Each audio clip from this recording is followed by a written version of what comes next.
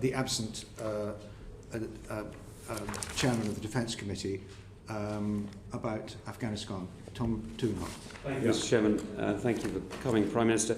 On behalf of Tobias Ellwood and myself, I wanted to ask about Op Herrick. Now, I realise you're making a statement tomorrow, but given that more than 450 servicemen and women were killed on operations, given that more than £22 billion was spent, I'm sure you'll be keen to tell us how an inquiry is going to be conducted on our deployment to Kabul, to Helmand, and later the withdrawal. Well, thank you very much, Mr. Tugendhat. And of course, the people of Afghanistan have been the beneficiaries of, as you know, decades of UK support and investment. We've done our level best to help the stability, the security, the peace of that country. You yourself, Tom, have served there, and it has been a huge commitment. Hundreds of British troops have died in that cause, and if you ask me whether I feel happy about the current situation in Afghanistan, of course I don't. I'm apprehensive. I think that the situation is fraught with risks. We must hope that the parties in Kabul can come together to reach an agreement, and somehow or other we must hope that an accommodation must be found eventually with the Taliban. That we have to be absolutely realistic about the situation that we're in, and what we have to hope is that the blood and treasure spent by this country over decades in protecting the people of Afghanistan has not been in vain, and that the legacy of their efforts is protected, and that's what this government will try to do as far as we possibly can with our American friends. The situation is difficult. I will be making a statement tomorrow on it, Tom. I think probably it'd be better not to anticipate any further the statement I will make. And on the matter of the inquiry, you're ahead of us there. I think it's those servicemen and women who lost their colleagues and their families will want to know that lessons have been learned, or lessons are being learned and implemented. How will we make sure that happens? Well, we learn lessons the whole time, but if you're asking me to extemporise an announcement now about an inquiry into Afghanistan, I'm not going to do that. But what I can do, and I don't think that the Speaker would want me to anticipate the statement that I intend to make tomorrow. And I know, Tom, that you'll be wanting to interrogate me. Then I think that would be probably the right time. Can I just ask a very quick supplementary about members of the armed forces going on operations now? Most of our NATO allies are double jabbing their personnel before they go on operations. They're not relying on their civilian rollout in order to make sure that their servicemen and women are vaccinated. Is this something that you could at least take away and address? To the best of my knowledge, we do have for instance, the carrier strike group that we've just sent out around the world that will be mixing with doing operations with 40 friendly countries, 40 allies of us around the world. They have protection from the virus. Thank you. We'll crack on. Short questions and short answers, and we'll get through all the stuff we want. Chris Bryant. Thank you. Prime Minister, in the general election you told miners in Mansfield, we will make sure no miner signed up to the mine workers pension scheme is out of pocket. We will make sure that all their cash is fully protected and returned. I have looked into it and we will ensure that's done. When is this categorical pledge, going to be honoured? Thanks, Mr. Bryant.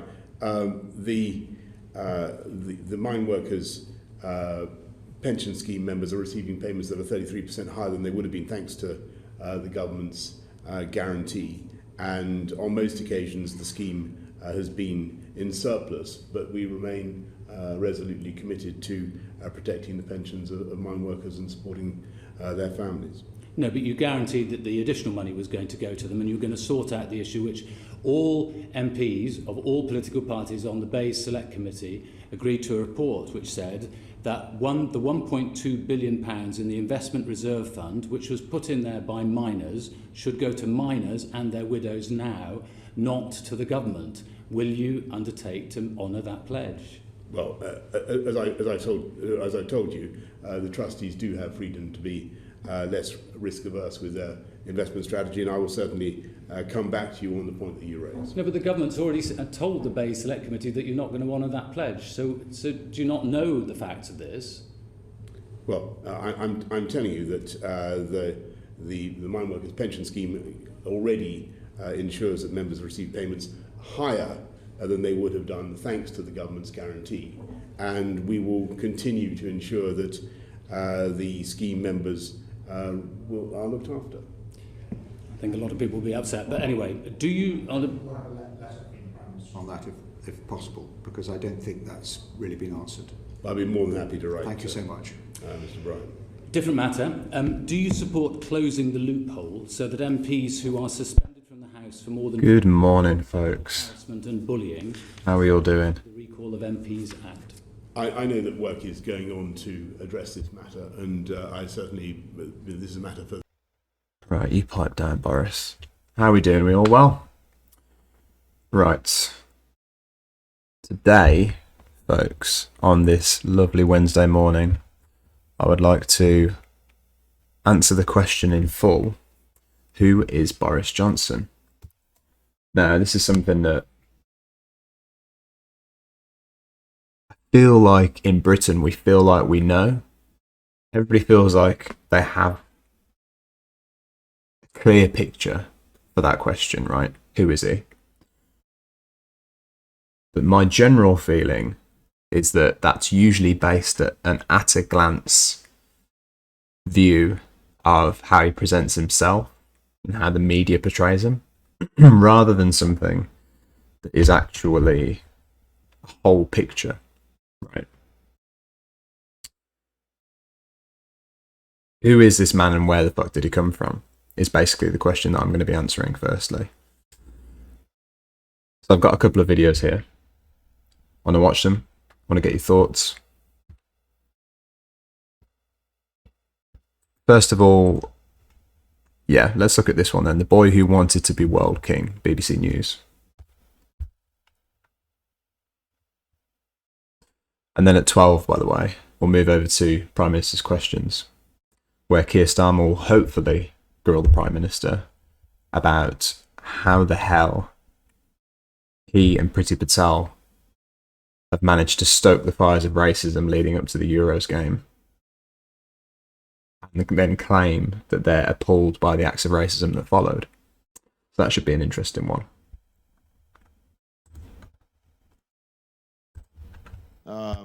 Hope you're all well, folks. Or of course, it'd be a great. Let's go from the start. Would you like to be Prime Minister? I think it's a very tough job being Prime Minister. Very tough job. I mean, obviously, if the ball came loose from the back of a scrum, which it won't. Or of course, it'd be a great thing to have a crack at, but it's not going to happen. The human bulldozer who snatched the ball from the back of the Tory scrum is a man of many contradictions.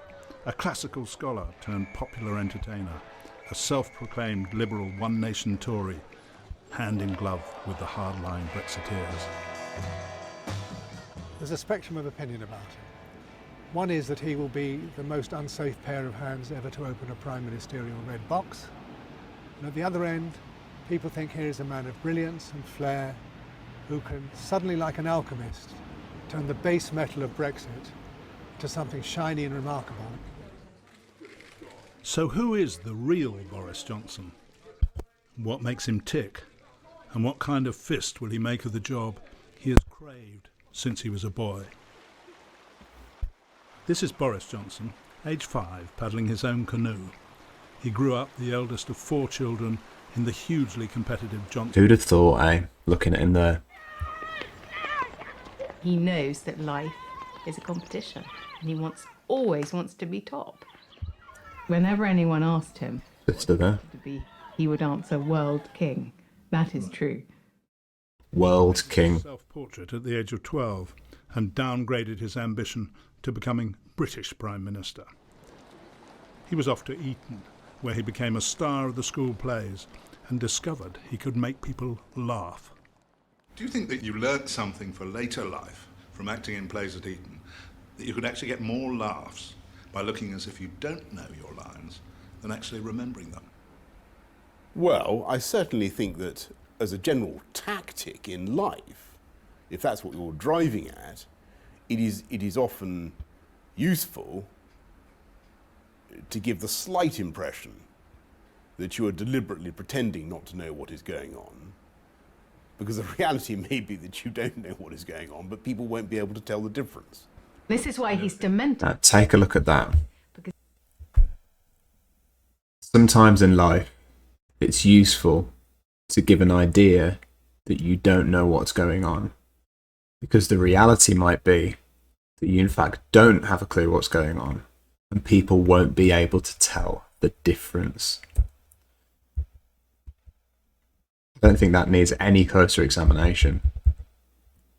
Let's hear it again, just to cement that. Discovered he could make people laugh. Do you think that you learnt something for later life from acting in plays at Eton, that you could actually get more laughs by looking as if you don't know your lines than actually remembering them?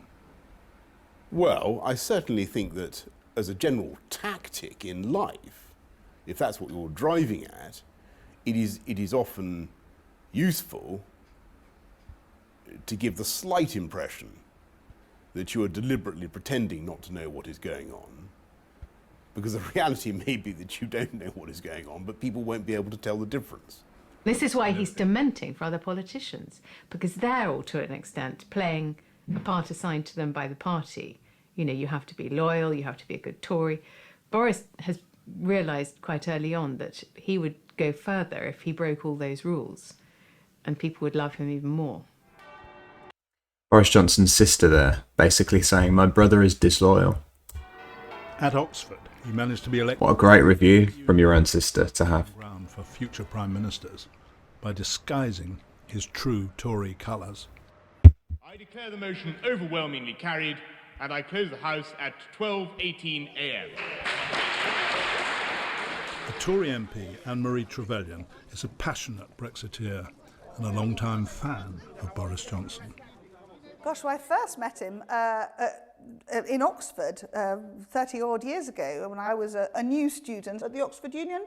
What I remember most was this extraordinary articulacy, his ability to tell a story. Where did that go, I wonder? Of something. It was mesmerising for a young woman. And did that fizzle up into the air?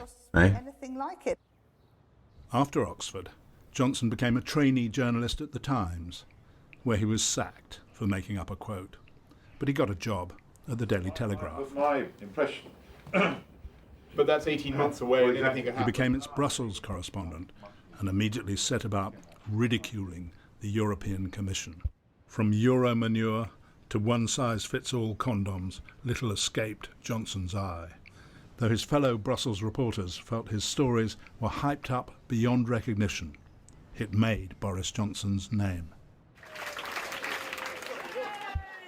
Yeah, I like it. Johnson came back from Brussels. I like it. Fucking terrifying. Was much in demand on celebrity TV. He was made editor of The Spectator and was elected Tory MP for Henley, which intensified his ambition to make it to number 10. But the twice-married Johnson was sacked from the front bench for lying to the party leader about an adulterous affair with one of his staff. It was one of a string of love affairs that have raised what's called the character question about his fitness for the job of Prime Minister. He is a man with human frailties, as many are, and I would always say, should our politicians all How you doing, Leah? Perfect, puritanical... I know. What a sight to see when you step into the stream. Perhaps then we wouldn't be representing the side. He has got great qualities, of that there is no doubt. They're just not qualities that I want to see personally as Prime Minister of this country. These are not... Fair warning, I don't think you're going to see someone who is a bit... any kind of Boris is a chancer. He is a chancer. remotely pleasing face in this video. C'est moi. Boris Johnson, le maire de Londres. Здравствуйте, друзья. Are you going off to get stoned? Have a very, very happy... Is that so you have the ability to sit through this stream looking at Boris Johnson's face? Johnson showed he could reach parts that other Tories couldn't when he was elected mayor of normally Labour London. And as the front man for the London Olympics, he famously got stuck on a zip wire. Very, very well organised. Get me a ladder. With any other politician anywhere in the world, I wonder if that was deliberate. disaster. I look back at that and think, I wonder. He defies all forms of gravity.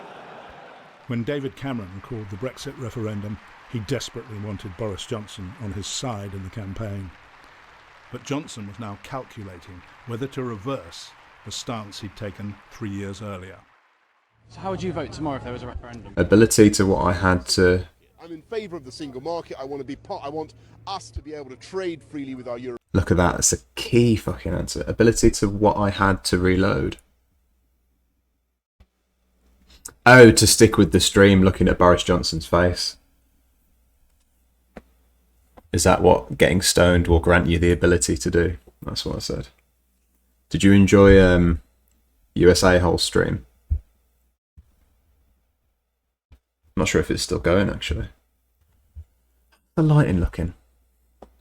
I'm not happy with this lighting. I'm going to close the window soon. European friends and partners. I rang Boris.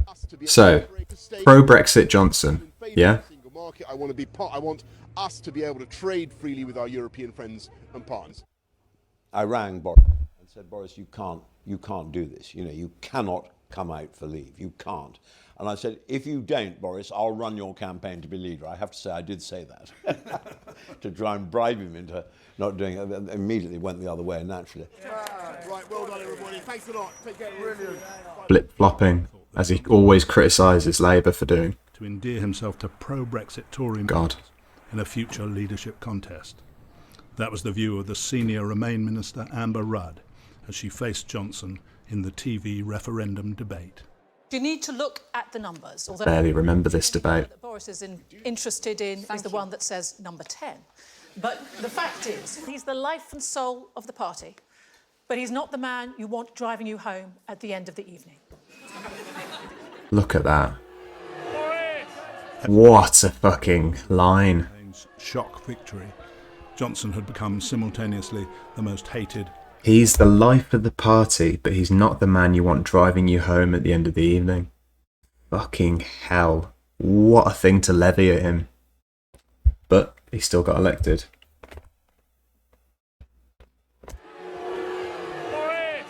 As he left home the morning after the Leave campaign's shock victory, Johnson had become simultaneously the most hated and the most loved politician in the country.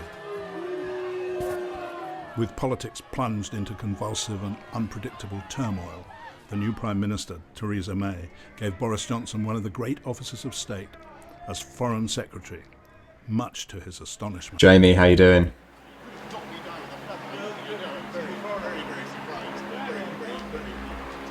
I think Parliament needs to be dissolved every 5 years. And after his first full day, I think, technically, to face the media, there's no limit to how long he can stay Prime Minister. French Foreign Secretary. I think that's my understanding of it. The German Foreign Secretary has said some of the stuff you've done is outrageous and irresponsible. Shown by Thatcher, who I think was in for Vote like the referendum result. more than 2 terms in the end, just over, I think. After coming off the ceiling in the chancelleries of Europe, it wasn't the result that they were expecting, and clearly they're making their views known in a To double check that. I have to say that the gentleman that you mentioned, the French Foreign Minister, in fact, has sent me a charming letter. This just a couple of hours ago. Can we move on? Forgive me, I'm going to... His most contentious moment as Foreign Secretary came when he gave evidence to MPs about the fate of Nazanin Zaharie Ratcliffe. The Anglo-Iranian woman had been jailed by the Tehran regime for being an alleged spy. When you look at what... Of course, she wasn't doing anything wrong. She wasn't doing anything wrong. But over there, the culture is journalism and interrogation of the state in any way, investigation of the state or journalism is just against their fucking rules. Because, of course, there are things to investigate. Hashtag start voting Conservative. That's my political plug for the day. Yeah, it's a good one. It's a good one. So, how does Boris Johnson respond when a woman is kept there, her life is threatened because they think that she is a spy and are accusing her of being a spy? Regime for being an alleged spy. When you look at what Nazanin Zaghari Ratcliffe was doing, it's just, you know, she was simply teaching people journalism, as I understand it. In fact, she'd gone to Iran on holiday, and Johnson had misremembered his briefing, and the Iranians used his words against Mrs. Zaghari Ratcliffe. I think he had a chance to... Misremembered the briefing. Woman's life is at stake. And he misremembered the briefing. And effectively threw her under the fucking bus. Teaching journalism. Prove to the world and to himself, to his friends and supporters. It's our Prime Minister, folks. Outstanding. He could do a really big job at a very difficult time, which it was. And in my view, he failed. So that, again, also gives me cause for anxiety and worry. It doesn't alter the fact that he's extremely agreeable to have dinner with. Sir Nicholas Soames is the grandson of Sir Winston Churchill. And Boris Johnson recently wrote a biography of Churchill. God, that face fitting well, didn't it? Jesus Christ, let's look at that again. Politician. Fucking hell. I mean, that slurp there. Soames is the grandson of Sir Winston Churchill. Look at that. And Boris... Wow. Fucking hell. Talk about resemblance. Family resemblance. Recently wrote a biography. Oh, man. She pointedly noted Shit. Churchill was a journalist turned politician with many human flaws who was written off but called in to save his country in its darkest. This is how he sees himself, of course, Johnson. Alexander Boris as a modern-day Churchill. Is now about to become Britain's 55th Prime Minister and the 20th Old Etonian, with many people questioning his ability to handle the most daunting and difficult of jobs in the most forbidding political environment since the start. I always say that to people. Remember that he wrote a biography of Churchill. To fulfil the role of Prime Minister. I think people who don't have doubts or anxieties about their ability to do things probably have something slightly terrifyingly awry. We all have worries and insecurities, but I think I've done it. I think we've done a pretty good job so far in City Hall, and that's what I want to continue to do. Boris has a vision for the country, and this energy and this optimism. Doesn't have a vision for the country. It's not a vision for the country if one day you want to stay in the European Union and the next day you want to leave the European Union. To me, that's lack of vision. I don't know about anybody else. Of course, this is one of his biggest fans who's talking there. Some people online hold him responsible for the Grenfell Tower fire. Yeah, I mean, I wouldn't hold him personally responsible, but the Conservatives definitely hold responsible. Conservative councils keeping flammable cladding on buildings and a government that lets it happen, definitely responsible. Theresa May was Prime Minister at the time, though, of course. Longing to feel, because he believes in the future. He is an optimist, and an optimist, it's catching. It's like a smile, it's catching. You share it like a cold.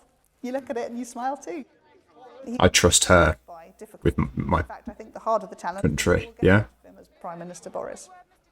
My biggest single worry, perhaps, about Boris Johnson is that he seems to me to be a politician who has inhaled his own legend before he's created it. Inhaled his own legend before he's created it.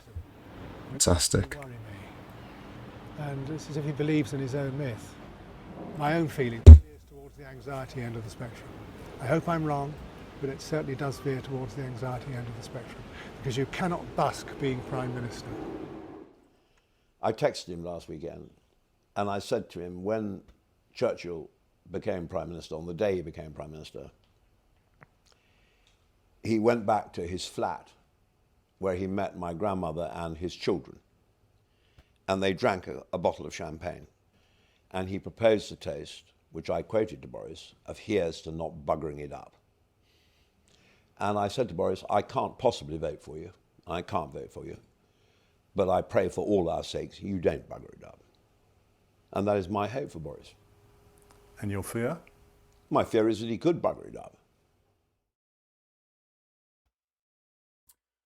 And there you go.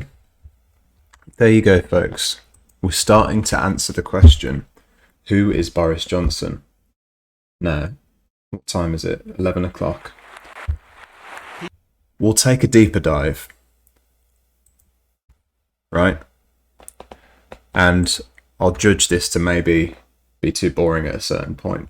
But for now, we'll keep answering the question of the day. Who is Boris Johnson? Brackets. How the fuck do we get him out?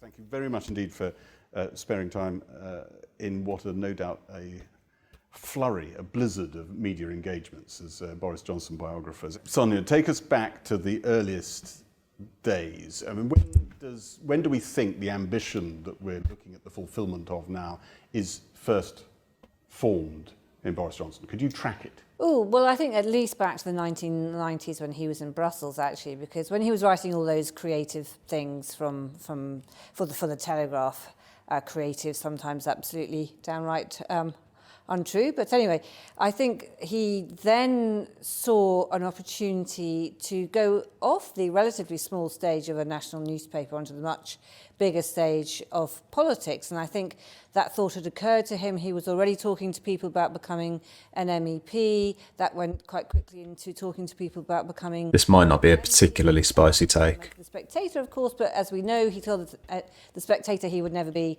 an MP while he was editor, and then he told his constituency, Henley, that he wouldn't go on being editor of the Spectator if they voted him in as his MP. And of course, this is what police call a pattern of behaviour. It is a pattern of behaviour. But I think what's really interesting is that... Skip through this a bit. I've sped it up a little bit. 2002, in fact, I wrote a piece in the Independent on Sunday inviting readers to imagine Boris Johnson on the steps of Downing Street with Marina, 4 well-scrubbed kids and a little bit of breakfast on his tie. And I put the date, I got it completely wrong. I said 2010, folks. Of course, it's now 2019 and we're still not there. But I think that ambition was there for a very, very long time. Where do you trace it back to, Andrew? Well, he said when he was about 4 years old that he wanted to be world king. But I think it's hereditary. Really. I don't think I actually do want to watch half an hour of them talking about Boris Johnson. I want to see a bit more of a round view on it. Okay? So let's have the truth about Boris Johnson from Byline TV. Let's get another take on this. Politician. He's a populist. And populists are really celebrities. Now, of course... Let's go from the start. Boris Johnson isn't a politician. He's a populist. And populists are really celebrities. Now, of course, you're here really to find out just how good a driver you are, I guess. Yeah, I have an idea about that. You might think you know him. Lovable, affable, fun-loving, zip-wire-riding Boris. In reality, he's much more complex and deeply flawed than the fun-loving Boris of the popular imagination. So here's everything you need to know about Boris Johnson. Right, let's start at the beginning with Eton College. Boris Johnson turns up at Eton, age 13, as a scholar. That makes him an elite within an elite within an elite because, of course, Eton is the most elite school in the world and the scholars are the most elite group within that elite. Boris, therefore, is imbued from childhood with this kind of incredible sense of entitlement and self-worth, and that never leaves him. The man Boris Johnson is in his mid-50s is that same little boy who turns up at school, age 13, thinking that the world belongs to him. And of course, famously, Boris Johnson once declared that his life's ambition was to be king of the world. When he was about 4 years old, he told a family friend he wanted, whether he was asked, what would you like to be when you grew up? And he said, world king. Aged 18, he's the... World king. and even gets cast in a production of Richard II. But Boris is too lazy or too preoccupied with other stuff to turn up. So he spends the entire period of rehearsals doing something else, whilst all the other actors turn up. Boris Johnson, star of the show, Richard II, the biggest part in Shakespeare, does not turn up. And on the day of the performance... Of course, he's trying to draw some kind of artistic connections with the fact that, okay, he didn't show up for the play. He's obviously trying to imbue that sense of, well, he doesn't turn up to be Prime Minister, right? That kind of thread. So, like, a bit of artistic license going on, but generally what's clear is that Boris Johnson, from a young age, like he said, he's right to say, is the elite of the elite. He's given this sense that he can do anything and that he's the most important person in the room by far. So this is where we find him now. He does turn up, but before the performance begins, he gets some little post-it notes, posts them around the courtyard where they're performing it, and puts his lines on it. Now, if you fuck up as badly as that, you might expect consequences. But Boris Johnson thought he could get away with everything. Having screwed up the production of Richard II, Boris Johnson's called to the headmaster's office. Boris wants to be head boy. He thinks he deserves it. After all, he's Boris Johnson. But he doesn't become head boy. And the reason he doesn't become head boy is because finally Eton has caught on to who he is. His headmaster has worked out that he's a lazy, easy rider who doesn't want to learn his lines or put in the work. So they don't make him head boy. Boris Johnson gets the hump, and by all accounts, he's had the hump about it ever since. From school, Boris Johnson goes on to Oxford University, proper man of the people stuff, and there he becomes part of the so-called Bullingdon Club, which is like an elite dining group full of rich, pampered boys, and their modus operandi.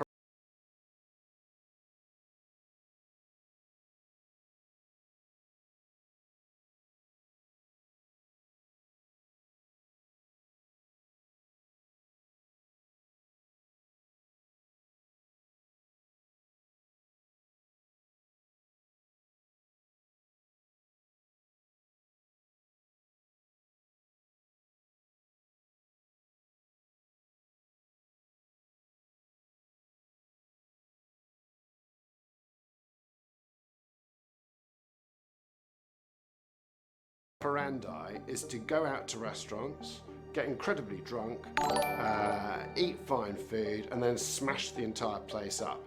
The following morning, they return and chuck money at the problem and walk away. And nothing's changed since. While he's at Oxford, Boris Johnson decides that he's going to become the president of the Oxford Union. He failed to be the head boy of Eton, so he'll do that instead. The trouble is that, say what you like about people at Oxford, but they're quite clever, and they cotton on to Boris Johnson, and they decide that he's not the man for the job. So he goes around for 2 years manipulating people, pretending he's something he's not. He plays the liberal. Liberalism was very popular at the time. The Liberal Democrats, then still known as the SDP, were on the rise and were a big group at Oxford. So Boris hints that he's really SDP.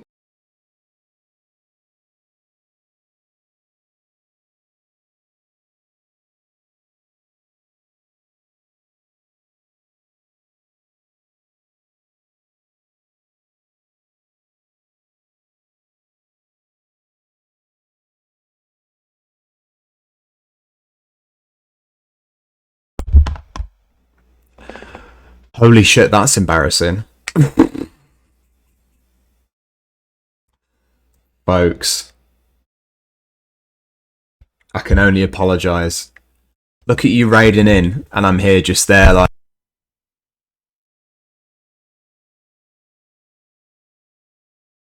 How fucking embarrassing is that? Welcome everyone, and thank you so much, Jack, for the raid.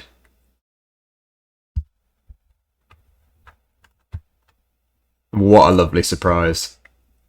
I was just saying, I fell asleep to your stream and woke up to your stream, Jack. And holy shit, raiding with 148.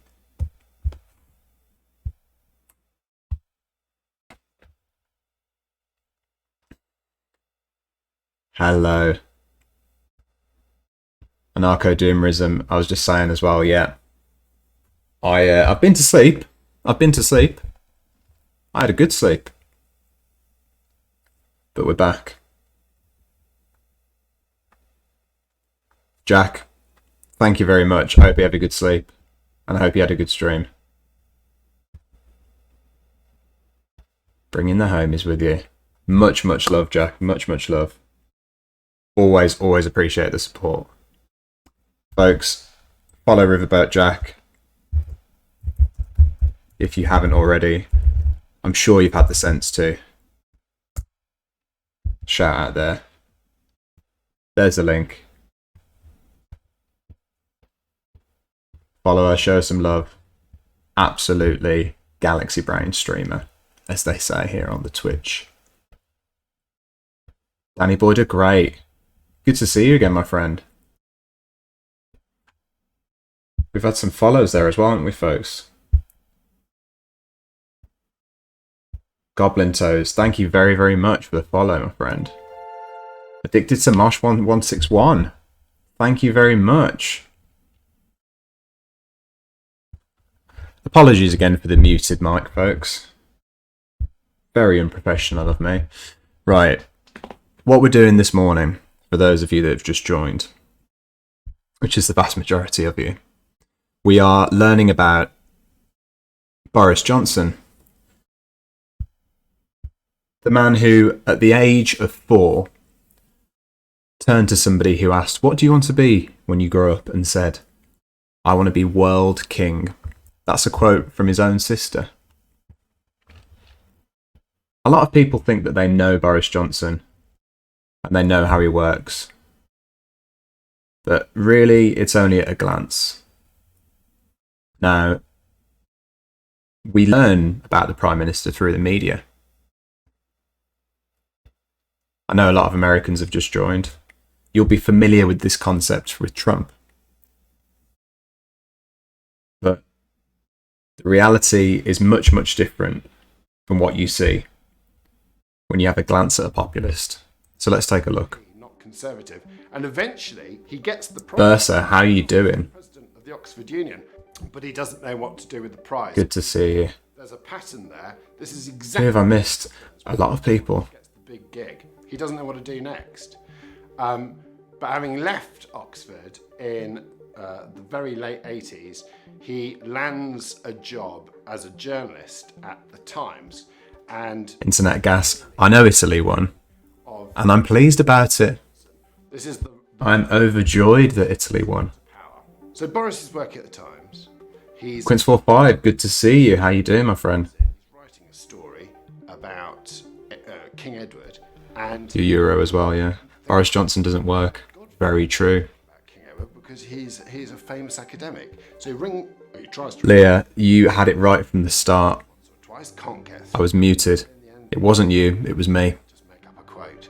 So he makes up a quote. And Jack had to point it out to me. His godfather reads the copy, thinks I never said that, and Boris gets the sack. Now, if you or I were to lose our jobs for lying, Joris Bonson. it'd be a CV disaster. You would have to claw back, possibly over years. Losing my sanity in Brazil, so normal as usual. Within a few months, he's working at the Telegraph. Fairly swift. Right, you say losing your sanity in Brazil. On Instagram yesterday, I pointed out the fact that literally Bolsonaro's minister has gone on record to the Senate saying masks help to prevent infections. Meanwhile, our government, 2 ministers from our government, right, one of them saying, I won't wear a mask sometimes, even if it's required, and another one saying, I don't really want to wear a mask. That's the rhetoric versus Brazil, right? So Quince45, in a lot of places right now, you in Brazil can feel a lot more taken care of in terms of COVID than us in the UK. How fucked up is that? For the Telegraph. But the trouble with the EU is that most of the things they do to improve people's lives are just incredibly boring, and Boris gets incredibly bored. So he's No, Internet Gas, I'm right with you, by the way. I am in no way unhappy that and double-decker buses and all Italy won. bullshit. It doesn't matter that it's a load of old bollocks. People just buy into it. They genuinely think that they're going to have their prawn crisps taken away from them and their double-decker buses crushed in a great big crusher. Now, you can actually trace back a lot of the lies about EU policy to Boris Johnson. He, being bored... I'm forever embarrassed because my favourite player missed a penalty kick. Boris gets a job at The Spectator. Which one? He gets the job on the... Which one of them was it? Under no circumstances will he try... Boris Johnson, this rampage impregnation wish mob. He becomes a conservative. Rampage impregnation wish mob. Whoa, that's spicy. Addicted to Marsh. Thank you again for the follow, my friend. He does pretty much fuck all before becoming mayor, in which he does pretty much fuck all until famously he gets caught on a zip wire and becomes an international celebrity. It's a bird. Is it? Let's have a look. I don't know about you. I would rather those people just remain Realism in its purest form, folks. Prime Minister of Great Britain. Yes, but then the president himself don't use masks and organise public gatherings and speaks against vaccines. I'm in no way saying that Bolsonaro is better. I'm saying that the people around him at least know how it works. He wants to be Prime Minister. Whereas our ministers couldn't give a flying fuck if everybody catches COVID here. Has got the job and he hasn't. So I'm addicted to pain relievers and I'm going to go soon. that he calculates. Leah, be safe, won't you? Prime Minister. Let's deal with your arguments. One of them Everyone, please be safe with whatever is giving you your kicks today. Rashford, right. I was sad about Marcus Rashford's Sprite sepsis. I don't need to tell you about what happened, He's a good lad. but by fronting 23 and he's done so much. Convinced the Prime Minister to actually feed school children during COVID, for instance. pampered boy with this exceptionally privileged... I like Raheem Sterling mostly because that's a cool last name. It is a cool last name. Treated very badly by the media, Raheem Sterling. Boris is a star. He's the star of the Conservative... Prawn crisps, we call them shrimp crisps here. Although they're not as popular among Americans. I didn't even know you had them, Danny Boy the Great. From 2016 to the end of 2019, the summer of that year... In Bolsonaro's favour here is abandoning the COVID Trump's rhetoric and choosing to go with election fraud Trump's rhetoric. Yes. And pretty much over the 4 years from the EU referendum... That is very, very true. In cahoots, weren't they? Trump and Bolsonaro. Not in their relationship overtly, but in their mindset, definitely. In 2019, folks, thank you so much again for joining me here. he'd been in when he was... I've forgotten the formal introduction He was too for when you get raided. I'm a UK politics streamer. I've been going for a little over 2 months now, and growing an absolutely lovely big brain community with the help of a tsunami. fellow streamers and their support, That's like the lovely Riverboat Jack. Shout out again for anybody that hasn't followed them. probably the most singularly She knows what she's talking about, folks. person in But British politics. God, I've lost my train of thought. Yeah, thank you for joining me. He likes the baubles and he likes the titles, but he can't really I'm having an absolutely fucking amazing time. Churchill figure who can just use robust big words and Folks, check out the Discord as well. everything will be fine. We're having some lovely chats in there. I'd like to think we're changing the fucking world. Churchill was Not to blow smoke up the Discord's arse, but jump in there. Anybody's welcome. Political debates, discussions. and has been 24/7 off the stream, folks.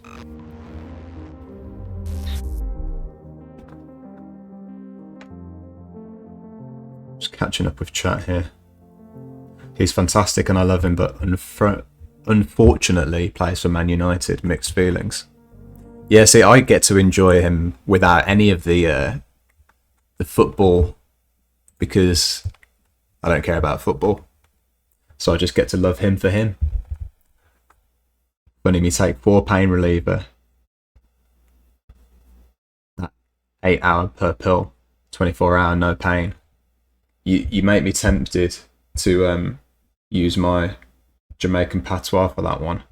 But imitate 4 pain reliever than 8 hour pupil. 24 hour not being. I know it was awful. Bolsonaro wanted to be with Trump. He acts like Trump's lapdog, to the point he was one of the last world government to give Biden congrats.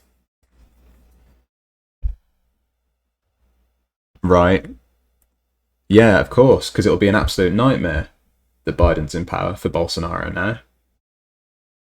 And not that Biden will bring down the hammer really anytime soon, I don't think. What are our thoughts? Or has he already got him in his sights? I don't really know. I find it quite difficult to keep up with. Addicted to Mosh. I'm also Euro. Hope your island stays fine. I hear Brexit is wrecking the place. Just a bit. Yeah, just a bit addicted to Mosh. It's not going particularly well. Especially for the fishermen. So Yogi One, how you doing, my friend? Good to see you. We've just been raided, Sir Yogi One, by 148 of Riverboat Jack's followers.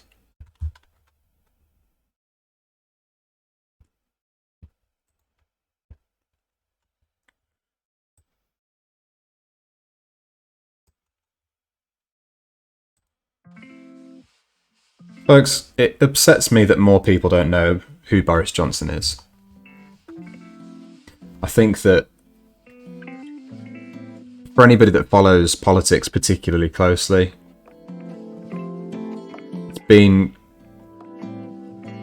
weird to say the least to see how the country's embraced somebody that has published words calling homosexuals bumboys, saying that black people have watermelon smiles, and saying that Muslim women look like bank robbers and letterboxes when they wear a hijab. This is the man that is now Prime Minister of the United Kingdom of Great Britain and Northern Ireland. And I can't help but feel that the biggest thing keeping him in that position is the ignorance of who he really is. How can you hear those words come out of my mouth and then continue to vote for him? Somebody tell me, in fact, if you voted for Boris Johnson, UK viewers, did you know these things? And if so, how did you then continue to go on and vote for him? He's not going to do shit. Biden has followed through on nothing. It seems to be all talk at the moment, right, from Biden? Is that the general sentiment? What are we thinking? Oh yes, all the fishermen that voted for Brexit. I don't have much pity for those. I have a lot of pity for them addicted to Mosh. I mean, they were conned, you know? But I definitely also see the school of thought that how long can you watch people keep voting for their own downfall and have compassion? It becomes harder and harder. Lamau Americans don't know of anything beyond their countries. American exceptionalism is a hell of a drug. I know British exceptionalism well. Is it exceptionalism of the West, maybe? Perhaps? I do not understand how he's still PM. This is the thing. How does he attract votes? What the fuck is a watermelon smile? Well, Boris Johnson's words. Let's pull them up again. Johnson, watermelon smile.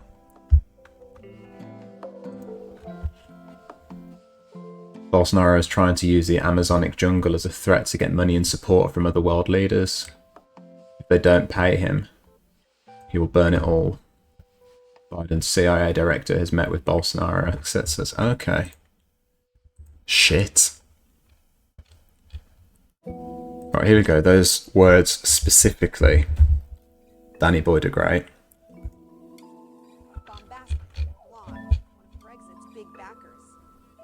I want the actual quote. I want the actual quote here.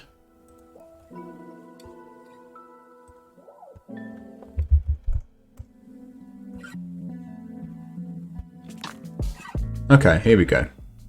Writing in the Telegraph in 2002, Johnson referred to a visit to Africa by the then Prime Minister Tony Blair. What a relief it must be for Blair to get out of England. It is said that the Queen has come to love the Commonwealth, partly because it supplies her with regular cheering crowds of flag-waving pickaninnies. He wrote, referring to African people as having watermelon smiles. So, I suppose to answer your question, it's a kind of racist caricature associating black people with the stereotypical fruit. Our Prime Minister, folks. Our actual Prime Minister. Apologies, it looks like I've got a weird filter on the camera, but I promise you I haven't. There you go. There's my actual skin colour. What's his approval rating? It fluctuates,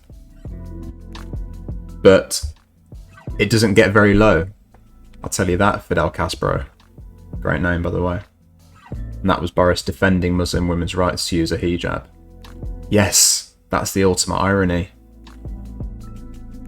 I was fishing up the frame of an animated emote I'm doing of a dancing goat. 6 of 99 done now. Fucking hell. That's a fucking string of work you've got there, isn't it? 99 to go. Well, no. 93 to go. I want to see the dancing goat, by the way.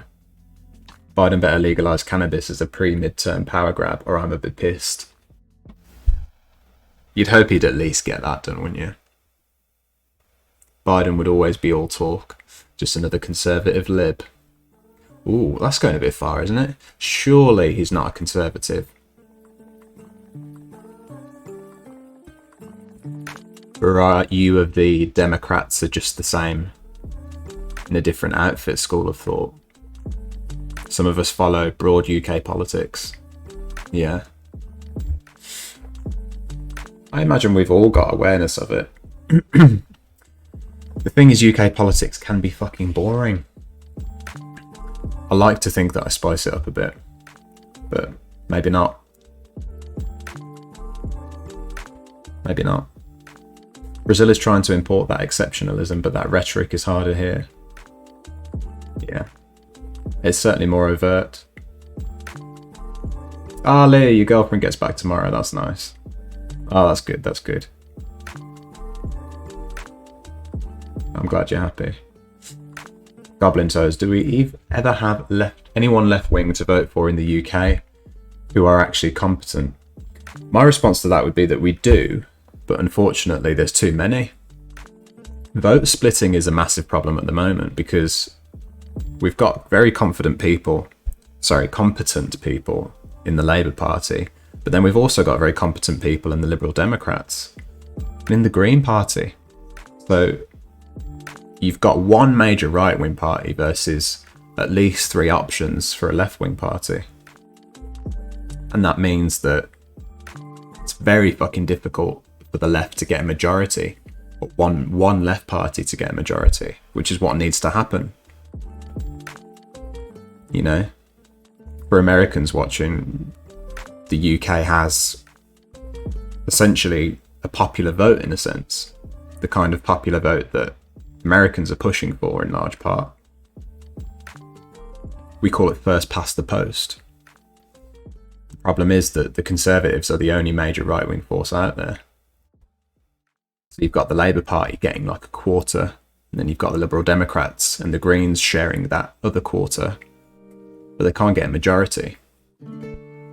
So we push for something called proportional representation instead. Corbyn was a hope for us here in the US. Yeah, Corbyn and Bernie Sanders, I've heard compared many times.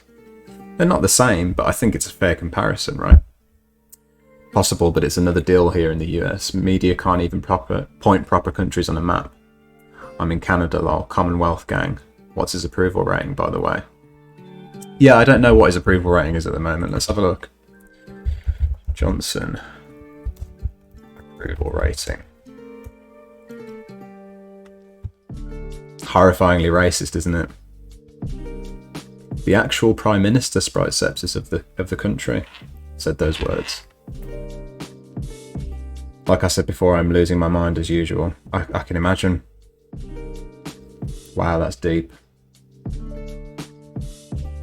World War II is too far in the past. That's why we got the AfD in German Parliament. The thing is, Germany at least wants to learn from its history, whereas the UK is desperate not to remember its history. Let's have a look at YouGov's figures. Okay, so as I said, it fluctuates. Johnson's approval rating. Now, take this with a pinch of salt, but people rating him as doing badly spiked in, that looks like, the last week. People saying that he's done well has taken a dip, whereas it was going very well, and at a glance, you know, the casual pundit will say that that's due to the vaccine, and they'll probably be right. Whereas now in recent weeks, you've had things like the Matt Hancock scandal, where the health secretary was caught on camera kissing his political aide and had to resign. And you've had the third wave of COVID in the UK, for the Johnson variant, allowed to run rampage through society because the Prime Minister didn't put the right travel restrictions in place, knowing full well the risks. I meet your watermelon smile and raise you, my president, saying the local native person is too fat to procreate, using a unit for measuring cattle weight. Alright, that's worse. You've got me there. And like I say, Bolsonaro and Johnson are not the same. But, some of their tactics are definitely the same. Biden is one of the most conservative Dems we've had in the last 50 years. Biden is pretty conservative, Harris even more so. Yeah, so I hear this a lot. This idea that the Democrats are often the same, but Biden is a bit more the same than others. Why UK left parties do not get together for just one election. Yeah, there's calls for it. And in some elections around the country with MPs, because you have members of parliament vying for seats across the country, and they collectively make the party's majority. And you might have a seat in a certain part of the world. You might have a town where it looks unlikely that without getting together, they're going to be able to beat the Conservatives. So a Labour Party MP will say to a Liberal Democrat MP, you stand down and let me go ahead, or the other way around. And sometimes that works, and they actually agree, and they get the seat. And, you know, a lot of people say that under the current system, that's the only chance that they have. How is masking over there? I went out this past weekend, like 9 out of 10 people I saw were out no mask. Whereabouts are you then, Sprite Sepsis, in the world, if I might ask? Let's just take a look. I'll pull up a video to answer your question.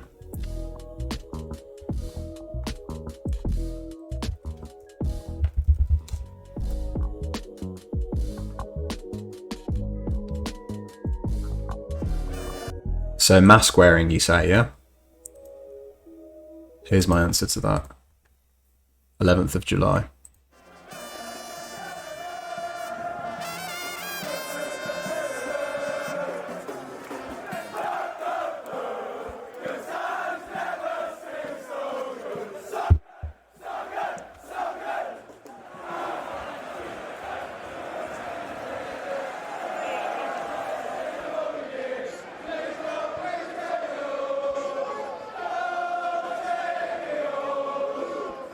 To answer your question, the masks are off.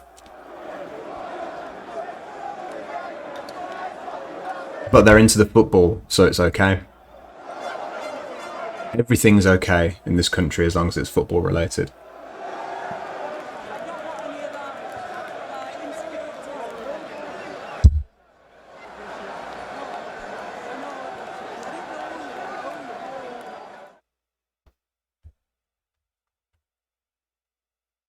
And Boris Johnson's had to cycle back on this in the last day because he's been heavily criticised for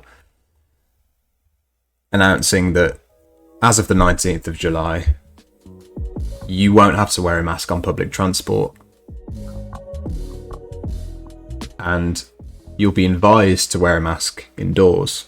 But as I said earlier, government ministers have already came out and said that they won't wear them. And, you know, it starts from the top, doesn't it? We all know how language works and how language influences these things. So no surprise to find myself the other day on the train, surrounded by people without masks. And people shouting each other's faces. Football fans, stag do's, hen parties. It feels really fucking unsafe. Really fucking unsafe. And I'm not embarrassed to say that I've got off trains, I've got into other carriages. I feel genuinely frightened when somebody is sitting next to me, shouting out loud, not wearing a mask on a train. Fucking frightening.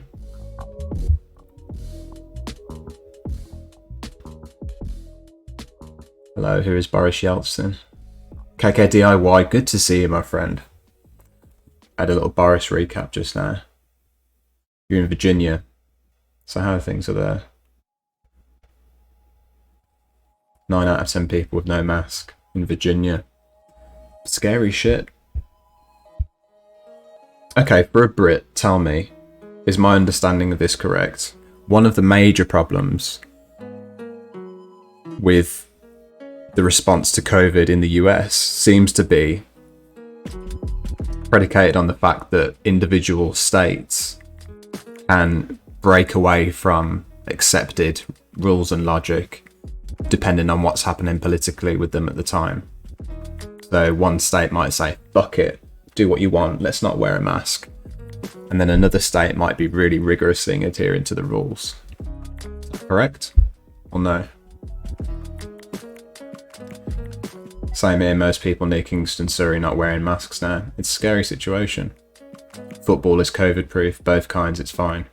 If you want to do anything in the UK, folks, if you want to get away with any shit, just make sure that you're wearing an England shirt when you do it.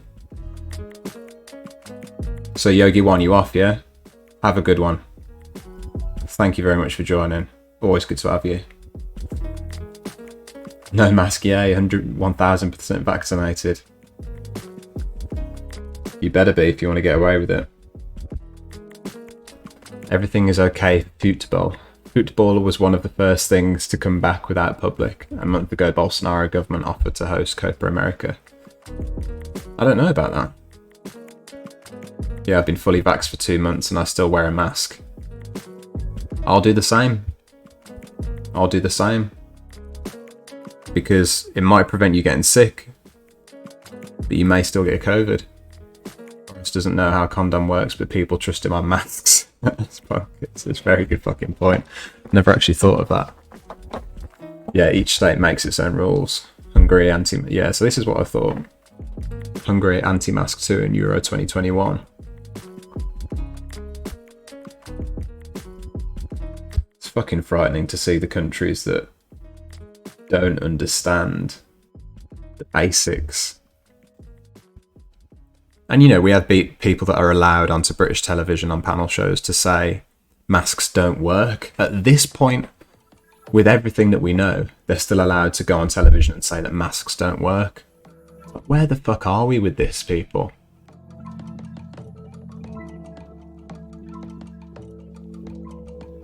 How is it that business interests are cowed to in so many different areas that now we're saying, okay, we'll just defy science itself? Knowing what we know now, there's still people that are allowed to go onto British panel shows and say Masks don't protect you. Don't worry about it. Fuck me, where are we at?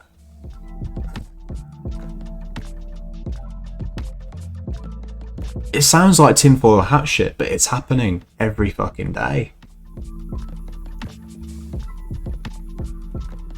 States are like countries in the Union to a degree. While Scotland has extra strict regulations, England was much more relaxed in their response. Yeah, that's very true. I feel like in the end, it's worked in many cases, but like you say, it does create a problem. There's some instances where Nicola Sturgeon put things into place in Scotland where you can see that Westminster responded by copying. And Scotland's very good at shaming England as well into doing the right thing, which is, I think, a valid political tactic. When a country's fucking kamikazing itself into a third wave, I think it's right for Scotland to say, get your shit together and put the proper rules in place. And sometimes Westminster listens and England actually follows suit, but too often they don't. I'm not wearing mask too when I'm taking a bath. Yeah, take it off then. Fuck that lady, in my opinion. How you doing, Ricky the Great? Everyone, please go and follow the lovely Ricky the Great. You'll have a great time. That pun wasn't intended. I would have said that. Anyway, that's not the right link. Apologies. Everyone, go follow Ricky the Great. Not the first link, but the second one. How you doing, Ricky? Who was the lady that I was talking about? I need to trace that back. Fuck that lady, in my opinion. Who was that? Especially when I brush my teeth, no mask. Yeah. What's the incentive? I legitimately don't understand. But not wearing masks. It's all about business, folks. And it'll be the same in America, because it's the same all over the world. Some countries don't have the courage to say no to business and yes to health. The UK has tried to do the right thing, but they just don't have the bottle at this point when there's a third wave to say to business, do you know what? People still need to wear a mask when they come into your shops, into your shopping centres, into your restaurants until they get to the table. Nightclubs. These businesses have won. They've won over health. Because money rules all. Britain is a capitalist society and a capitalist power structure. And businesses right from the start. The business interests in the Conservative Party never wanted this lockdown, and they never wanted anyone to wear a mask. So at moments like this, when they can sense that people are getting tired and just that bit of fatigue is setting in and people are starting to think, do we still need to wear a mask? And we're getting vaccinated now. They've just pounced on it. They fucking pounced on it and convinced the government to fold and give in to business interests. Because we have a weak government. I fear we're going to see a repeat of last year's peak in the next weeks or months. Keep your ear to the ground. There's a possibility that a breakout variant that gets around if the vax is left unchecked. I will echo that, Ricky the Great. Please stay safe, everyone. And remember that the virus mutates. It mutates by spreading. Herd immunity will get there eventually. We'll all have had the vaccine or will have caught COVID and recovered. But many of us will have died. And in those cases, through all of that, the virus will have found a way to mutate because that's how it works. The worst case scenario does happen with this pandemic. So yeah, please prepare for it. The huge amount of people to support this. What was that, Caspero? Delta fell. Force waves. I don't want wearing any mask while eating or drinking. Impossible. Physically impossible. Money and social peace will always be a status quo priority. Exactly. Also, they know that people are questioning the 5-day work week and quality of life, so you got to open everything up back to distract people. Exactly. It's all damage control. Absolutely right, Goblin Toes. COVID's one thing. Infections are one thing. Meanwhile, you've got people finding out how fucking great it is to work from home. You know, I've known this for a few years now. It's fucking amazing. Why would you want to give that up and go back to the office? Some people will, and some people need to.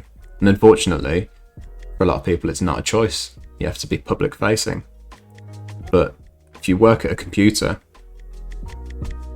in a lot of cases, people just don't want to go back to those offices. And that's bad news for business too. So the government's implemented damage control.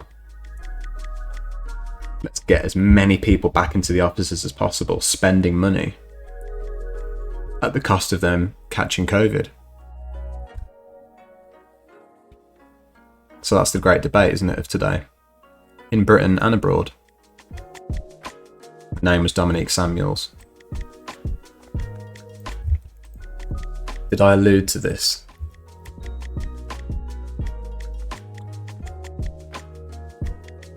Broadcaster and commentator for the Daily Mail.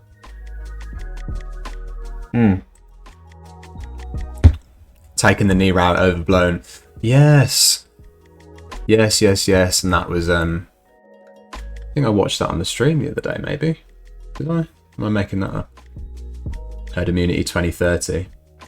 Exactly. Business interests smelled that blood in the water, and at that point it was all but over. Exactly. They saw the opportunity and they pounced. Never wanted a lockdown.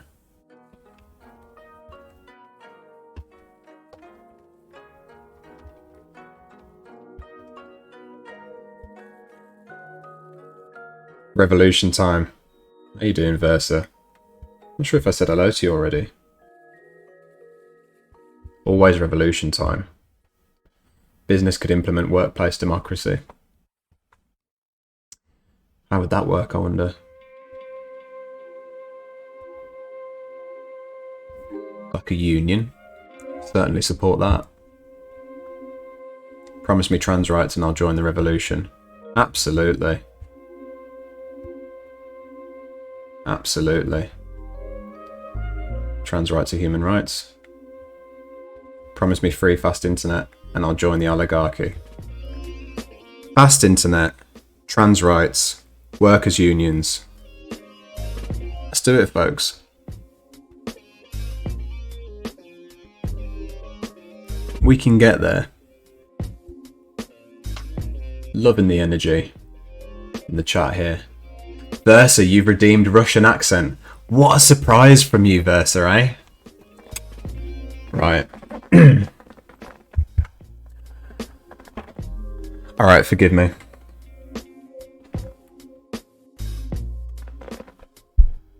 Ah ha ha ha ha ha ha ha ha. This is going to be fun. Okay, folks. Let's jump around the news because at 12 o'clock we will be watching Prime Minister's questions, yes? Okay, for now I'm going to find some various news stories and we can keep up with what's happening today. How long did I say I have to do this for? 5 minutes. That's quite a long time in retrospect. I should have said that for 2, maybe 3 minutes, as now it's seeming like a very fucking long time to be doing what is essentially a very offensive Russian accent. But, you know, everybody blame Versa. If you're looking for somebody to blame Versa, please. Campaigners hail end of open cast coal mines in UK after latest victory. Rejection of planned scheme on outskirts of Newcastle upon Tyne, said to confirm industry's demise. So, coal is obviously one of the key words. It's a trigger word in many cases when it comes to the debate between socialism and capitalism and these traditional industries and what is going to happen to them and what is going to happen to the people that work in them. What do you think of the accent so far, folks? I'm starting to think that this viewer award was a horrible fucking choice on my part. Blatt, what does that mean, Versa?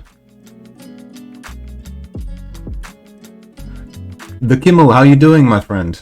Thank you very, very much for joining us. How are things with you? An hour. You want me to do this for an hour? That would be fucking wild, friend. Drunk Boris Johnson accent. It's a fair comment. Okay, let's get into the story here, folks. I can't remember how long ago 5 minutes was. I'll do it for another minute or so and then I will stop, because I think it's probably that a lot of people are getting annoyed, yes? And as I say, it's not the best accent, but it's been redeemed, so what can I do? Nothing. The Banks Group decision not to appeal against the rejection of a proposed scheme on the outskirts of Newcastle upon Tyne means England joins Scotland in apparently reaching the end of the road for surface coal mining. No open cast mines are extracting coal in either country, compared with the 9 operating in England alone a decade ago, producing nearly 3 million tonnes, while 2 remaining sites in Wales will gradually wind up operations. 5 minutes is a long time, Sprite Sepsis, you're absolutely right.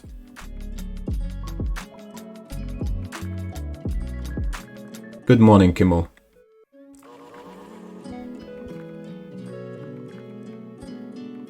So folks, this is something where Boris Johnson will be scrutinizing the political landscape to see what the reaction to this is.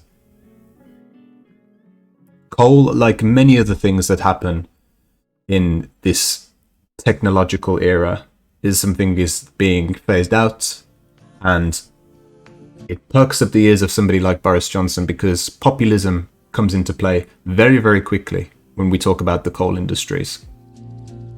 Alright, that's been long enough, I think, hasn't it? Fucking hell, Versa. I hope you're happy with that. Folks, that's a new channel reward that I've introduced. 1,500 channel points. Make me change my accent for 5 minutes. Anything you want, anybody you want. But after that performance, I doubt that you're really interested. Just a little bit more Slavicness, Dan.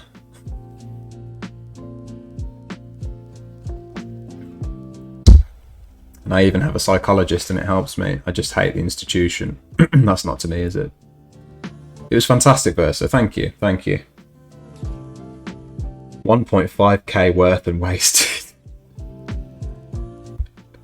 Spent well, I would say. Alright, folks. And not long until Prime Minister's questions. Now, what I'm hoping, what my stepdad is hoping, is that the Prime Minister will be asked about the Euros, in particular, how he and the Home Secretary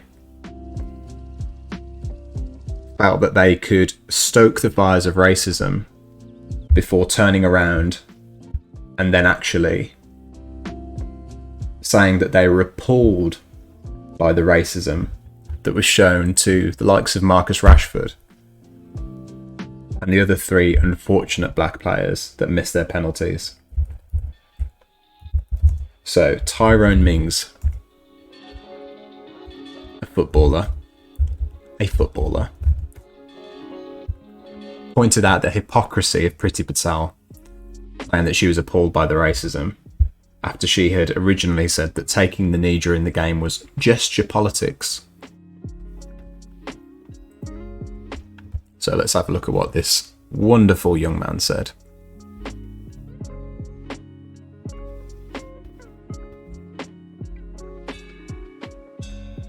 So, After those penalties were missed, of course, for those of you that didn't see it, black players on the England team were subject to fucking horrendous racism in some parts. The mural of Marcus Rashford in Manchester was defaced with obscene racist language. The community eventually came together and put post-it notes all over the wall with lovely messages and covered up the racist messages. But nonetheless, they were subject to racist abuse there, subject to racist abuse on social media. Really fucking horrible to see.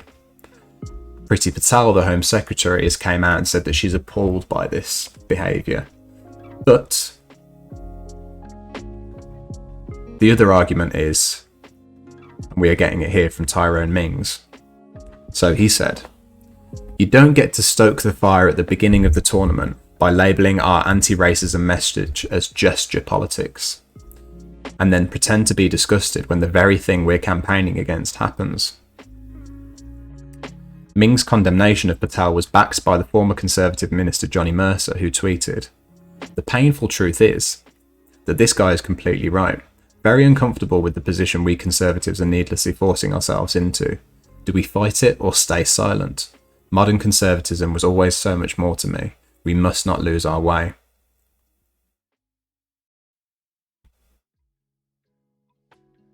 He goes on to say, very rightly, "It's not about the ties of taking a knee to Black Lives Matter, who deface war memorials in London.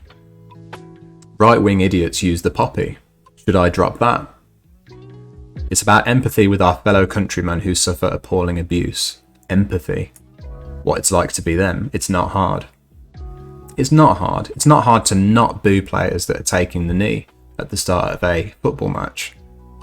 Especially when they come out and they say, we're not doing it because of BLM. We are doing it to protest against racism and defend the idea of equality. If you still go ahead and boo these people, what does that say about you?" Sorry, I'm falling behind with the chat. "You'll do 50 sit-ups for 2k points." I absolutely will. Bring it on. Conservatism is always about prejudice. I wouldn't paint with such a broad brush, but the Conservative Party is definitely one of prejudice here in the UK. Boomers who invented the booing. See what you did there. Alright folks, we'll start jumping across to PMQs then. So yeah, hopefully Keir Starmer, leader of the Labour Party, whose job it is to oppose the government by definition, will want to ask Johnson about that. You'd think, you'd hope. But it remains to be seen.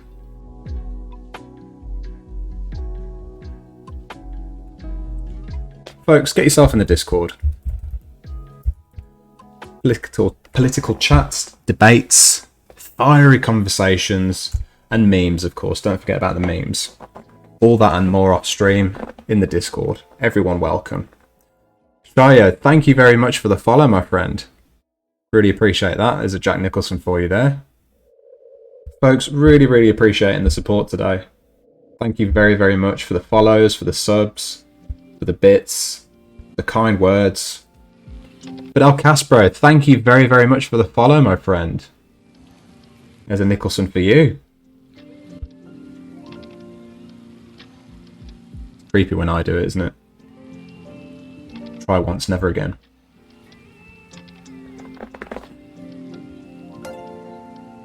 Sprite Sepsis, thank you very much for the follow, my friend. It's been good talking to you.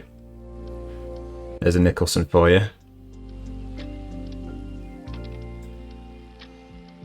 I'm conscious I've got a lot of Americans in the chat. If you'd like me to answer any questions at all about UK politics, please do feel to fire it at me. Anything at all, and I'll answer it as best as I can. It's kind of what I'm here to do after all. Well, I'm here to answer questions and I'm here to learn from you all lovely people. And shout at random videos on the internet. when UK deposed the monarchy, you asked me this yesterday, KKDOY, didn't you? Did you? Was it somebody else? Did you ask me it yesterday? Anyway, there might be people that are interested in my answer to that. I don't think that the UK is anywhere close to deposing the monarchy. If you haven't seen my stream before, I am a Republican.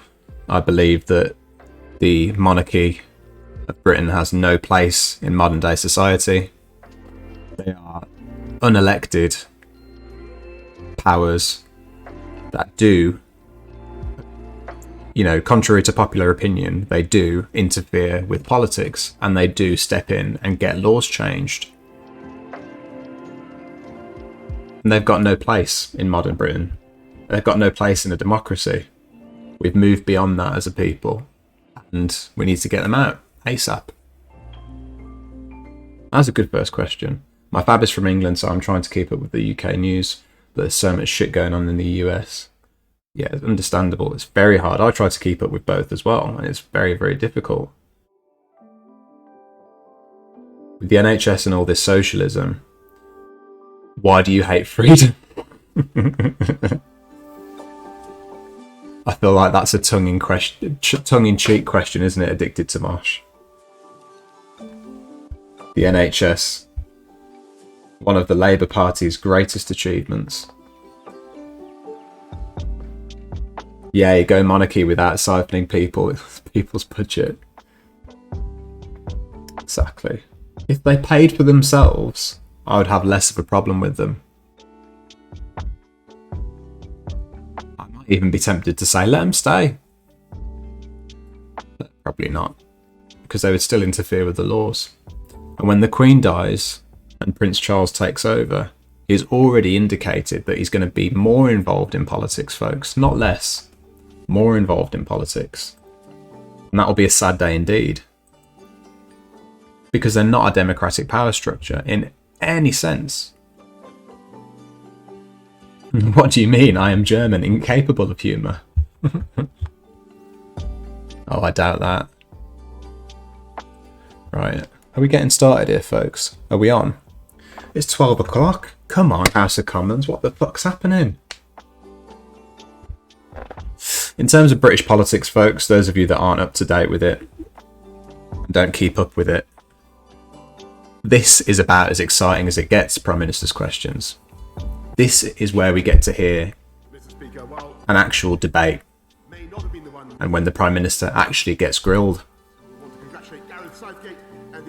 Sometimes it's emotional, sometimes it's funny. Always frustrating, because Boris Johnson, of course, is notoriously good at not answering the fucking question that's asked of him. And this lot.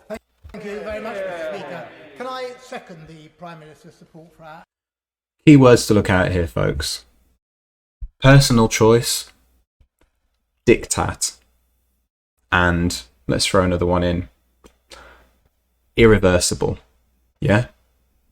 Let's count them. But in Hammersmith and Fulham, despite the hard work... Boris looking like a feather duster again. Only 36%... The feather duster Prime Minister. So will the Prime Minister think again before recklessly removing all... Put the baby face on the money, stop old people on money picture like Mao. Will he keep the regulations on mask wearing? It's a bit of a haiku, that was. The monarchy never interferes with stuff. Prince Andrew was just having a pizza, damn it. Just having a pizza at Pizza Express. Mr. Speaker, if we had followed I'm doing anything wrong. Gentleman's precepts, and I remember, of course, he campaigned... Nightbot, you are absolutely right to point that out. This is a safe space, people.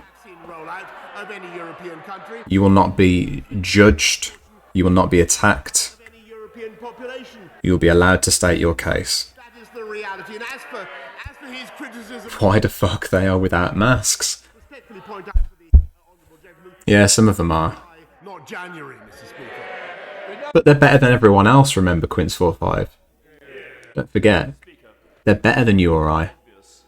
The Cabinet is as inclusive as the English football team, and some of these criticisms, I think, are misplaced.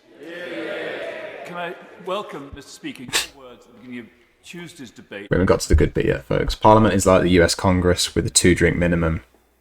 Can we Yeah, that a vote subsidised bar MPs get to enjoy at taxpayers' expense. houses? Are we expecting a similar debate? Put some comb and gel on that hair. Exactly. He did it for the G7. He did it for the G7, but he just can't do it for us. We're not that important, KKDIY. Is ludicrous, and perhaps the Chancellor can consider going to fight. Republicans in Congress don't wear masks either. No, I bet they fucking don't. My honourable friend. His comic appearance is propaganda. Yeah, it's all part of the act. And just on It's very true. It's good to have a reminder of that, Quince 4-5. Thank you. can give him this reassurance, we will continue. Why did the order guy left? He was kind of cool. Yeah, he stepped down. John Bercow stepped down probably about a year ago, I think. He was very useful because he got people interested in politics because he became a meme. Order! Here we go, folks. Speaker, can I start by thanking the England football team for everything they've given this country over the last 6 weeks. I'm so proud of this young, diverse and humble team and everything that it represents.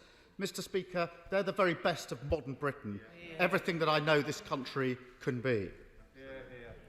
Does the Prime Minister think that it was wrong to criticise the England team's decision to oppose racism by taking the knee as gesture politics? Perfect first question. I agree. We've got what we wanted. What the right honourable gentleman said about the England team, and I repeat, I want to thank each and every one of them for what they did, their incredible campaign they ran in the Euro 2020 championships, and they do represent the very best of our country. And I repeat that I utterly condemn and abhor the racist outpourings that we... Not the question, Boris. Not the question. What we're doing is today taking practical steps... Practical steps. He's not going to answer the fucking question.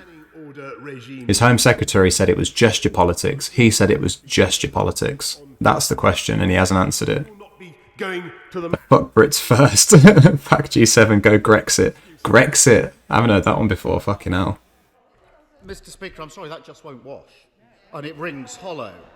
On the 7th, remind the Prime Minister and the House, on the 7th of June, the Prime Minister's spokesperson said this: on taking the knee, specifically, the Prime Minister is more focused on actions rather than gestures. On the 14th of June, the Home Secretary said, I just don't support people participating in that type of gesture politics. The Conservative MP for Bassetlaw called it a ridiculous, empty... Taking the knee, this is. So there's no point of pretending that these things weren't said.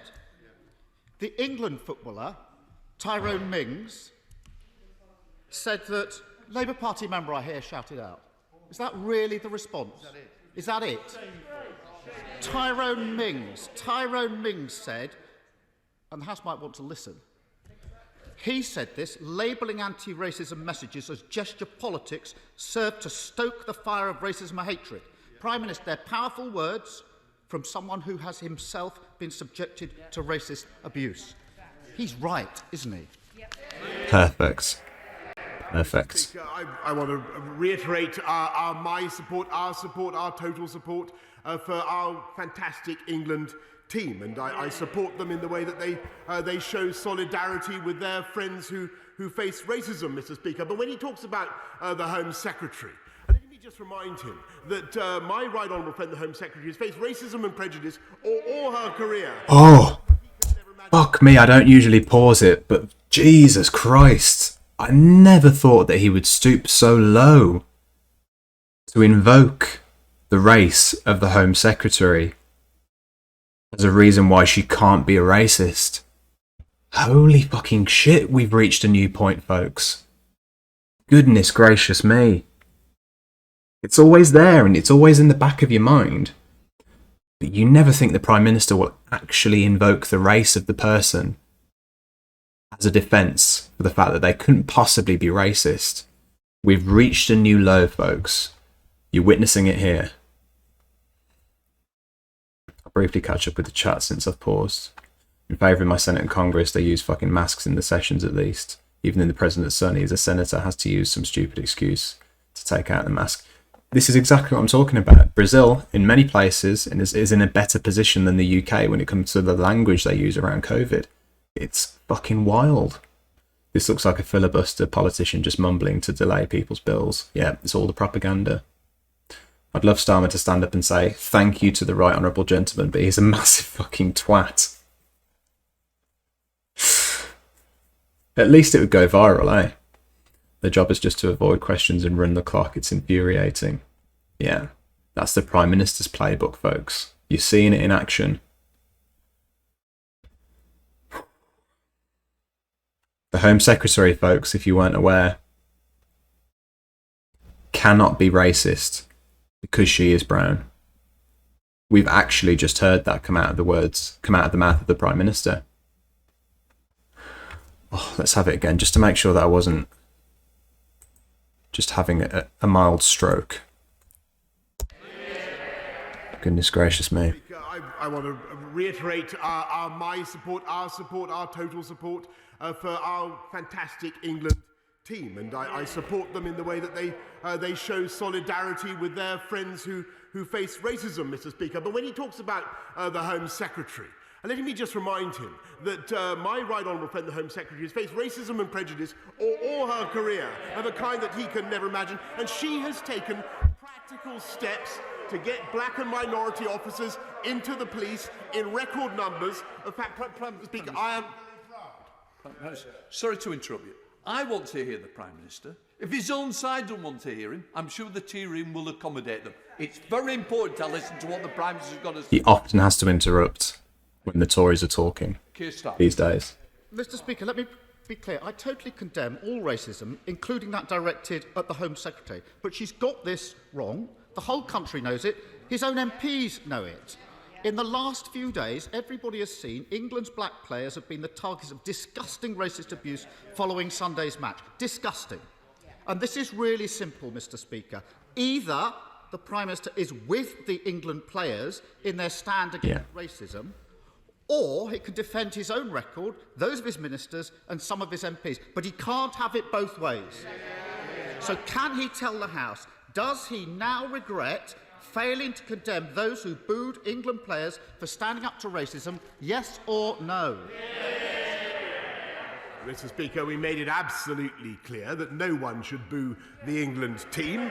And No, you did not. And Mr. Speaker, You said it was their right to boo them.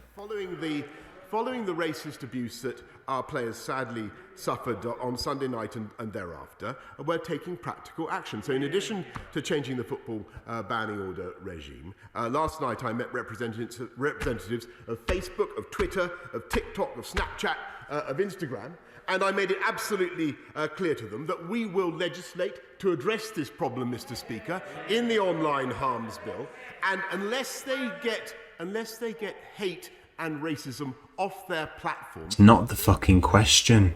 The question is, how did you ever stand with the racists over the people that were taking the knee? Mr. Speaker, the online harms bill has been promised for 3 years. I'm not sure a 15-minute chat at a garden party moves things forward that significantly. But I want to take the Prime Minister up on what he said about being absolutely clear. Wow. I have the headline, Mr. Speaker. Boris Johnson... Fidel Castro. This, and for anybody else that doesn't know, this is Keir Starmer. This is the leader of the Labour Party. Well, formerly would be known as the leader of the opposition. The job here is to quiz the Prime Minister and get the answers that people want. And as you can see, it's a very fucking difficult job. Boris Johnson refuses to condemn fans booing England taking the knee. That's the story. That's the headline. June the 6th. Boris Johnson refuses to condemn fans booing England taking the knee. That's absolutely clear.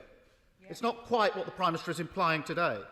It goes on to quote the Prime Minister's spokesperson, saying that the Prime Minister fully respects the rights of those who choose to make their feelings known.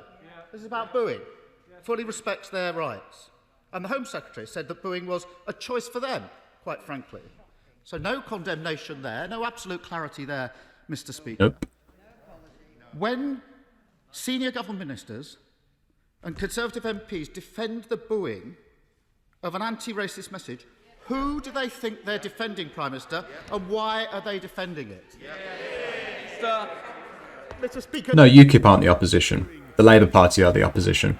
Nobody defends booing of the England side, and if he continues to attack the Home Secretary, Prime Minister, just look. I want to hear the Prime Minister. I want to know the answer. And Look at the anger. Listen to the answer, Prime Minister. You always know when you've got him, when he gets angry. Johnson. And it doesn't take much sometimes. Mr. Speaker, nobody defends booing of the England side. Nobody defends booing of the England side, and if he continues to attack the Home Secretary, Prime Minister, just look. I want to hear the Prime Minister. I want to know the answer, and I expect the opposition to listen to the answer. Look at him if he continues to attack the Home Secretary. Thank you, Mr. Speaker. We love and admire the England side and what they did. They represent the best of our country. Nobody defends booing the England side, Mr. Speaker, but what the Home Secretary has been trying to do all her life is not just to fight racism, but to take practical steps to advance the cause. Oh, God, I can't. Which he has done successfully, notably in the police. And since, Mr. Speaker, he's chucking this kind of thing around, could I ask him now to retract this leaflet produced by the Labour Party during the Batley and Spen by-election, which was condemned by his own MPs as dog whistle racism, Mr. Speaker? Mr. Speaker, the Prime Minister isn't kidding anyone in this House. He's not kidding the public, and he's not even kidding his own MPs. Let me quote the Conservative MP for Plymouth Moor View. Conservative MP, the painful truth, says the Conservative MP for Plymouth Moor View, is that Tyrone Mings is completely right. I am very uncomfortable, he says, with the position we Conservatives are needlessly forcing ourselves into. So, Prime Minister, behind you, they don't believe you, and neither do we. Mr. Speaker, Mr. Speaker, we can all see what's happened here. The government has been trying to stoke a culture war, and they've realised they're on the wrong side. And now they hope that nobody's noticed. Absolutely. Would a Conservative MP boast that he's not watching his own team? Why else would another Conservative MP say that Marcus Rashford spends too much time playing politics when he's actually trying to feed children that the government won't? And why will the Prime Minister refuse time and time again, even now, to condemn those who boo our players for standing up against racism? Mr. Speaker, what is it that this England team symbolises that this Conservative Party is so afraid of? Fucking great question. Well, Mr. Speaker, I think the House will judge for themselves the quality. Just briefly catch up with chat here. Boris Johnson is questioned Teflon like all Conservatives. Yeah, nothing sticks to him. Okay, but I'm confused. They're not called leader of opposition anymore. No, they are called leader of the opposition. They absolutely are. Sorry for the confusion there. My boy. Who's your boy? Who's your boy? So afraid of. Well, Mr. Speaker, I think the House will judge for themselves the quality of the question that the right honourable gentleman has just put. I think the whole House is united, including our distinguished members from Scotland, by the way, Mr. Speaker, in admiration of the England team and of every single member of that squad and what they did. And we stick up for them, Mr. Speaker. And what we're doing is taking practical steps to fight racism, changing the football banning order regime, fining the online companies, and by the way, we will use more legislation if we have to, just as we use the threat of legislation, Mr. Speaker, to stop the European Super League. And we will get on. We will get on with delivering for the people of this country. We will get on with vaccinating the people of this country while they continue to vacillate. We will continue... Better remember his pun there. ...while they improvise and dart around. And Mr. Speaker, So that's my stomach rumbling, folks. Apologies. Holy shit. Culture war. Must be hungry. I want to get on with delivering for the people of this country. He simply wants to get on with dithering. Here's Starmer. He doesn't want to engage in a culture war and point scoring. Give me a break. Football's Football's a game. Racism isn't, Prime Minister. That's why many of us have been involved in the charity Show Racism the Red Card for years. But far from giving racism the red card, the Prime Minister gave it the green light. And Nice. I like that. Politics, Mr. Speaker, putting an England shirt on over a shirt and tie whilst not condemning those booing is the worst kind of gesture. Mr. Speaker, Absolutely. I want to ask the Prime Minister, finally, about the reported amnesty for crimes committed during the Troubles in Northern Ireland. I worked in Northern Ireland for 6 years with the Policing Board and the police. I've also prosecuted terrorists as the Director of Public Prosecutions, so I know how difficult and how sensitive this is. But a blanket amnesty, including for terrorists, is plain wrong. I was in Northern Ireland last week, and it's absolutely clear that the government's amnesty is not supported by the political parties in Northern Ireland, and it's not supported by victims groups. Last Thursday, I spoke to victims of terrorism at the Wave Trauma Centre in North Belfast. Mr. Speaker, they haven't even been properly consulted on this proposal. If things are to move forward in Northern Ireland, any discussion has to start with the victims. Politicians in London can't simply draw a line under terrorism and other crimes and then force it on those most affected. The Prime Minister looks up, so let him look up and let him hear. To that face. Quote Julie Hambleton, Prime Minister. Her sister Maxine was among the 21 people killed by the IRA in the Birmingham pub bombings. So that's Julie Hambleton, Prime Minister. She says... That's where I'm from, folks. Birmingham. If one of your loved ones was blown up beyond recognition, where you were only able to identify your son or daughter by their fingernails, would you be so quick to grant their murderers an amnesty and propose such obscene legislation? What does the Prime Minister have to say to Julie, and she's listening, and other victims like her? That's what, in politics, I think it's known as they go left and you go right. Mr. Speaker, I think that the whole House will... I will catch up with the chat, folks. I know I'm falling miserably behind with it. And, of course, nothing I say or Apologies. do now can in any way mitigate her loss. DJ Che, thank you very, very much for the follow, my friend. How you doing? There's a Jack Nicholson for you there, mate. Must, if we possibly can allow them to, they must move forwards now. Hey, Radical Maniac. How you doing? The proposals that are being brought forward... Everybody, if I can briefly interrupt. Everybody, please go follow Radical Maniac. Drop you a shout out there. It's always a good time. The House will hear about them in more detail later on from my right honourable friend, the Secretary of State for Northern Ireland. The proposals that are being brought forward are measured, they are balanced, and they have a wide degree of support, I may say, from former Labour Prime Ministers and former Labour leaders who I think are of considerable more distinction, I may say, than the right honourable gentleman opposite.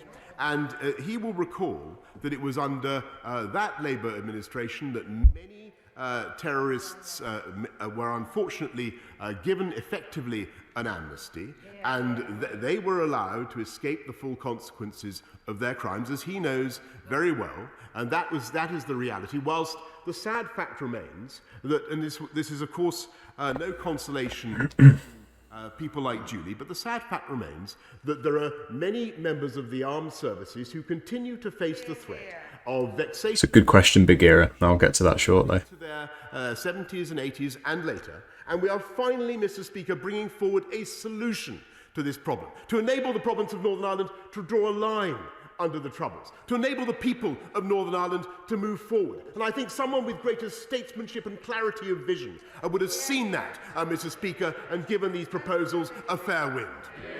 Bell. Thank you, Mr. Speaker. Mr. Speaker, the scandalous situation at Wally's Quarry landfill. Right, folks. So, again, those of you Americans in the chat, what happens next is, and I don't mean to patronise because a lot of you will have watched PMQs before, but for those of you that haven't, we then have a question from a local MP, and then we move swiftly on to one of my favourites, Mr. Ian Blackford from the Scottish National Party. Look at the let's hear the passion in this man's voice. Mr. Speaker, let me begin by congratulating the England team for reaching the final, an incredible achievement. But the tragedy of the tournament was the undercurrent of racism that was ultimately targeted at 3 young men, Rashford, Sancho and Saka. Mr. Speaker, wherever there is racism, it falls on all of us to face it down and to call it out. I will catch up with the chat, by the way, folks, so help me God. For the Prime Minister to meet with the main social media companies and finally wake up to the fact that those who publish and promote vile, racist online abuse need to be faced down and sanctioned. So, can the Prime Minister tell us what sanctions he thinks would be appropriate for someone who publishes racist content? And it is shocking even to have to say this out loud. Describing Africans as flag-waving pickaninnies with watermelon smiles. Just to be super clear for anyone that doesn't know, those were the words of the Prime Minister. So let's see what he says about them. Minister. Mr. Speaker, I've commented many times about the words that I've said in the past, and I think the House understands how. I think the House understands how you can take things out of context. Out of context, folks. Black people being pickaninnies with watermelon smiles taken out of context. Just don't take it out of context. He said it and he meant it, but please don't take it out of context, folks. I think people do understand. We've reached a couple of new lows in PMQs today, unfortunately. There is a chance now to hold these internet companies to account and to make sure that they face fines running to... Dribble. Next question. Ian Blackford. You know, still no contrition, still no apology. And Mr. Speaker, the truth is that the Tory party doesn't sanction those who publish that kind of racist content. They promote them to be Prime Minister. Him smiling. He knows what he said. Prime Minister's dog whistling has followed him into 10 Downing Street, and it is now at the heart of this Tory government. As the England international Tyrone Mings has so powerfully stated, this government absolutely to stoke the fires of racism and pretend to be disgusted when it happens. They don't get to condemn the racism of others, but deny that the racism that they have even provoked. In March, this UK government's own report on racism, the Sewell report, said that there was no systemic problem in the UK. I think the England men's football team would beg to differ. After the shocking racism on show over the last week, does the Prime Minister still stand by his government's belief that systemic racism is not a problem that exists in the United Kingdom? Perfect. Mr. Speaker, I do think that racism is a problem in the United Kingdom, and I believe it needs to be tackled and it needs to be stamped out with some of the means that I've described this morning. But when he attacks our party, my party, Mr. Speaker, I'm afraid he's got the wrong target. This is a party that has not only had the first ever Muslim Secretary of State for Health. Look at that, here it is again. But has had 2 female prime ministers, the most diverse cabinet in the Some of my best friends are black and Asian. of this country, Mr. Speaker. We are the party. If you are a young person growing up in a black or ethnic minority group in this country, we are the party that represent hope and opportunity. That is the reality about the Conservative Party today. And there we go, folks. PMQ's come to its usual frustrating end. No really direct answers from the Prime Minister. We reached a couple of new lows. One being when asked why the Home Secretary said that it was fine to boo players that were taking the knee and support racists. His response was, the Home Secretary has faced racist abuse herself because she is brown and could not possibly be a racist herself. And then, of course, we've just heard the other new low, which is, we've got people in our party who are brown, so there's no way we could possibly be racist. Absolutely fantastic, folks. Right, I will catch up with the chat now. Apologies for the delay, those of you sending lovely messages.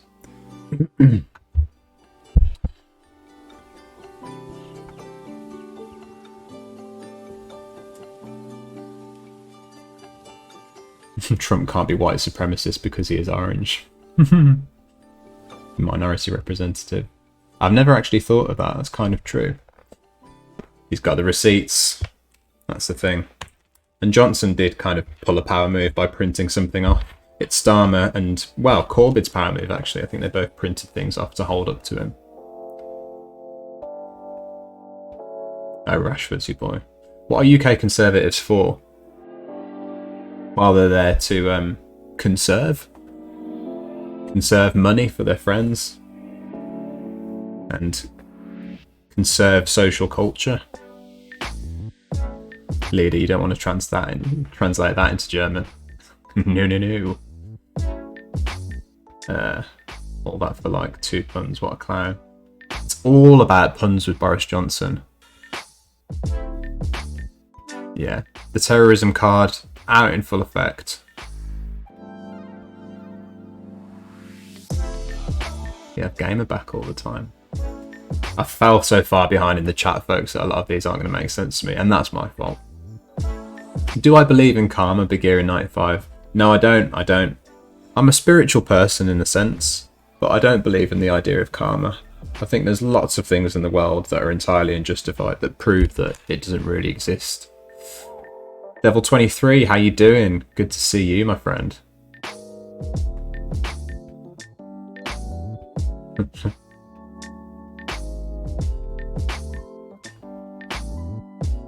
Neon Daydream, you've had a good hike, yeah? Good. Into some Danny Boy and chill. 'Tis a good day. I'm glad to have you with us. Thank you, friend.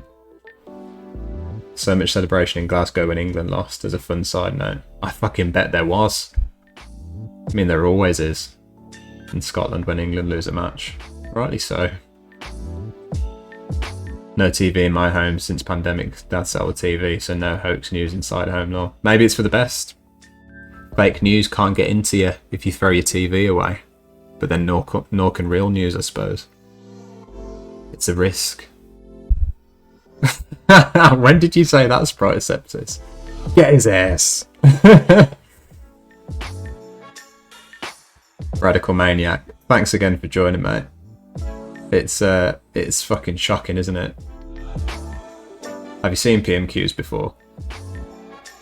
I'm not English, so I don't know what that means. I'm not sure what that was about.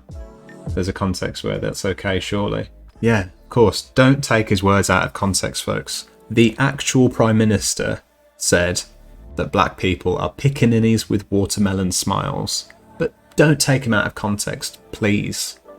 Whatever you do. Context needed if the context was someone with a gun to your head making you say it.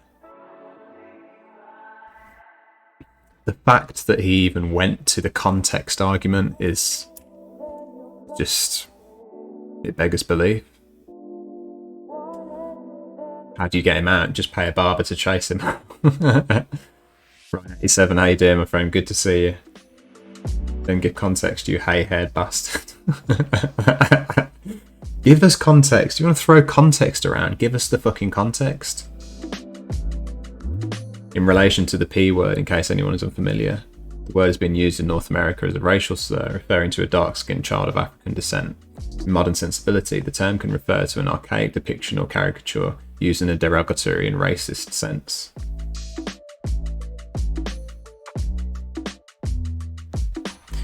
If anybody's offended by the word, by the way, let me know. I use it because, as I say, it is archaic. And, you know, I feel like within context, I have some justification to say it from a teaching perspective, I suppose, as it were, educational perspective. And it's not against Twitch's terms of service, but do let me know if anybody's offended by it, and I will be more than happy to not use it. UK politics is so confusing, can only imagine what you think of our shit show. Lol, not that I have a clue about it even. You do, Radical Maniac. You definitely do. My favourite ever quote about American politics is from the New York Times, when I think Trump had maybe was about to win or had just won, and it was this headline: "Is everything wrestling?" I didn't even read the article before I was laughing because it's just so fucking perfect. Is everything wrestling? And it's so fucking true. I mean, especially considering that Trump was actually guest starring on the WWE. Just what a wild world we live in. He calls his best friends walking mailboxes. Very gentle guy. Exactly. We've got a Muslim in the Conservative Party. We couldn't be racist, even though I said that Muslim women look like letterboxes and bank robbers. We've got one behind us. Problem solved.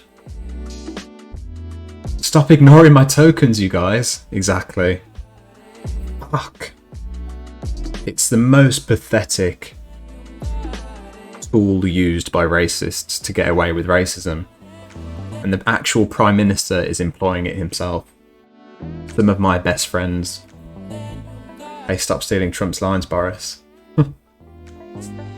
Tokenism typical. Yeah, exactly. Bagheera, tell me what you think of the final, yeah, by all means.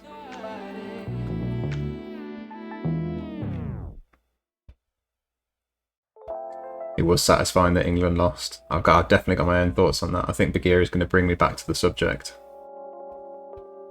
Feel bad for the players, but the fans are so trash. Some of them, certainly. I thought keeping up with the chat would be easy till it happened, then holy hell, I was lost. I'm not used to this amount of chatters, but it's absolutely lovely. The wonderful Riverboat Jack raided earlier, who I'll drop another shout out to. Which has certainly brightened up our day here, folks. Sterling dive in the semis and English loss is proof karma does exist, in my opinion. Right, so you see it as karmic, do you, the downfall of the England team in the Euros, Bagheera? That's quite an interesting take. I hadn't heard that one yet. A spicy take, certainly.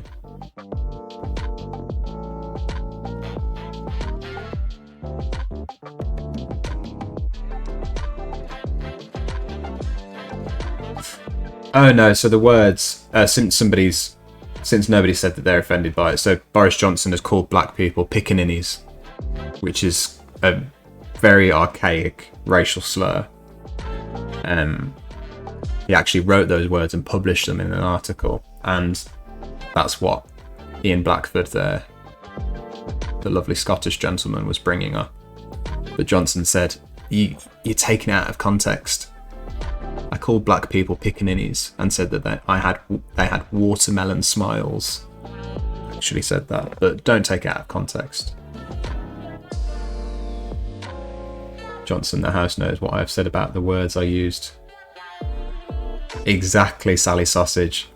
And thank you very, very much for joining. Tell us.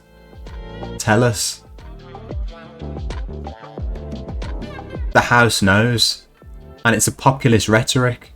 The House knows, the public knows what I mean. The public knows the right thing to do. The House knows the right thing to do. No, tell it. Why don't you tell us? We can't read your fucking mind, but it's a populist tactic.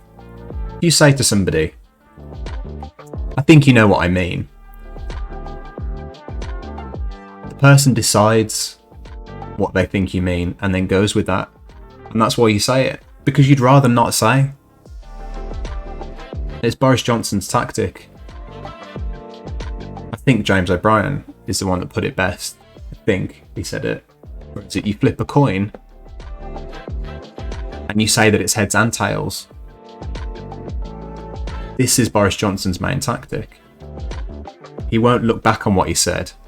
He won't acknowledge his history. He'd much rather you make your own mind up based on very, very, very little fucking evidence that he gives you. Neon Daydream, whitelist BBC. What website, tell me what to Google, because I've whitelisted a couple of BBC domains, but the problem is if it's a subdomain, and what I've done is I've forgotten to, geeks like myself out there will recognise this term, forgotten to use a the proper regex, the proper regular expression, so that all BBC subdomains are allowed. Folks, if you'd rather not tell me specifically what to Google and you'd rather just drop it in the Discord is there. Anybody welcome at any time.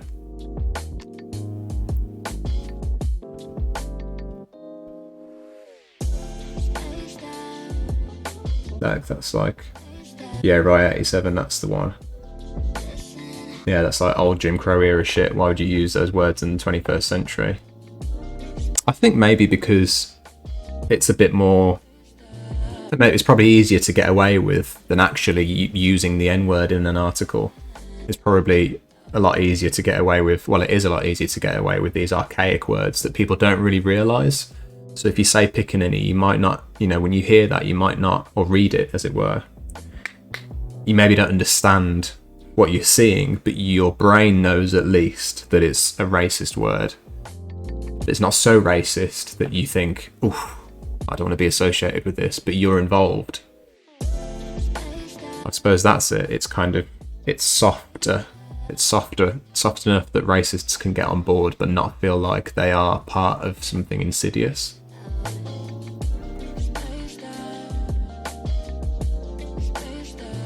So you understand the context was I wanted to be racist, my God-given right. Exactly. Watermelons are great and healthy, so joke's on him. Yeah, downing on fucking watermelons. I've seen that you've whispered it, Neon Daydream, nice one. I'll have a look in a second. Folks, I'm just going to have a quick wee. Right, so bear with me. Do you know what I'll do? I'll leave you with that Johnson. In fact, no. I'll leave you with more of the Tyrone Bings. He's the man of the moment. The only person holding the government to account on this until, well, an hour ago. Let's have it. Let's get those beats off.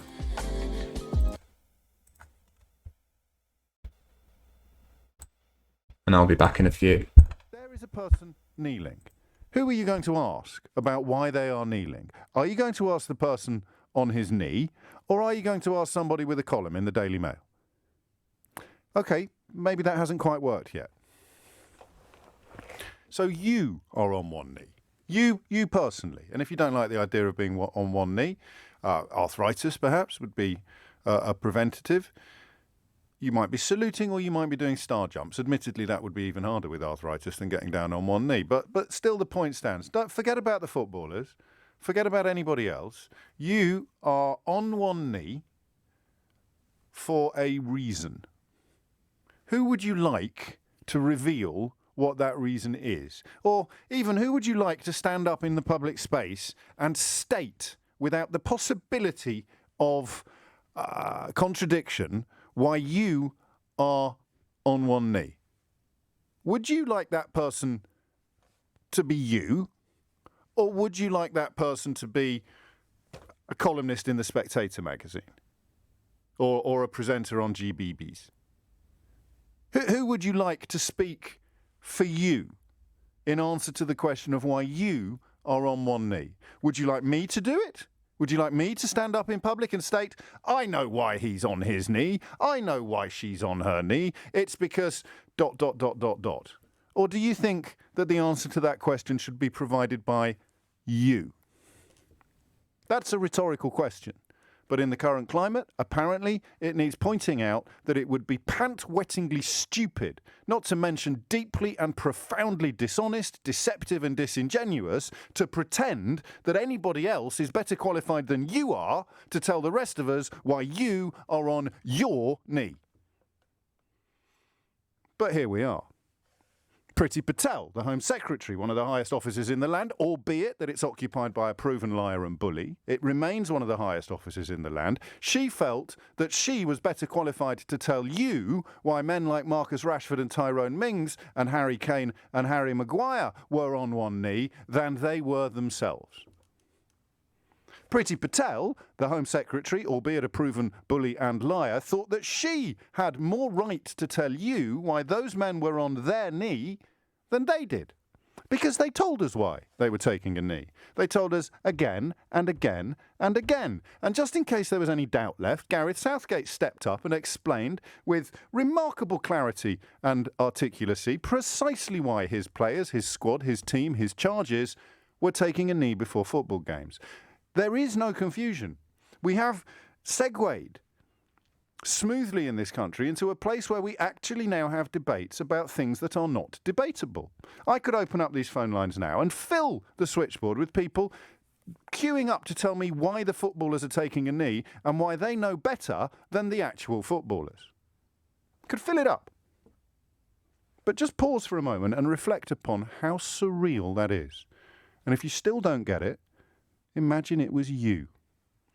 Imagine you were on one knee and everybody came to ask me why you were doing it. And the explanation I offered, the answer I provided, bore no resemblance whatsoever to the truth, to your truth about your knee in your life.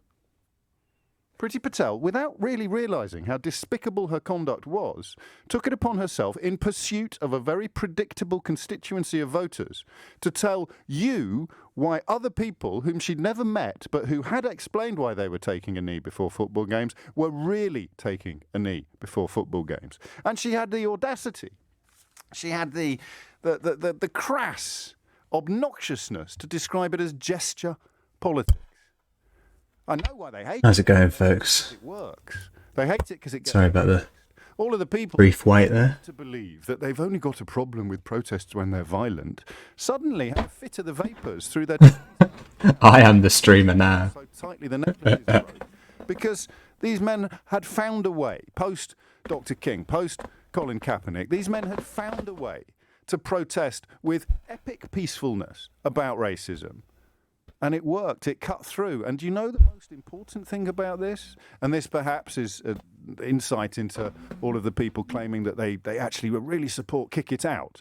Kick It Out is an anti-racism organisation foursquare behind the taking of a knee. They never mentioned that bit. They said, why can't we just concentrate on Kick It Out? Why do we have to take a knee?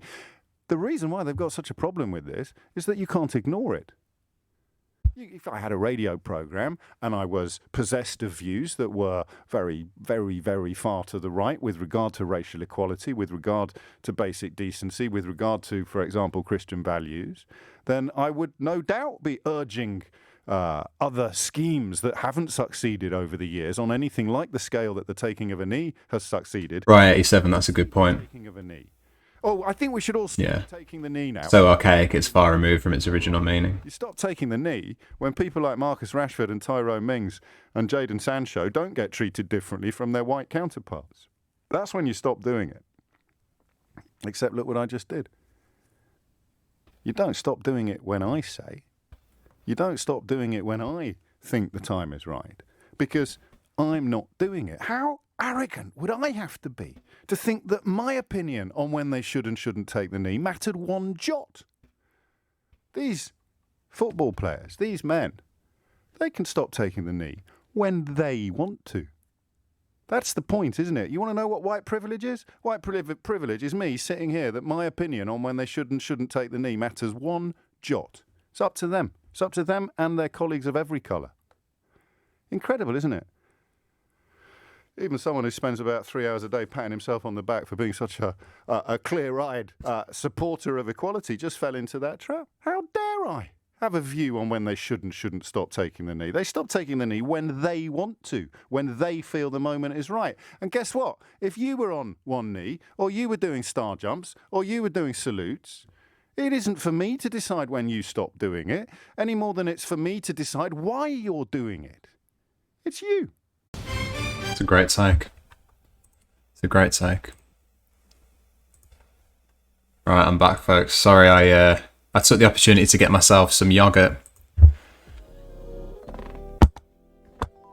As Neon Daydream has pointed out, I am doing intermittent fasting. I only eat from the hours of 12 till 8. So at 12 o'clock, I'm fucking starving. Just got myself some yogurt. I won't show it to you because yogurt's not the most visually appealing thing in the world, of course. As anyone who's eaten it will know. But suffice to say, I'm very happy. Neon Daydream, I'm going to make sure that I watch it at some point. So I'm just catching up with the chat. I think it's less for the people and more for those who do know, which is the key to any dog whistle.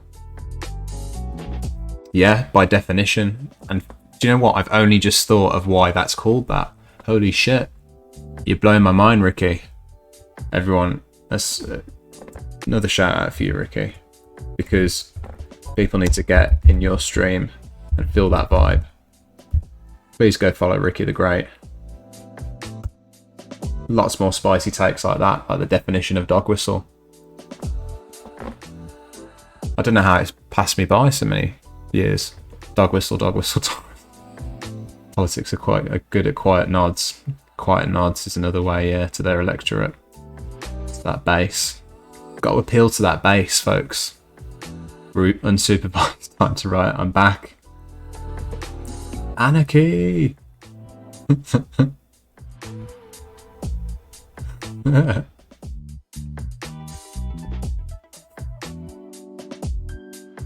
You still got 3 hours till you can eat. Shit. What window do you do, Neon Daydream? From what I remember, you do quite an extreme window.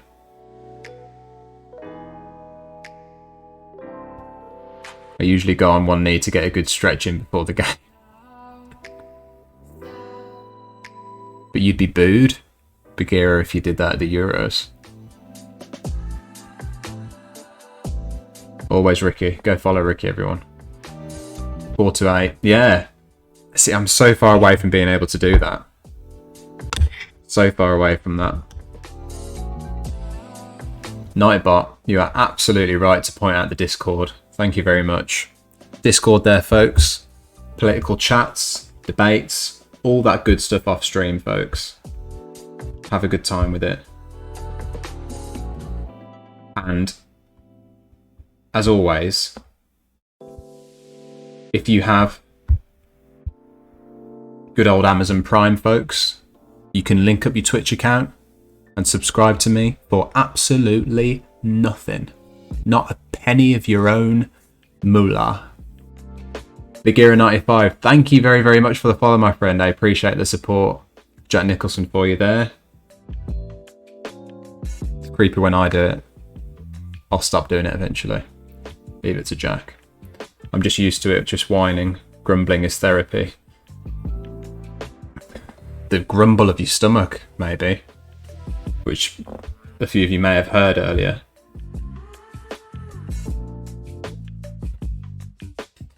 Right, folks. I think we've reached a good point. Let me take a look at the Discord. I'm going to be on it for about another hour and a half, I think, maybe. Feels like a good long stream. The lovely Neon Daydream has given me something to watch here that I tried to watch yesterday, but we got quite heated in the chat yesterday. It was good, it was productive, but it meant that I didn't pay much attention to this video, so let's take another look.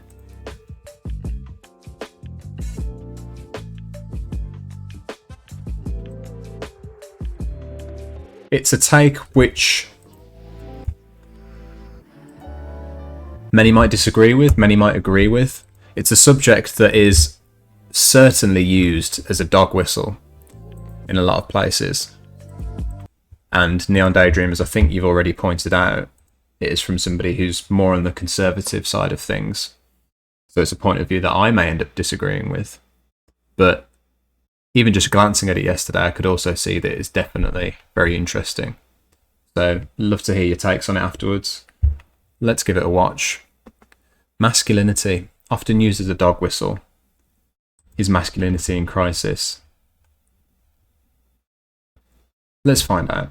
The Sailor Who Fell from Grace with the Sea by Yukio Mishima tells the story of a man named Ryuji who gives up his life as a sailor in search of adventure in order to settle down, marry a single mother, and live happily ever after.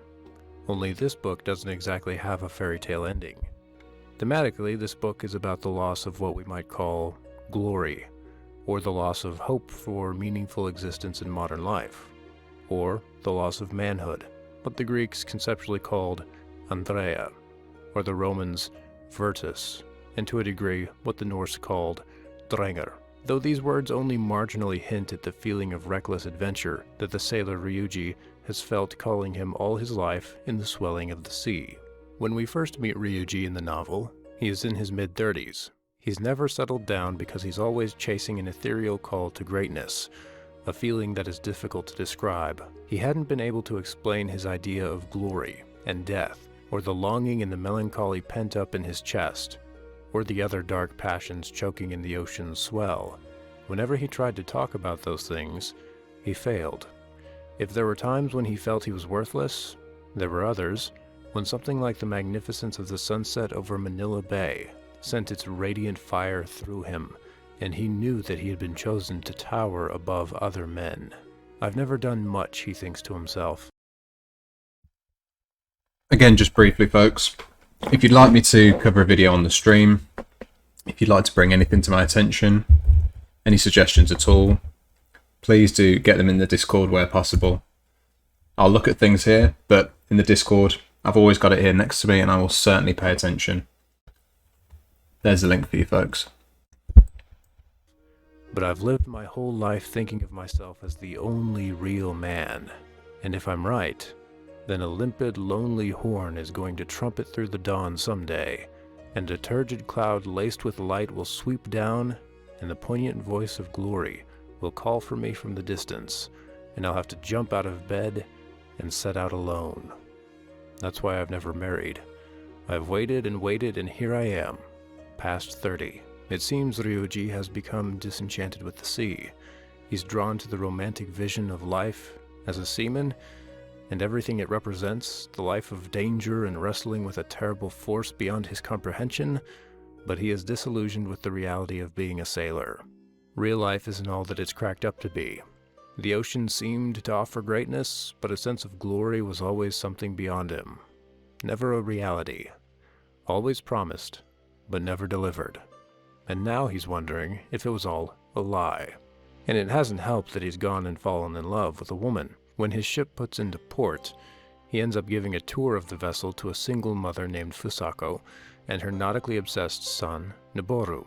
Ryuji and Fusako fall in love, and for perhaps the first time in his life, Ryuji is presented with a peaceful, stable, rooted life on land with a family.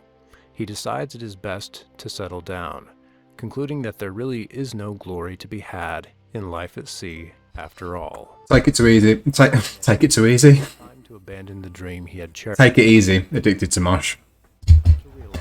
Thank you very much again for the follow. Glory was waiting for him. Hopefully see you on the next one. To open his eyes. Have a good nap. This is a relevant book, especially for men, because we are living in a time when men are longing for the sea, so to speak, for freedom and purpose and greatness, and the voice of glory, in a world dominated by Starbucks, McDonald's, pumpkin spice lattes, and the Kardashians. Like Ryuji, men are putting off getting married until they are in their 30s, waiting for a glory that still hasn't come, and it seems may never come. We are faced with the choice between holding out, waiting for the opportunity to do something great and meaningful, or settling down and starting a family. We are faced with the same question. A book for real men. He poses to himself. Are you going to give up the life which has detached you from the world? You seek nothing, Lee Spanner. Held you toward the pinnacle of manliness? Are you Good to have you with us, by the way. Luminous freedom? Ryuji decides that he will give it up. And his choice doesn't just affect him. It also affects Noboru, his prospective new stepson. You see, like Ryuji, the young Noboru is also fascinated with the sea because it is the essence of glory. The sea itself is not just a symbol for heroism, it is a real-life matrix, a real-life theater for masculine virtues like risk and self-reliance, and courage to be acted out. There is real danger to be met, real forces to be conquered. When the sailor Ryuji comes riding off of the waves into Noboru's life, Ryuji becomes a symbol of the sea itself and everything it stands for, an avatar, a simulacrum. But Al Caspero, this is a video on masculinity. Is masculinity in crisis? No experience in life.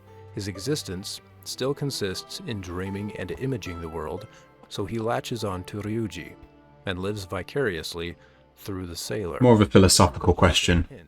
Not only at I was expecting something a bit more but also more important, toxic. identifies men as symbols. So it's usually a very right-wing position that masculinity is in crisis. It's certainly not something that I would agree with. There's a vital But connection it's an interesting video nonetheless. and the symbolism of manhood. You spent 4 years on the sea with the Navy, Spanner. Personal experience. Wow. A man like Ryuji is the window, It sucks. one might say, a peephole, through which a boy like Noboru, Must be lonely. Must be very lonely. the man, represents the hope of the world. Isolating. If this is ever destroyed, it will mean the end of the world. It gets weird, doesn't it, Neon Daydream? Okay. Barely conscious. I guess I'd do anything. Bad vibes. No matter how awful. Stick with it. Stick with it. Noboru isn't kidding when he says he'll do awful things to save his icon of the sea. This is where things start to go off the rails for Western readers. When Ryuji does decide to give up his life at sea, Noboru is crushed. It means the end of his world. His symbol of the world is shattered, and there is only one cure, according to the chief of Noboru's gang, and that is death. They will have to kill Ryuji. Only in death can meaning be restored. The connection between death and meaning is delineated at length in Chapter 5 of Part 1, when Noboru and his gang kill and dissect a stray kitten. Noboru had withstood the ordeal from beginning to end. Now his half-dazed brain envisioned the warmth of the scattered viscera and the pools of blood in the gutted belly finding a wholeness and perfection in the rapture of the dead kitten's large, languid soul. The liver What the fuck? corpse became a soft peninsula, the squashed heart a little sun, the reeled out bowel. Alright, I'm gonna skip ahead from that bit. That's making me feel a bit sick. Symbolically, death becomes the quote cure for the loss of the sea. Sorry, I don't want to focus on that for too long. The boys become one with the cat, feeling their own beings, I know, Goblin Toes, I know. physical, real existence in the act of its dissection. Yeah, smash masculinity. I agree. It would take Easy as that. such as this to fill the world. Not lonely, boring. Hollows. Though nothing else could do it, he said, murder would fill those gaping caves in much the same way. Hopefully, this stream and others can keep you entertained, Lee Spanner. Then they would achieve real power over existence. Holy crap, right? How do you keep entertained? What keeps you entertained? Psychopathic. Are these boys villains, or are they a twisted band of heroes that we cannot understand? Mishima is a good enough novelist not to tell us outright which opinion to have of them, but my suspicion is that Mishima Should have warned me, Neon. boys were wrong to kill an innocent man, yet they inadvertently Nightbot, you are absolutely right to point that out. Thank you very much. Subscribers do get custom emotes, more channel points, and a nice big shout out from me. evil out of which Mull that one over, folks. But I could be Always appreciate the support. expert on Mishima's philosophy, but a cursory knowledge of Mishima's life seems to suggest, at least to me, that he himself identified more with the sailor than with the murderous boys. To my knowledge, he never killed anyone, but he did bring Power of literature and stories ritual suicide absolutely overwhelms world. everything that we see around us. Mishima sought his own salvation in death, not in killing. He spoke at length in interviews about finding meaning in death. それは昔言われた大義というものです。そして大義のために死ぬということが人間の最も華々しいあるいは有的なあるいは立派な死に方だというふうに考えられている。しかし今は大義がない。これは民主主義の政治形態というものは大義なんてものいらない政治形態ですから当然なんですが、それでも心の中に自分 I thought we'd play a game after this, by the way, folks, to wind up the stream. And Wind down, should I say. Painting a picture of the world that is teleologically made for death. A quick game. A vision of We death. keep talking politics, but Majestic. play a little game.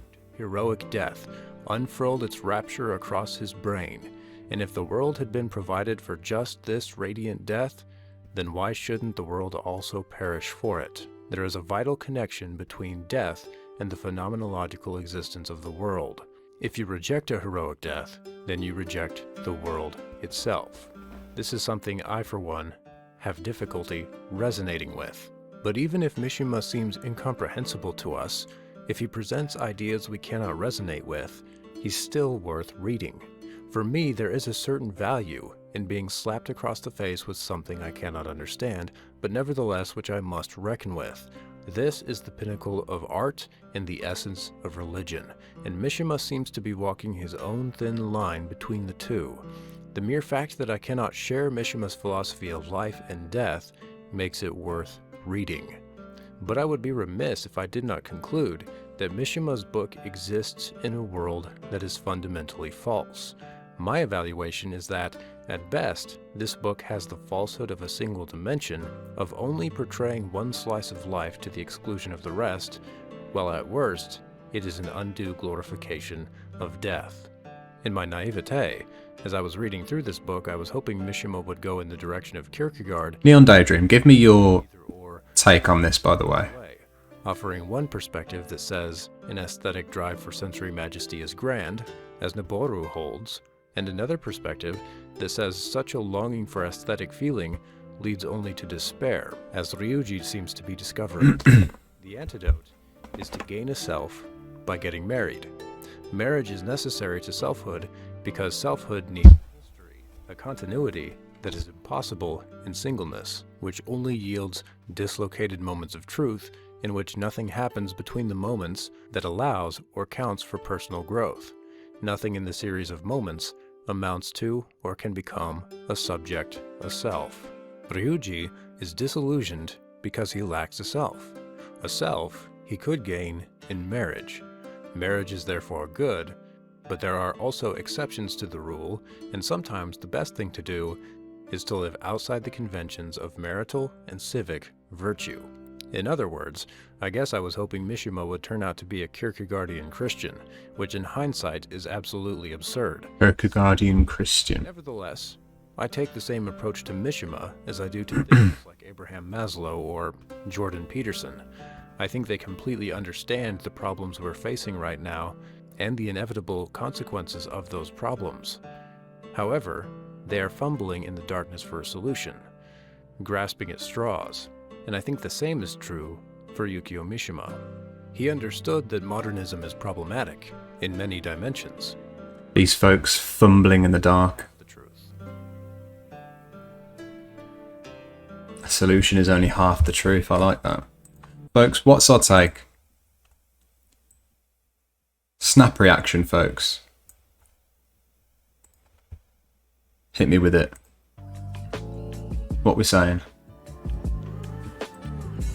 Snap reaction to that one.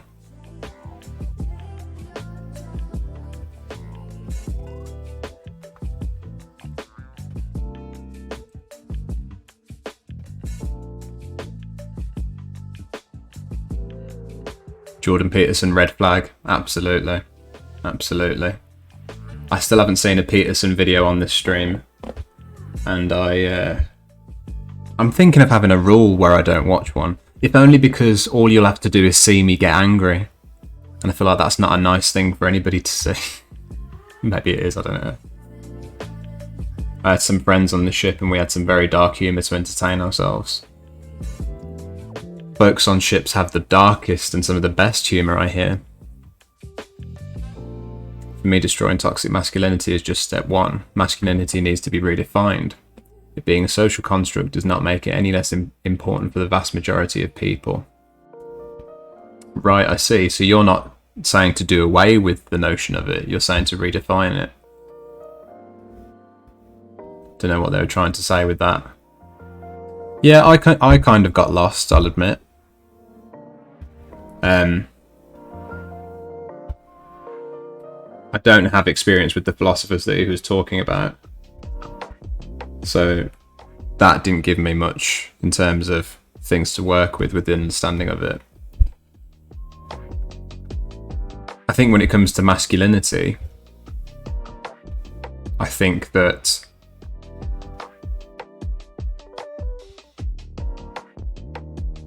the older I get, the less I see the importance of having masculinity, because for me personally, the idea of what somebody should do as a man or a male, someone identifies as male,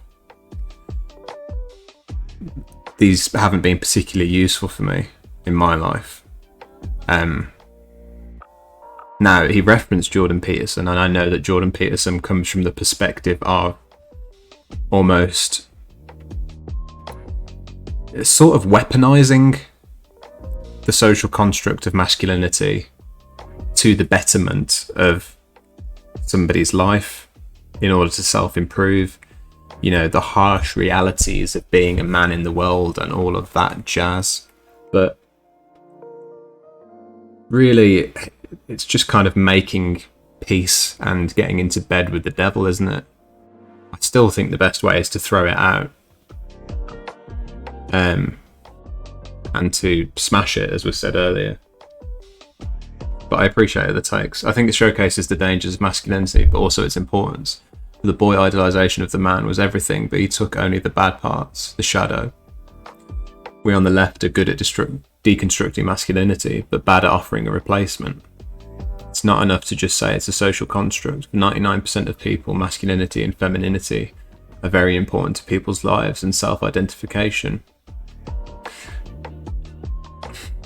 I would disagree that they are very important to people's lives.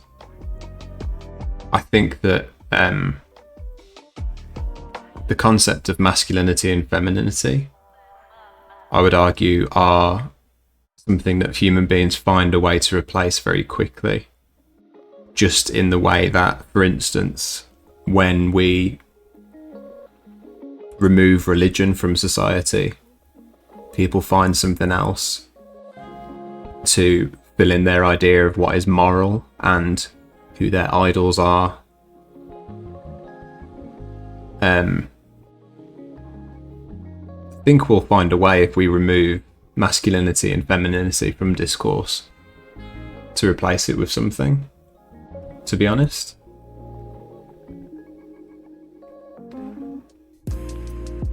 But change to what?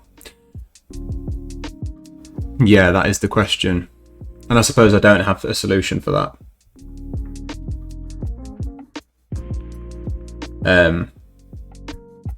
But I think that the notions that we have of masculinity and femininity, i.e. the idea that, you know, if you take it to the extreme, a lot of people that think that masculinity is a lack of emotion, really, and a show of strength. But I don't think that you need it to be defined as that, but to have those qualities, if that makes sense.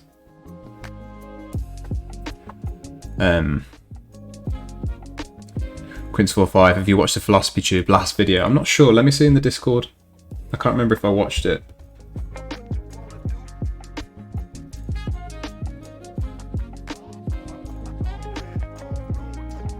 Why do we need a great purpose? Personally, I'm just vibing.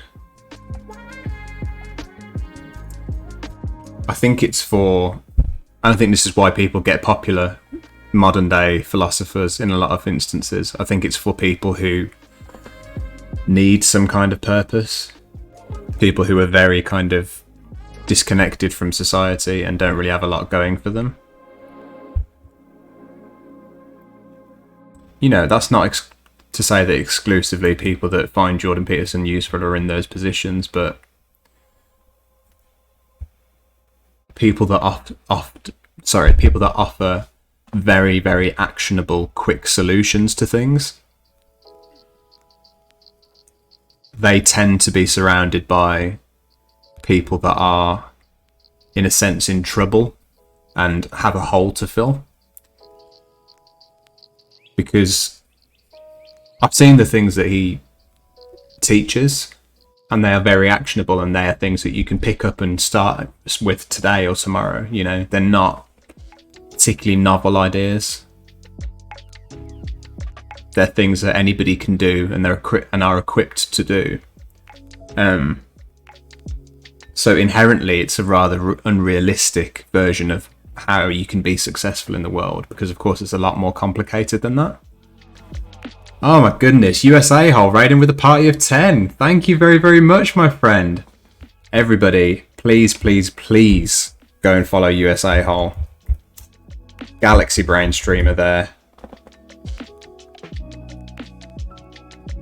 Let me make sure I get that username right. Folks, go and give USA Hole a follow. I was in the stream earlier and we were having an absolutely lovely time talking about the aforementioned topic of religion. And the idea that, you know, when you take things out of a society, people do find a way to put that energy into something else.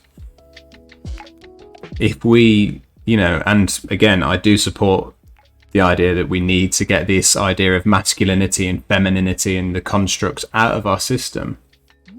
But once we do, I think we will put that energy into something else. But Neon Daydream, as I said, I'm not really sure where that energy goes. But we can only speculate.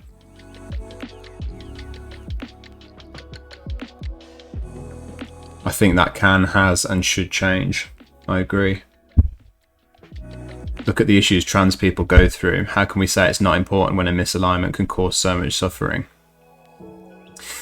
Right, I see what you mean.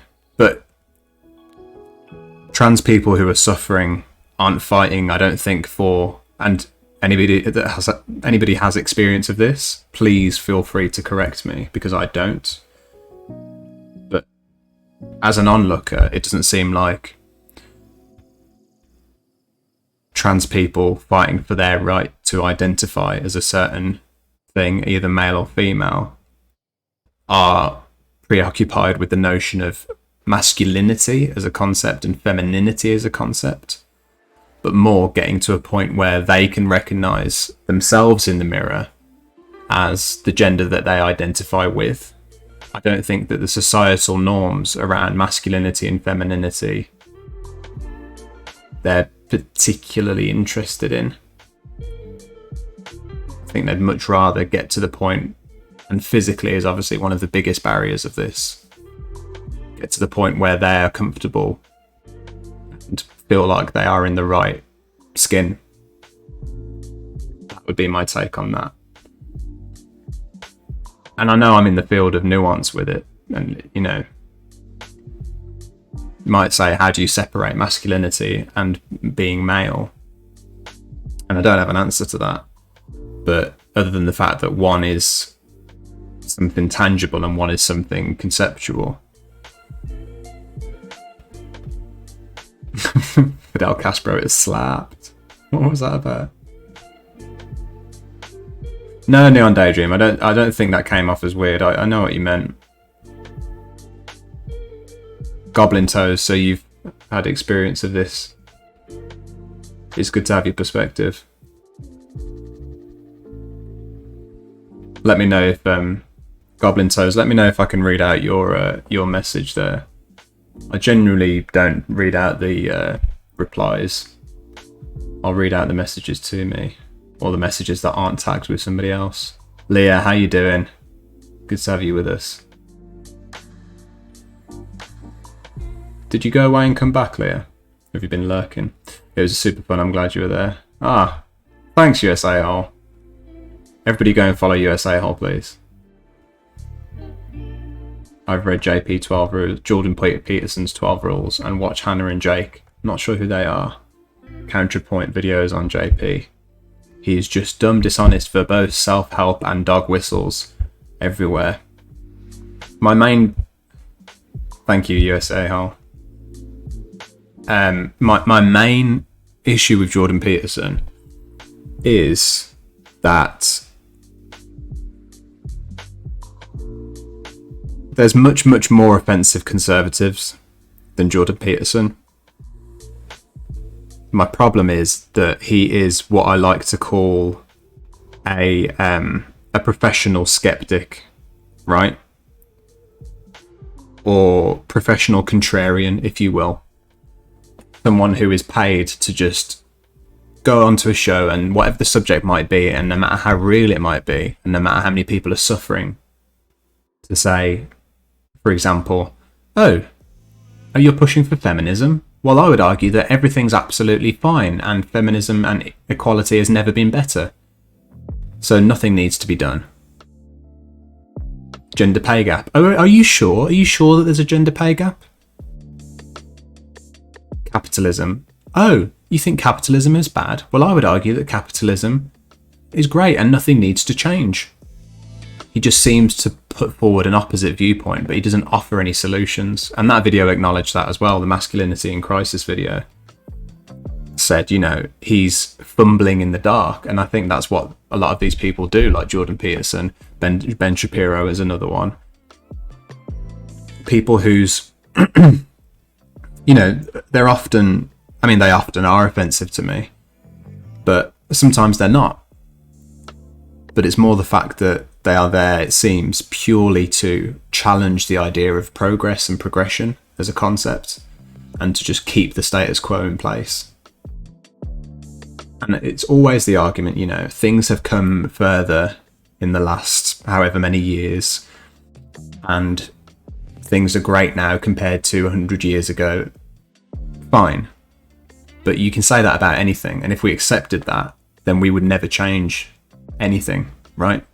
So it's a bit of a redundant argument, but it's used constantly by people like Jordan Peterson as a reason why we shouldn't even have a conversation about women's rights, trans rights, capitalism, inequality. That's my problem with Jordan Peterson.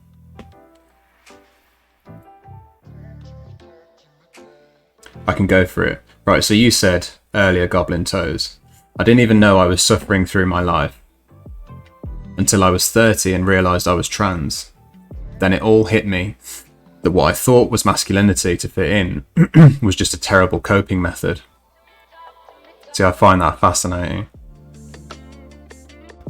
Then you've said the problem with being a trans woman is that we, especially in the UK and our terrible NHS system, is that we need to perform to their view of femininity, i.e. must wear dresses and have long hair and makeup, etc. So again, that's really interesting. So it's you feel like you've needed to conform to those ideas in able to become eventually what you want to be. Fully, in a sense. And become what you want to be is probably not the best way of putting it. So apologies, but I think you know what I'm saying. You feel like you need to, as you put it, perform. That is really interesting. The video from PhiloTube, Fidel Castro. I'll get to it. Trans rights, absolutely. But what is gender but a collection of social norms and physical traits? Smooth legs is a social construct for women. That does not make it any less feminine, if I'm making sense. We live in a world where the social constructs are sometimes our best take on reality.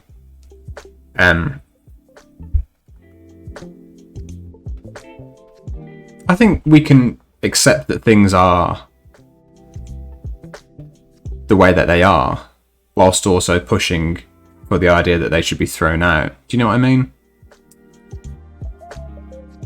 I think we can be at once fully aware that gender is being used usefully by a lot of people in some instances, and it's definitely the way. Abby Jams, thank you very, very much for the follow, my friend, by the way. Very, very good to have you with us. How you doing? Jack Nicholson for you there. So I would say that it's definitely fair to say that it's part of our system. But then I also would argue that it shouldn't be part of our system. So yeah, like you say, the physical traits, things like that. I think sometimes they're our best tool we have available to us to understand the world. And I think we all know that, you know, whatever side of the fence that we're on. It's just that the conservative argument, the argument of someone like Jordan Peterson would be that there is no possible alternative to understanding the world around us other than, you know, women wear high heels and men wear a shirt and tie. Whereas obviously we can see that it's an inelegant solution, to put it lightly, and that there's definitely a better way of understanding the world around us than restricting it to gender, restricting it to masculinity and femininity.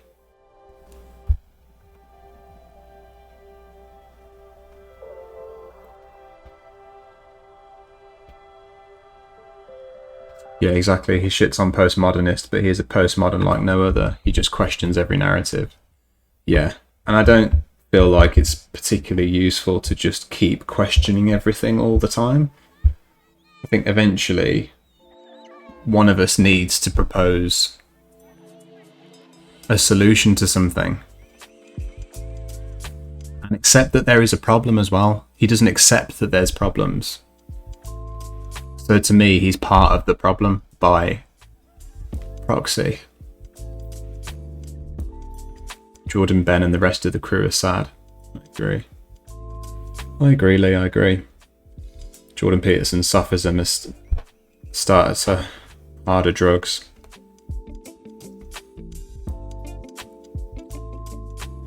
Yes, I've never thought of him as a sophist, but that is certainly... Yeah, he is the definition of a sophist. A very, very intangible philosophy. Bought by many, but understood by very few, in a sense. And it's lacking in real weight. Okay, I can't concentrate on Stardew Valley anymore thanks to the stream. What's Stardew Valley now?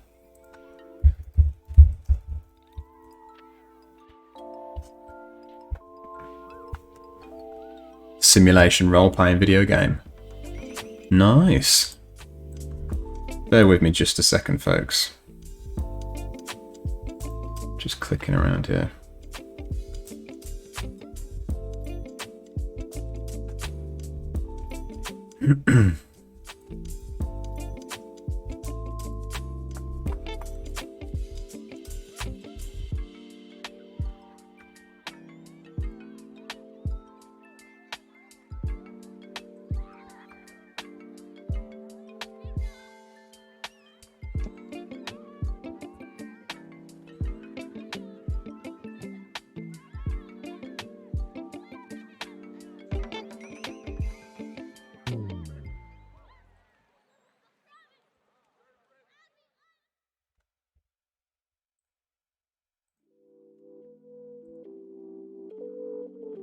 Time is it, folks?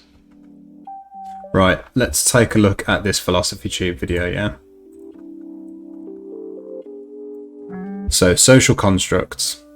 Bang on topic. Thank you very much for sharing that with us. I think Quince45, it was you, wasn't it? Yes, it was. I'll just catch up with chat and then we'll take a look at that.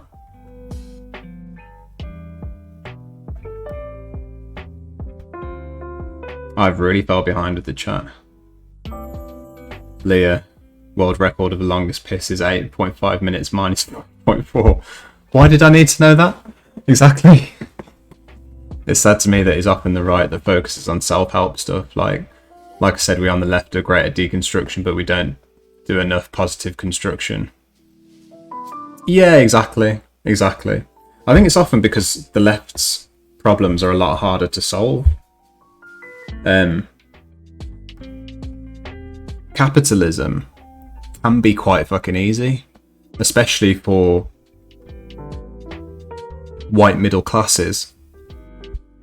If you're willing to be, you basically just have to be ruthless, willing to shit on people, and put money above everything else. But society is set up for you to do that.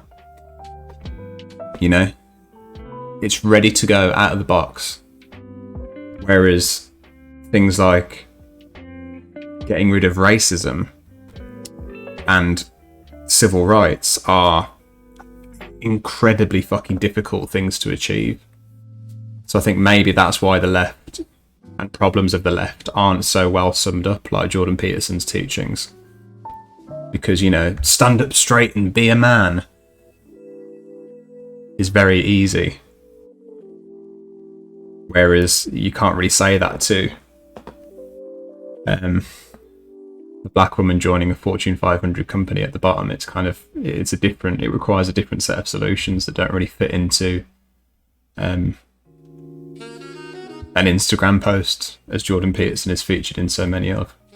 My problem with him and his type of people is that they have good outreach to men who feel disconnected, foster a relationship, and open the door, leading them to more and more extreme views. They're taking advantage of and radicalising men that need help and connection. Yeah, and I think that's why, I think it was your earlier argument. Who is it that said that...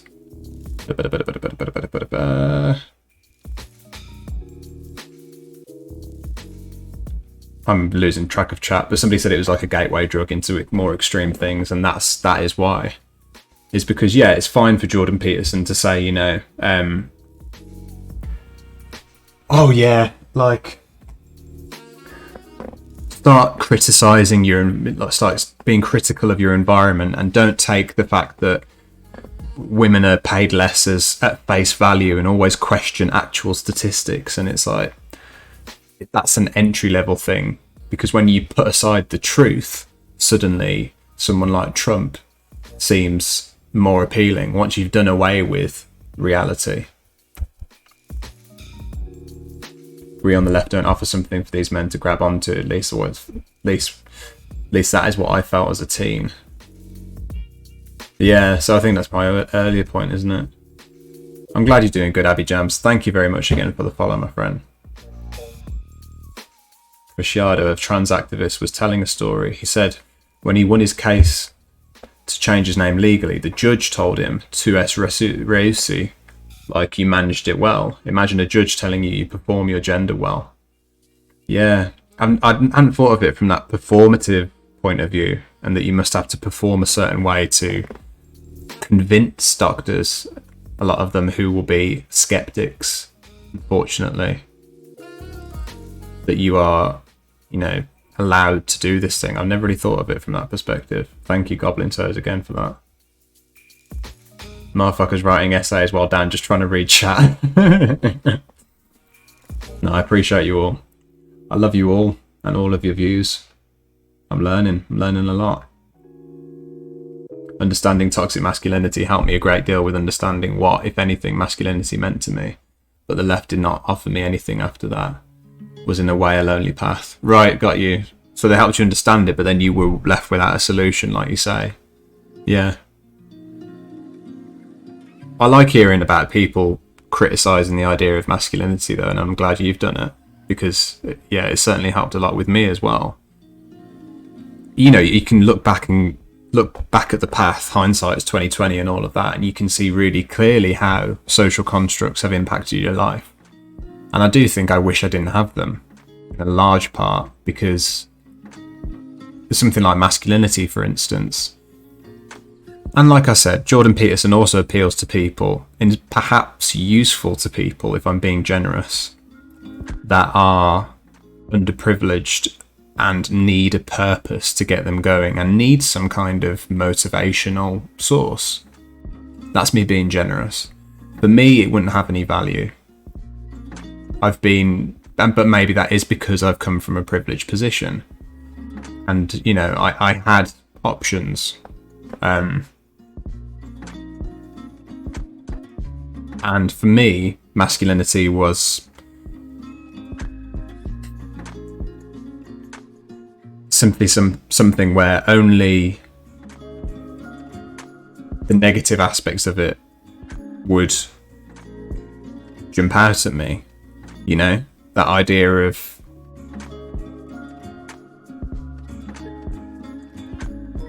having, you know, being surrounded by so much male energy in the school environment that you feel like you can't really express emotion or feel any kind of pain or weakness, and you're shamed for crying and that kind of thing. But the kind of strength and keep your chin up and keep your back up straight, I didn't need it, probably because my mother was so great at raising me, you know, and it came from not a place of masculinity, but just a general strength. And I was taught that, you know, there's no reason I shouldn't be confident in myself. But masculinity wasn't needed for it. It was just something else. And I think I've probably arrived at my solution to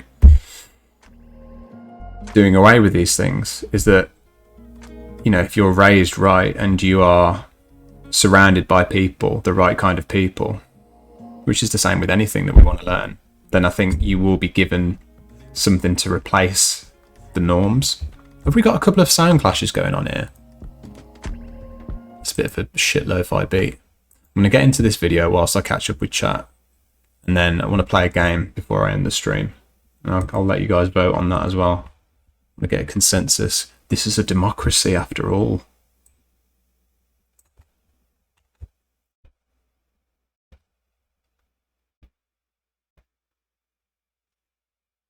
Oh, that's not playing, is it? Why not? Muted it earlier. I've just been doing a little bit of body modification work. Welcome to Philosophy Tube. Every now and again when I'm out and about in the world, I'll see somebody say something and immediately think, that's got to be an episode of the show. Usually it's somebody very I'm going to put it on fast for part of it. philosophical viewpoint without necessarily realizing the depth of what they are saying. And to me, that's like a bat signal. I grab my tools and I go to work. I want to pop the hood on what they've said. And Ricardo, thank you very, very much for the follow. There's a Jack Nicholson for you there. There's a British website called Mumsnet. It's a forum for parents. Always creepy when I do it. There was a thread that started with, "Mother is a social construct. Discuss." And one lady wrote, "Carrying and birthing my child was not a social construct." And I saw that and I was like, Philosophy Tube time, baby. This lady was actually making a metaphysical claim.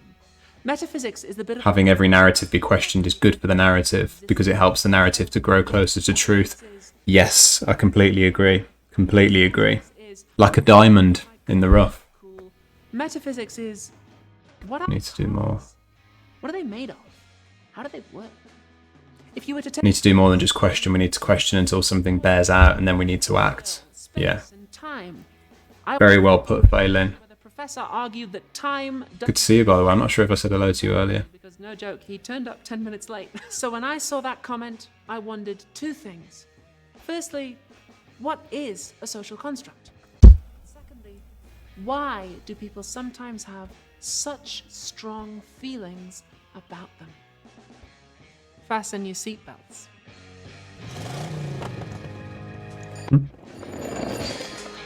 Love that face mask. Math is a construct and is one of the best ways we have to understand reality. No, I have to disagree with you there. Philosophers draw a useful distinction between an object and its properties. This car is silver.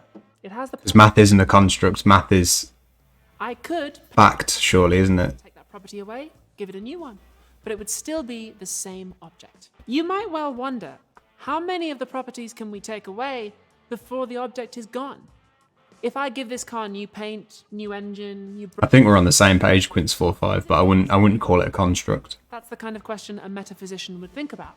For now, though, you understand this distinction. I heard of Niga Higa, Dan. I haven't heard of that, Leah, no. What do they do? Some we would say are intrinsic. That means you can't really separate the object from the property. It's an intrinsic... Sorry, is it a little bit quiet? There you go, folks. ...property of triangles that they have three sides. If you take that away, it's not a triangle anymore. Others... I've been waiting to watch this USA haul, have you? This car has the property... Glad I could provide. ...next to me. Jack Nicholson is creepy enough as it is. Because it depends on my location. If this Stomach's rumbling, folks. We would say that it has the property being my favorite, which is not only relational, but depends on my feelings rather than my location. And now, here's the million-dollar question. What kind of property are things like being a woman, being a man, being black, white, gay, straight, whatever? Are they intrinsic? Are they relational? Are they something else? What do they do? But my life Panda 123, thank you very much for the follow. They are pretty important. I guarantee that properties like that have shaped your entire life. They've sure as hell shaped mine. So, what the heck are they? In offering my theory of social categories, the aim is to reveal the cogs and belts and arrangements of parts Stomach is rumbling. often are oppressive. To start solving this puzzle, we can do something that philosophers love. And if you enjoy this, then you should absolutely study metaphysics, because this is like half of it. Imagine another Earth called Earth 2. And on Earth 2, they have all the same ideas we do about Mars. sex and race and gender, all those same categories, but they also have an extra one called Schmite. Schmite is very simple. There's two kinds of people on Earth 2, bigs and minis. Bigs is any adult over 5 feet tall, and minis is anyone under. And let's say that whether you're a big or a mini really affects your life on Earth 2. Like, if you're a big, you can get a better job, you can get a nicer house, you're allowed to marry whoever you like. If you're a mini, life is hard. Suppose we were to meet the people of Earth 2, and we said, Schmite is just a social construct. Being a big or being a mini, those are clearly relational properties. They depend on how other people feel about you. They might say, no, it's not. It's not about feelings. It's objectively observable. Look, I have a tape measure. I can tell whether someone is a big or a mini. Very conscious that she's On my shelf, dressed as a mechanic. social construct. Is she usually dressed as a mechanic? Or is that just particularly relevant for this video? Denying that. But what we're driving at is, So I think it works really well. why do you care? Why have you constructed your social system around this feature? Maybe you've got a good reason for it, but on Earth 1 we don't do that. We have the property being tall, but we don't have the property being a big or being a mini. So you guys must have invented them. And all the Earth 2 people will be like, pfft. Cheers, Leah. Meanwhile, the people of Earth 0 are looking at us. I'm skeptical of the guy that raved about his all-meat diet. Yeah, I would be skeptical about that as well. Eat well, folks. Skin color and reproductive She's an actor by trade, so does a lot of costumes and stuff. but Right, makes sense. you guys divided your whole population and you based your whole society around this? Mechanic works well, because obviously that's seen as a stereotypically... It's evolutionary psychology, you know? On Earth 1, some of us can... seen stereotypically as a man's job. So we evolve different societal roles and we make that distinction. Carrying and birthing a child is not a f***ing social construct. And they might go, okay, yeah, but what about Mother's Day cards? Are you seriously telling me that you evolved to buy each other those? Get out of town. There's definitely some aspects of being a mother that you've invented. I mean, Capitalism. sure, you've got your natural properties, yeah, but then you guys, you've added a whole bunch of stuff on top of that. You're doing augmented reality shit, like... It's not the mothers, though. It's capitalism that we can blame for Mother's Day cards. We've just got the natural properties, no additives. And then suddenly... Leah, go ahead and share it. People from Earth -1. And they're like, whoa, hold on there. What's all this stuff about natural properties? The only reason that the people of Earth 2 bother to measure height, the only reason they have a concept of height, is because they care about Schmite. The act of measuring someone's height isn't a neutral thing that happens before they get assigned big or mini. When you measure something, Oh, Leah, sorry. you're assuming that there is something Tell me what it... Well, we'll drop it in the Discord. supposedly objective. I'll make sure I put it on the whitelist. I need to get around to putting them all on the whitelist. Social constructs. It's not augmented reality. You're getting cozy on the bed, Neon, yeah? Yeah, son. On Earth -1, we don't have any of that. Fuck. We'll just Seeing the words yawn presumably made me want to yawn. I didn't realise that was even possible. I thought I had to see a yawn to want to yawn. around Earth 2, you'd see signs with like bigs only and You just sent it, yeah? Cool. social constructs shape our environment. Suppose we took a whole city of people here on Earth 1 and we arranged I'm going to do a vote after this they didn't know about sex as to whether people want a game or want a video. reinvent those categories. And I'll let that decide whether or not we watch another video. Look at public toilets and go, oh, hey, there's 2 different spaces here. But in our homes, we've only got one. What's up with that? Would they go, oh, hey, we've got darker skin and we all live on the bad side of town where the houses aren't as nice? Why? Oh, sorry, folks. That's me muting YouTube over here, innit? changing things there. Constructs have shaped our environment, which in turn reinforce our social constructs. I think that was an episode of Star Wars. Leah, So explain yourself. this whole layer of reality, which really affects our lives, Absolute troublemaker. to be just inventing, at least to some extent. So, what is going on?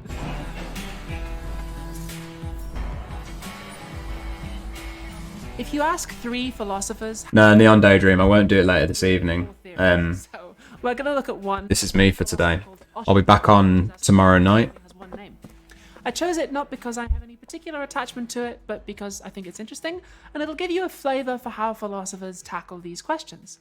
It goes, Can't argue with stupid. you're watching a game of baseball, which, if you've never heard of it, is like cricket, but it's even worse. The guy who throws the ball, the bowler, he throws it towards home wicket, Nice. where the batsman is, and he hits it. And the I think the only thing we do for Mother's Day in my family is an Indian takeout. My mother's not really cared about Mother's Day or anything like that since called a strike. it was really, really wee. 3 strikes, then you're out. But it has to be in the zone. If you throw it up here, then... A curry. Now I want a curry. And if it's very close to the zone, all the spectators... Very good video. I promise it's legendary. Is that a strike? Old as fuck. It actually changed rap, and I'm not kidding. Oshta says there are natural properties about Leah, it's so off topic. of the ball.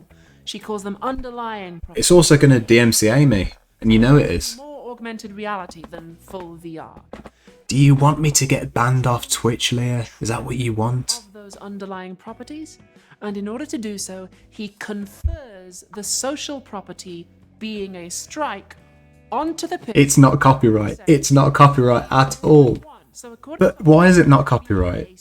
Surely he's like a represented artist, right? Serves some purpose in the game by keeping track To the gulag with me. Exactly. I don't want to go there. 2. Being a big is a social construct that's He isn't. in a social game. Track of people's height. Each of us has a lot of features, and only some of them matter. No one even knows his name. If I get DMCA'd, it's on you. Examples. I'm 168 centimeters. After this, yeah? I have shoe size 39. I have short hair and I'm wearing black pants. I speak English with an Icelandic accent. I'm extremely... Alright, alright. Moss green eyes and Alright. skin, breasts, broad shoulders. Some of these features matter socially in a context. Others do not. What is it for a feature of you or me to matter socially in a context? The answer I give is, a feature is socially significant in a context in which people taken to have the feature get conferred onto them a social status. That last bit is important. Baseball's one thing, people are another. Properties like being a woman, being a man, a mother, black, white, that's not a game. That's your life. Consider the property being cool in the context of a high school. If you're cool, you might be able to get away with stuff that other people can't. But at the same time, there could be expectations on you that might be stifling. It's a lot of pressure being cool, I imagine. It's pretty clear how you get a strike in baseball. It's less clear how you become cool, because there aren't really any rules. People just start treating you differently. Moist Critical made a video on it. Nobody really decides it either. There's no umpire at the school game. You know I'm going to play it, right? Cool. It's just Leah, you don't have to shout at me anymore. community decides to confer, Death grips. Ooh-ah. Yelling rap. maybe even unconsciously. We like death grips. We like death grips, yeah? To keep track of the underlying property. I don't know death grips. On Earth 2, they were trying to keep track of the underlying property of height. But what is the underlying property of being cool? Well, there probably isn't just one, right? It's probably like a vague bunch of things, like You're in the gulag. and having the right attitude. Like You're in the gulag. It's not really a set list, and you don't have to have all of them. Philosophers actually. What's that, folks? What am I doing? It's called a homeostatic property cluster. It comes from biology. Think about a word like mammals. Mammals have a whole bunch of properties. We have warm blood, we produce milk, we give birth to live offspring, and if an animal has enough of those properties, we say, okay, that's a mammal. But it's not a hard and fast list. The duck-billed platypus lays eggs, but it's definitely a mammal. Who decided that? Is there a platypus umpire? Off, Leah. Sadly. It's the community again, the scientific community. The philosopher Richard Boyd says the whole point of classifying animals is to be able to predict and explain things about them. That's the science game, if you like. And that's why homeostatic property clusters are so useful. Properties in the cluster Perry. together. Who's Perry? Is this Perry? One causes you to have the rest, or because there's some underlying mechanism that causes them to occur side by side. So, Is it that video of Rust with somebody running around playing Tachyon? the live offspring, you I never played Rust, you know. Y and Z about it because Maybe I should play Rust. together. When Europeans In the description, it doesn't say copyright, which means no copyright. That's not the meaning of copyright. others Not what that means. all their own, until they realized they had so many of the other properties in the Folks, for the benefit of everybody else, and I'm sure USA Whole will appreciate me pointing this out as well. If anybody ever asks you to play songs, just remember, folks, when you ask a streamer to play a song, record labels have recently began scanning streamers' videos for even a hint of a recorded song on there. And if they represent that artist, then they're then sending a takedown notice to Twitch. You only get 3 of these. 3 of these and you're out. Just remember that, folks. If you want to win the science game, you've got to classify them as mammals. On Earth, No, it would say copyright. there are no mammals. They know about warm-blooded animals, yeah, but I know you're joking, Leah. I know you're joking. to keep track of certain underlying properties. And on Earth 0, they play the science game differently, so they don't use that social construct. On Earth -1, they don't even have the underlying properties. They're all just like, bro, have you seen these platypuses? These things are adorable. Free for like a year or 2, it's crazy.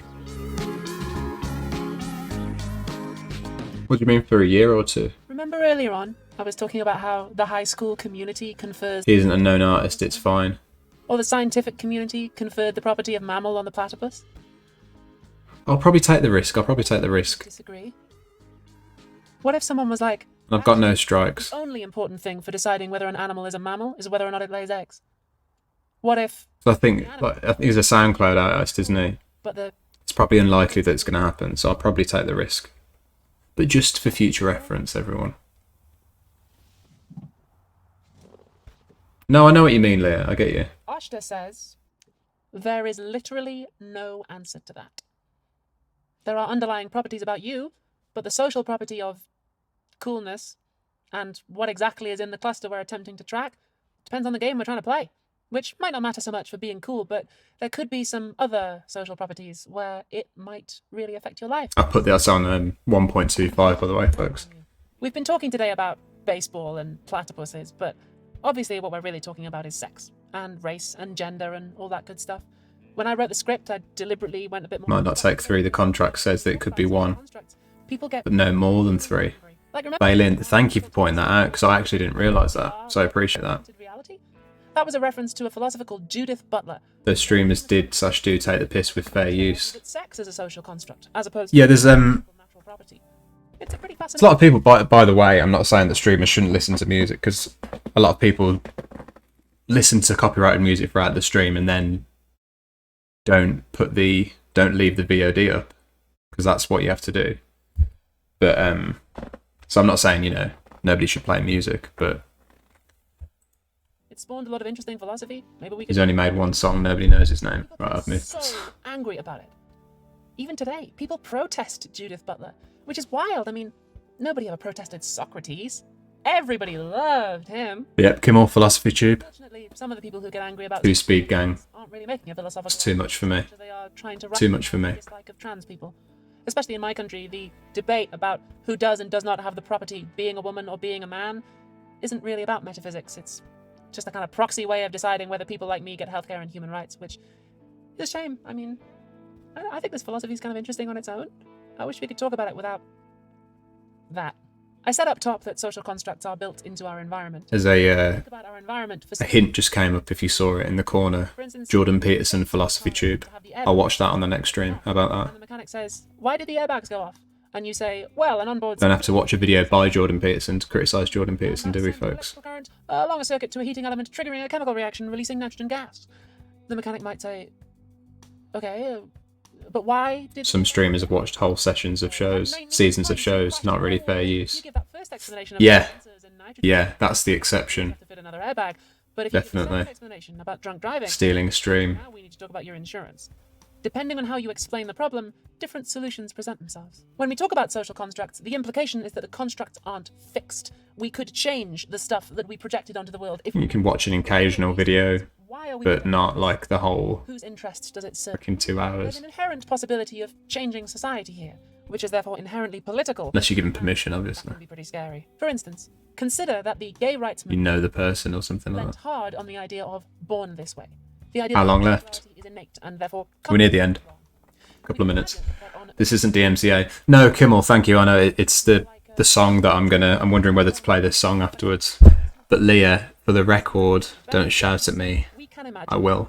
in which the meaning of gay is socially constructed. Lee Spanner, I hate Jordan Peterson. I can't watch it. You know, This will be him is a social construct. being criticised, though.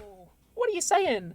Because the concept of gay rights is built on. I think. So it's worth remembering that we aren't really talking about baseball and platypus. I don't think it'll be that favourable towards him. I don't think. Questions of justice arise in how we should apply this metaphysics. If Oster is right, and man and woman are socially constructed categories that we apply in order to track some underlying cluster of natural properties, we might then ask, if we're playing the justice game, what should be in that cluster?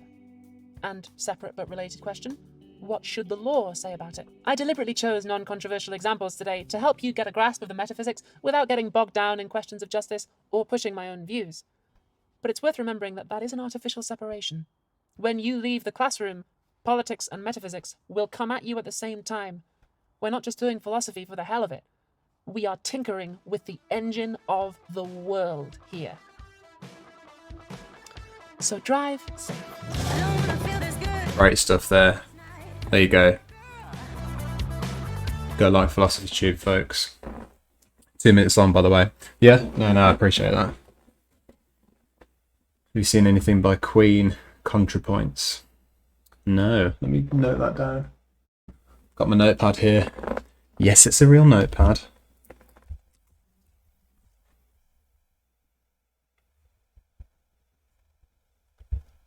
ContraPoints.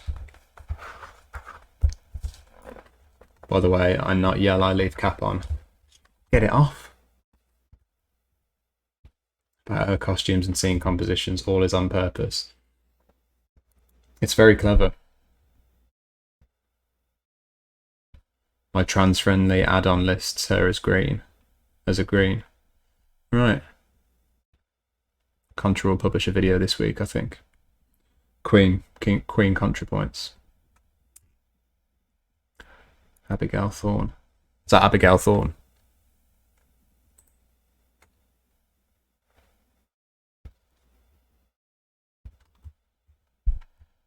Right.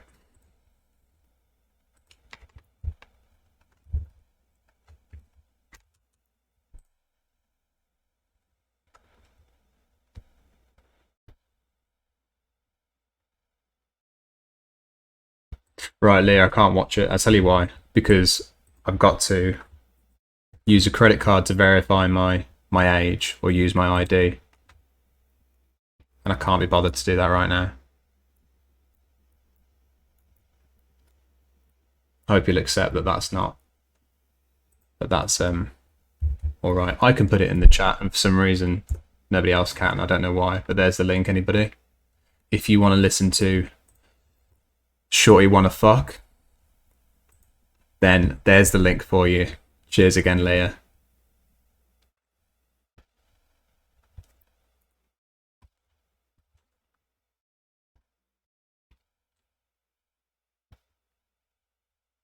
Right, folks. I'm going to give you a vote in a second.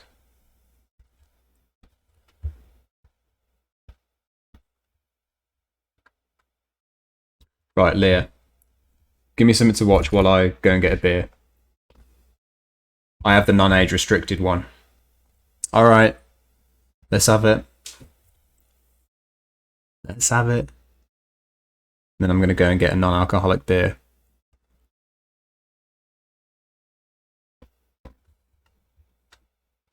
My roommate hates this song. I don't feel like I'm going to like it. I'm going to leave you guys to watch it. Make Leah happy. I'm good. Come on. I do take requests, folks, especially if they're in the Discord. Get yourselves in the Discord, folks, and put the link here. Love those emotes.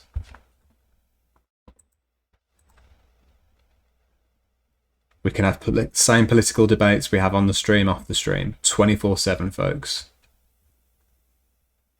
All in the Discord.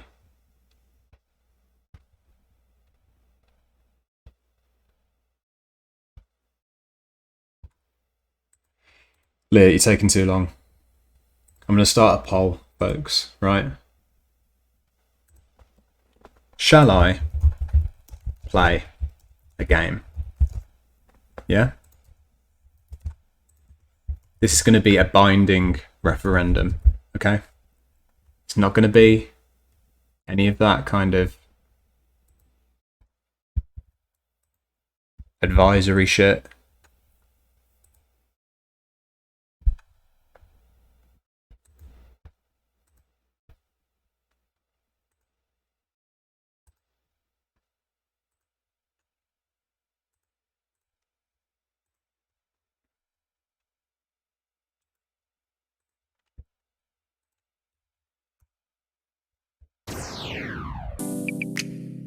Right, folks.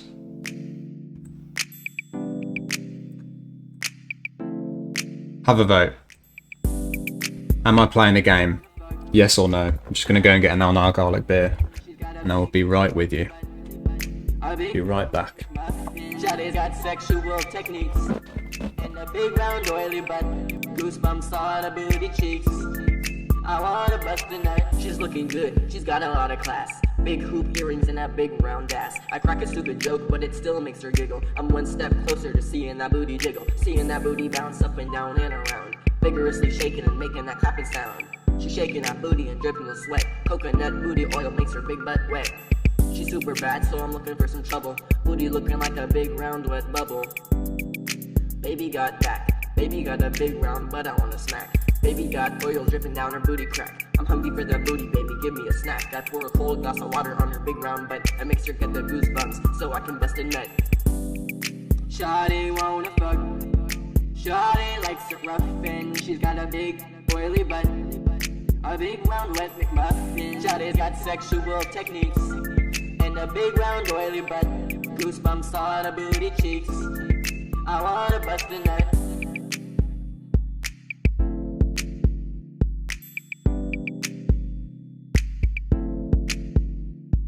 Whoa, whoa, whoa, yeah, yeah, yeah. Shawty wanna flow, whoa, whoa, yeah, yeah, yeah.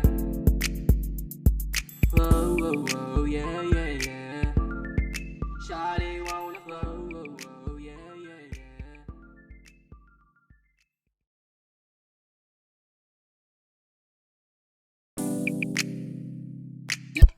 Oh no, I missed it.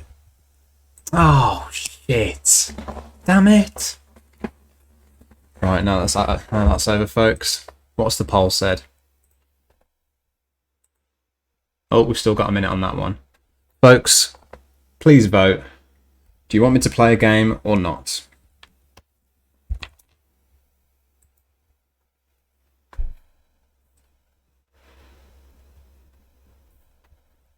"2009 funny sexual techniques. Played it at two speed. Play it again. Do it." No, I'm not playing it again. You'll have to deal with the remix. Video. Overwhelmingly no at the moment. Have your say, folks.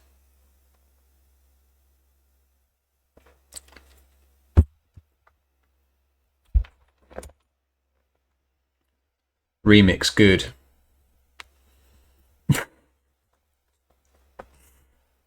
Nightbot, you are absolutely right to point that out. This is a safe space, folks.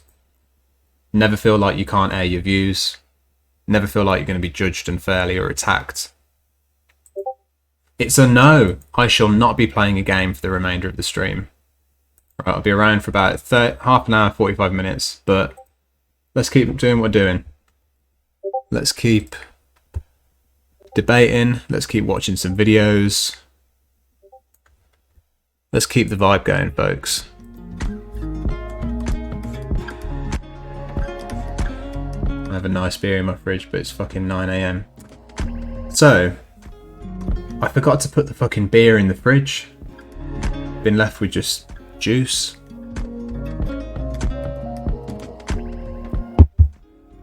Got to put it in the fridge. Sad times. What can you do?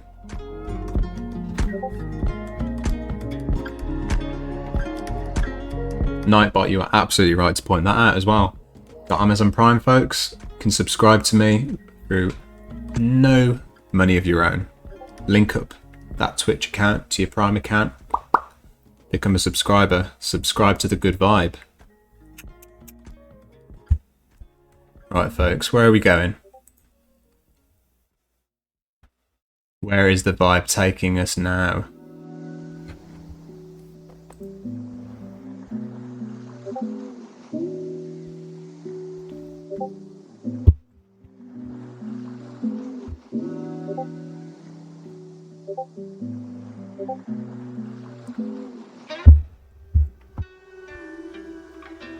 Oh, honestly. These sights. It's a speed normal again. Good. Is it concentrate, or are you among the 5-head elite who use those juicer machine? No, it's concentrate. All concentrate this. Leah, stop baiting me.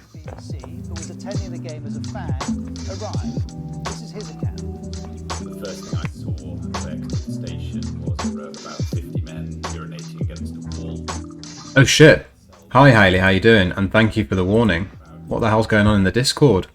The floor had become a sea of broken glass, cans, rubbish. And some England fans didn't seem to be listening to the police advice. Some were arriving without tickets, some did have tickets, and they continued to arrive. At 5 PM, 3 hours until kickoff, Leah. still pouring out of Wembley Park Stadium. Swear to fuck. By this point, Wembley Way I will ban you. thousands of fans, far more than the number of police or the number of security. Don't think that I won't ban friendlies, because I will. Understanding what was to follow, because soon the situation escalated. At 5:44, Stop baiting me. the Daily Mail tweeted from the stadium saying, "If you're coming to the game tonight and you have tickets, please be careful," he says. There's just been 2 separate incidents of crowds trying to storm. Hayley, don't know if you know Leah. Coyd is back there. But she insists on making my mod job hard in Discord. Although actually that's quite a new behaviour from you, Leah. You don't usually spam me with links in the Discord. You usually leave a little rickroll and on your way you go. And this picture shows how security guards were positioned at the entrance to the concourse, in part to check people's negative COVID tests. But by 6 PM, the situation was deteriorating. A barrier by the steps was breached, hundreds poured through. Join us, brother. The juicer machine's produce the nectar of the gods. I want one. Got a blender. I could make juice. There's nothing stopping me. The juicer would be good. It's a lot easier. Need a Discord mod, I think. I do. I'm going to put a call out for mods. So, anybody out there watching, if you would like to mod for the stream or for the Discord, do give me a shout. Some do make it through. Truth be told, I don't really know about how to go about asking people if they want to do it, but I'm happy for people to approach me, and if I know you and I've talked to you, I would be more than happy to give you the privilege to help me out with the job of moderating. Police on horseback brought in to deal with the situation. I'll also put out a shout out soon at some point as well, so that you can officially approach me through the Discord. While the Telegraph journalist Ewan Somerville was also watching, at 6:41 PM he tweeted, You can get a little glass one cheap enough and pretty good. tried to Ooh. huge crowds at the main entrance, he reported, Neon Daydream, I can see you're passionate about this. This is just you having juices after your hikes, presumably, your 5 mile hikes, 5 hour hikes. Pushing through COVID barricades, and now for some, Don't mind Mod, I'm not here constantly though, so you may want to check somebody who's here all the time. Haley, I appreciate that. I might message you if that's alright. towards the stadium to see them here, and the stewards are And I'll get you set up. was clear to those caught up in it. At 7:44, And then I'll put out...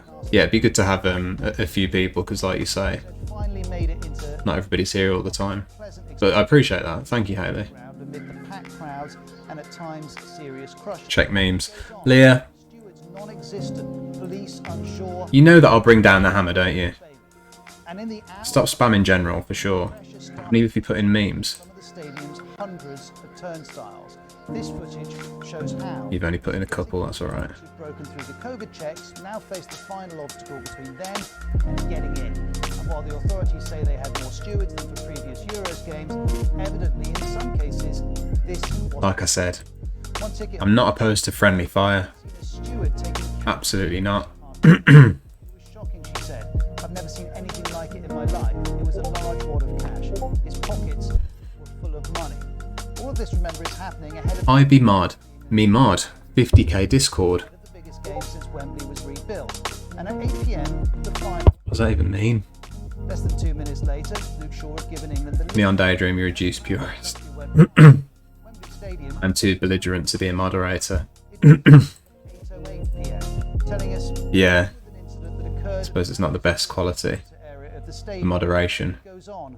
By definition, Breaches of people it's about being moderate. getting inside the stadium. No, it doesn't really mean that, does it? That there were, and inside the stadium, those fans were finding places to watch the game. At 8:09 p.m., You mod a 50k Discord. Got you. fans just below us have arrived to find their seats have been taken. They look devastated. Only issue with you being a mod layer is that you have literally done something just now that being a mod The first half was coming to an is end. designed to prevent, which is spamming the fuck out of my Discord with memes. There was a So that's my only kind of point of contention with that. stadium stating anyone inside the stadium You see what I mean? would be ejected. That though was far easier said than done. You get where I'm coming from? Teams were back out for the second half, and as Italy applied more and more pressure on England, so some Gonna give you up. pressure on the whole event. Gonna let me down. Gonna run around and desert me. The area behind the goal England's attacking that in the second half, That's what mods do, troll and meme. the section has described it as a complete nightmare. No one's been able to get in or out. But then I have to moderate you, Leah. So then you're moderating everybody else and I'm moderating you. Fans without I suppose in a trade-off, maybe that's worth it. goal. Perhaps some ticket holders were doing the same. Either way, Is it? there were too many people. Simon Cooper was there. That's the point, is it? Times. He tweeted this picture and described Could do as I say, not as I do kind of thing. That's how you'll operate, yeah? standing insurgents. In his next tweet, Simon adds, they, the security, aren't that worried about hooliganism. A few yobs hitting each other or Mods tend to like to troll the streamer. There's a difference between poking fun and engaging behaviour and wanted in the community. Very true. I'd much rather have trolling than another Hillsborough. There was a risk of that last screaming obscenities at me, as football fans know. for example. Disaster at Hillsborough Stadium. I think I've banned my mods more than everybody else combined. There was no serious crush this time, but there was violence, and there were people in the stadium who shouldn't have been. And with the clock approaching 11 p.m., the game had reached penalty. Right. With this save, Jean-Louis Leah, do you want to do it? hero, and England had lost. But the work of the police was not done. Do you want to do it? At 2 a.m., the Metropolitan Police put out a further statement saying I'll put it another way. completed its work at Wembley, that there were 49 arrests. Would you like to do it? Officers were injured when they confronted volatile crowds. I think I would like you to moderate. The police said. Because you have certainly shown a good eye for things in the past. Racism aimed at England's players was the Even though you do troll me. was what happened at Wembley. The Football Association now announced a full review and said the people You'll do it? Alright, let's talk. the England team and to all I'll sort it out. fans who wanted Appreciate it, to Leah. one of the most important matches in our history. It goes on. We will work with the relevant authorities to take action against anyone who's identified to have illegally forced their way into the stadium. And Just having a look at the memes you've put. for some, the damage is done. There were the fans who were intimidated and scared.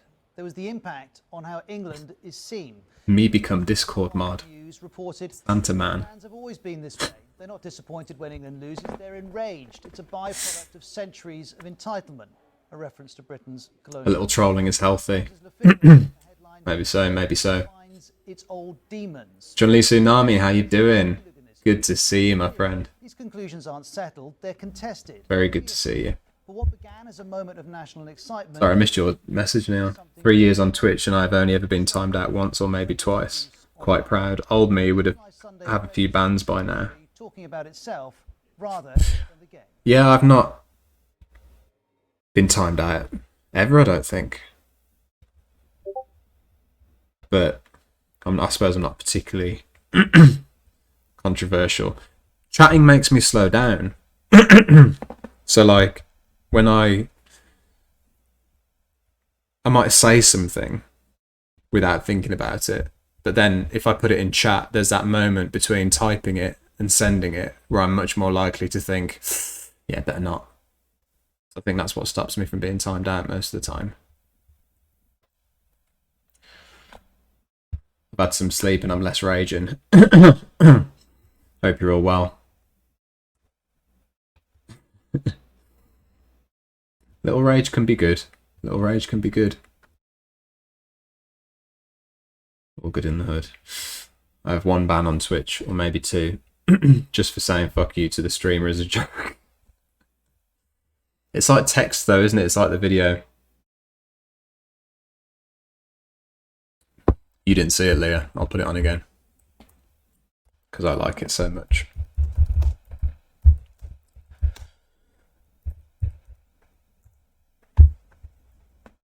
It's like this.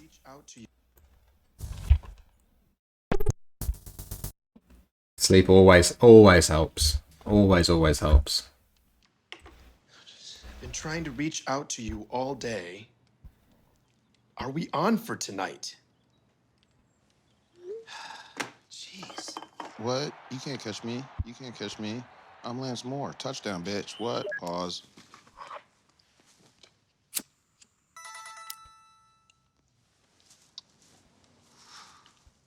Oh, shoot. Keegan's been texting me. Sorry, dude. Missed your texts. I assumed we'd meet at the bar. Whatever. I don't care.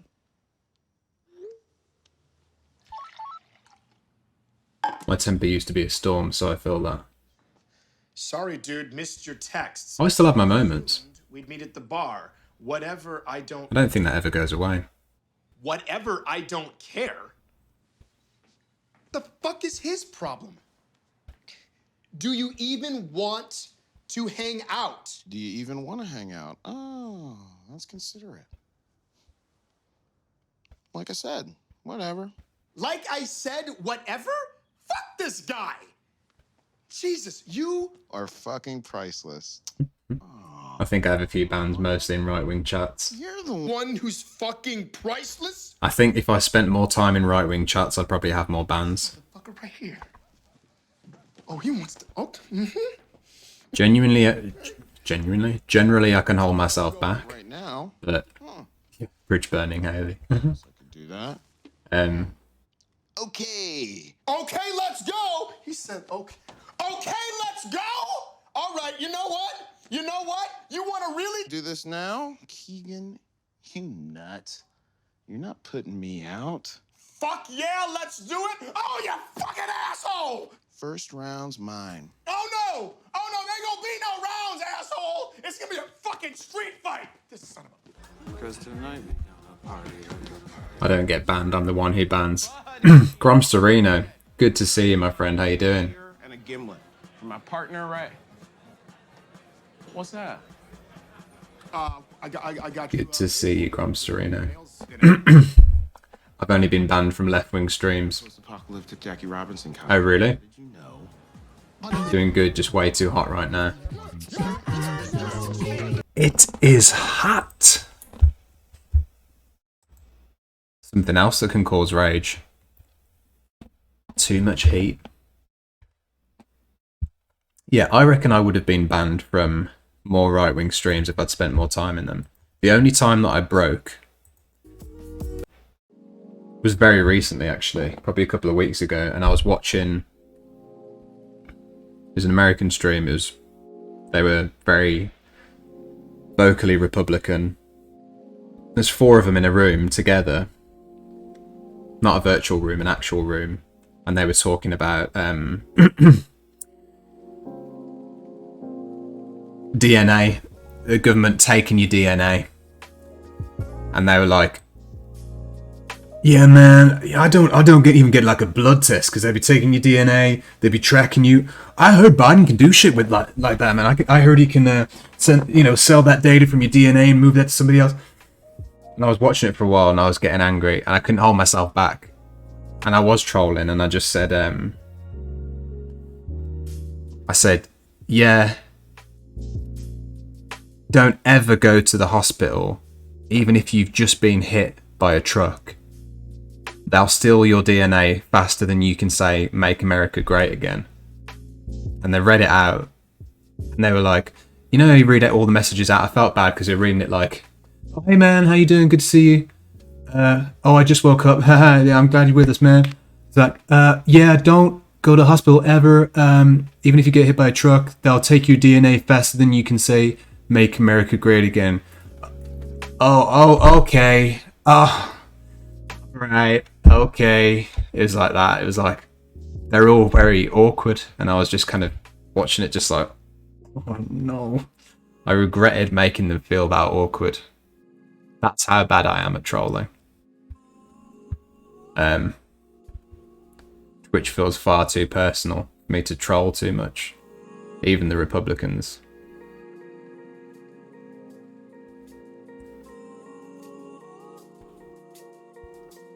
I'm lucky it's not too hot right now over here. At least not at the moment. It was hell yesterday. Hasn't been hot in London for a long time. Last time it was good weather in London was probably... it was like a week and a half ago, at least. Summer, you could be mistaken for thinking it was autumn. Right, not over. It's gonna get up to 90 here today. Shit. The government has my DNA, don't ever get arrested. Exactly. No, bringing that up, yeah.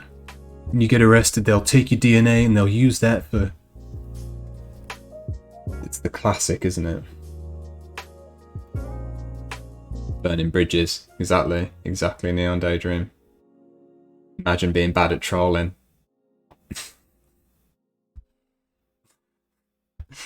Who needs to change minds when they're all on fire? Only a minor group of Republicans are bad.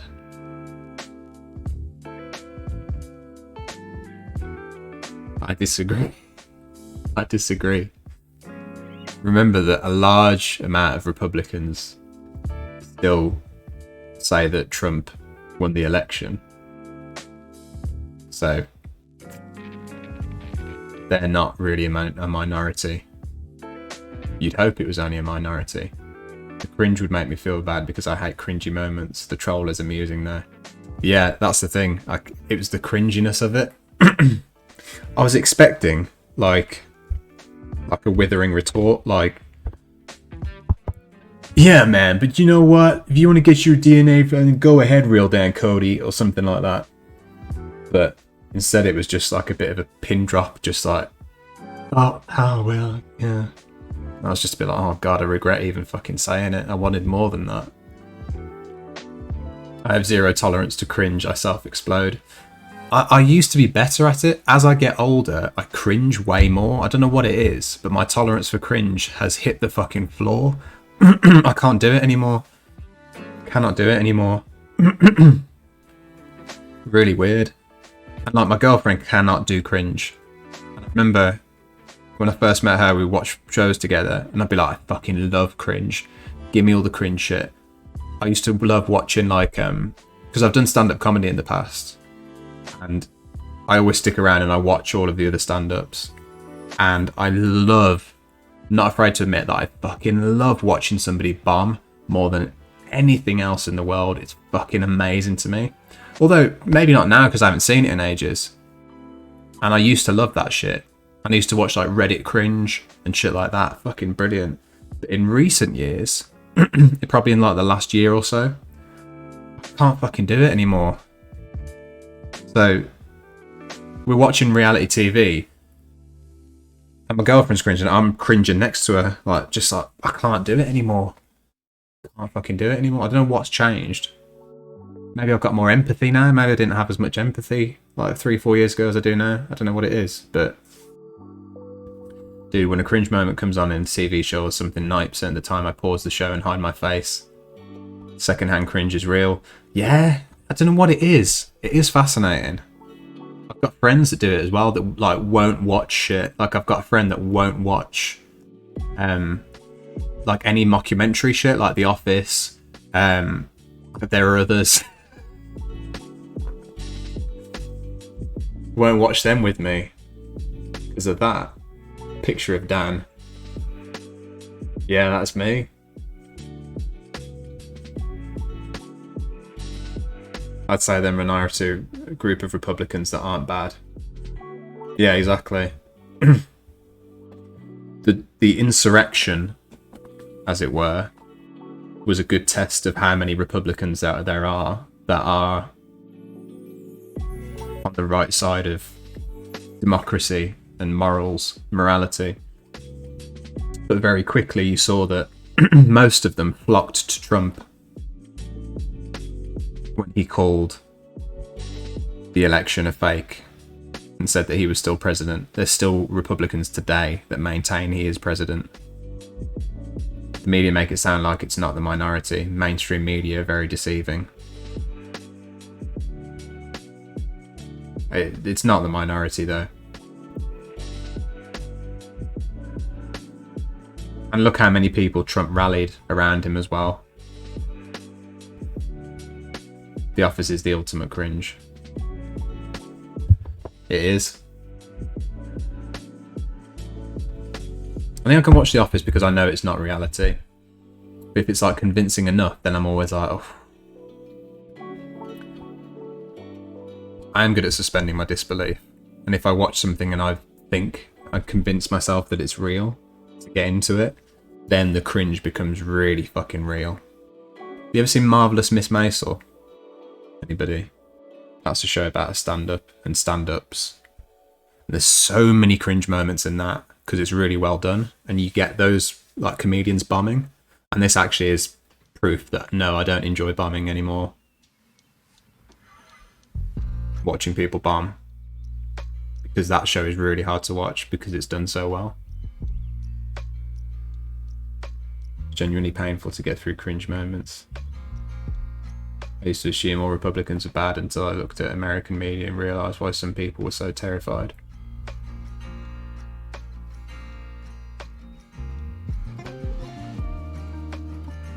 Yeah.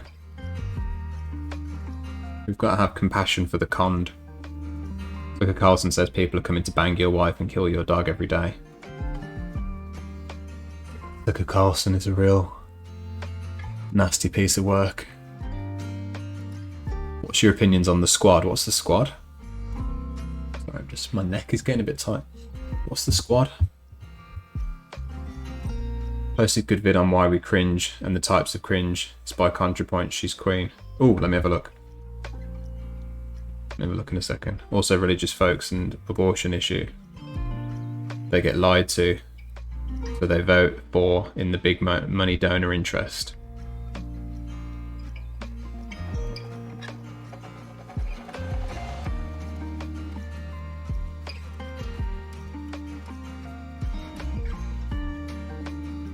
I was thinking about abortion earlier. I don't think USA Hold is still here, but you're doing a great stream on the subject of... I don't know if you started off... I don't know if it was all about the subject of it, but when I tuned in, they were talking about abortion and relationship between religion and abortion, and obviously the right wing pick up on abortion as a subject. And it made me think... right-wing figures are so quick to say that the left is soft and weak and over emotional, and the fact that on the left we have this very pragmatic approach to abortion stands in such strong direct contradiction to that claim. You know, the right wing approach it from this almost philosophical perspective, whereas on the left we approach it very, very practically. I'll expand on that in a second as well once I've read through a few messages. I do feel quite passionately about abortion, but from a statistical perspective. I'll be honest, I hate how the left talks about abortion almost as much as the right. I understand the anger though. Yeah, I am. Abortion was one of the last issues I came round on after being a leftist. I held on to it for a while. That's quite interesting.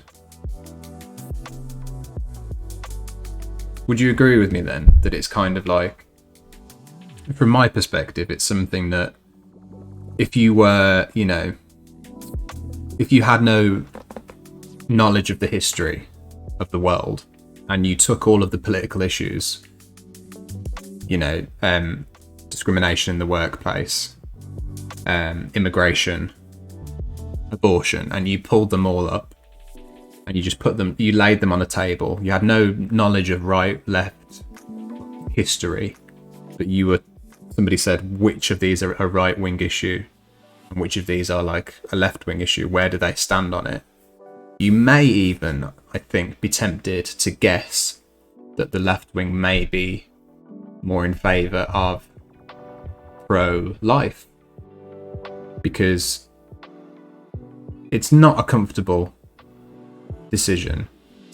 You know, it's an awful decision to have to make, really, for a lot of people that choose to have an abortion or have to have an abortion.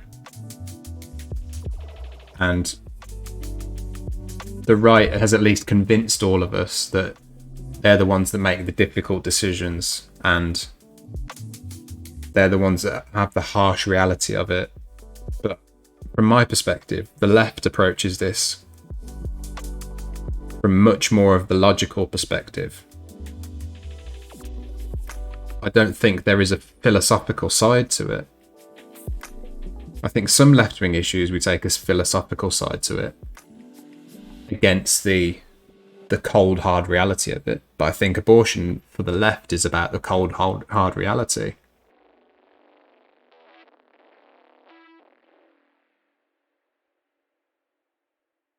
I'd have less issues if the right weren't lying about abortion, telling extremely religious people that Democrats want everyone to abort babies that are already born and shit like that.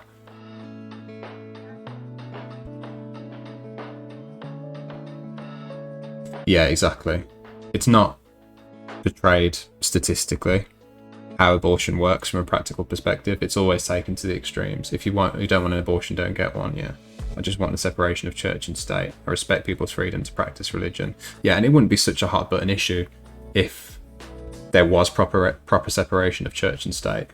I think I would be personally not for it, but I think it should be legal. I just hate how people don't talk about it with respect. How we as a people decide when life starts is a very important question. Yet both sides too busy attacking each other, ideally, should not be a political issue, but alas. It's a dishonesty that frustrates me. No one is trying to abort babies at 30 plus weeks.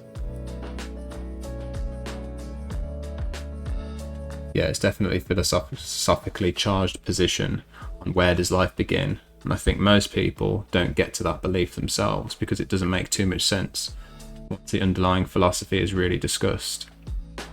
I think it's a philosophy we adapt because we get told to all the time.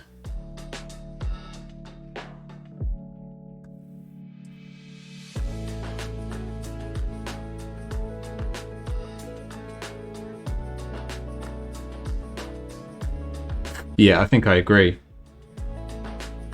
Sorry, I'm just reading through the other messages as well. Abortion safe, legal, rare. Yeah. agree there.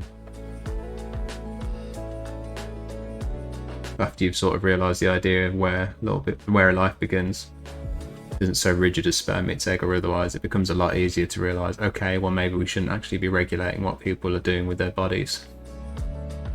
Yeah, because it's not adapting to anybody's personal choice, is it, about these things?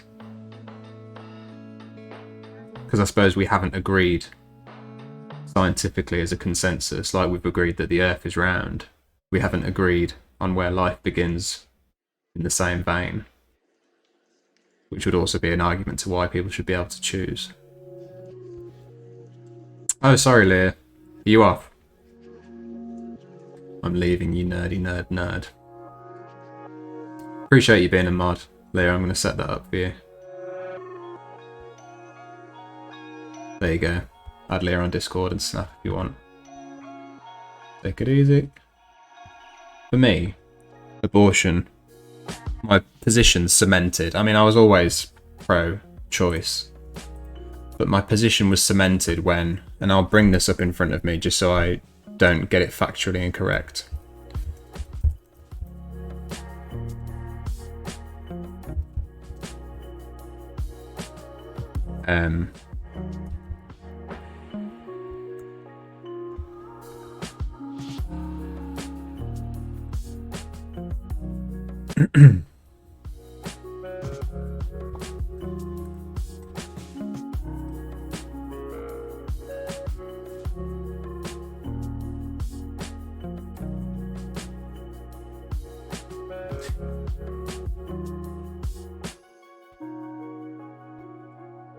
It's the idea that abortion has such a dramatic effect on the ability for underprivileged families to live productive, healthy lives. So, New York crime stats example, which I'm sure some of you will be aware of. The idea that for years the city of New York was dealing with its crime problem through various wild measures, war on drugs, etc., things that weren't working, that suddenly one year saw a dramatic fall, and they could link it back to Roe v. Wade, legalization of abortion, and figured out that families that were previously having pregnancies, could not afford to raise a child, were forced to have these children because abortion was illegal. Those children were much more likely to get involved with gangs, criminal life, be arrested, spend time in jail. But once abortion was legalised, the families that knew that they couldn't afford to have a child and knew that they wouldn't be able to provide it a good life were able to have an abortion. And suddenly, when these children that weren't born, when it reached the point where they would have been 18, 16 to 18 to 20, whatever, what have you, started to enter the legal system, prison system, that wasn't happening because they weren't born. And that's like a harsh reality. Bring back to my point of that's like an incredibly pragmatic approach to something. But on the left, we know that this is a reason to have legalized abortion as well, is because some people cannot afford to have children, and we know that when people can't afford to have children but are forced to have them, those children are far more likely to have a shit life. For me, ever since I've learnt that, my position has been super fucking clear. I think some people on the left push the "it's just a clump of cells" a stance that shits on the moral complexity of a woman choosing to make this choice and the complex feelings that women go through.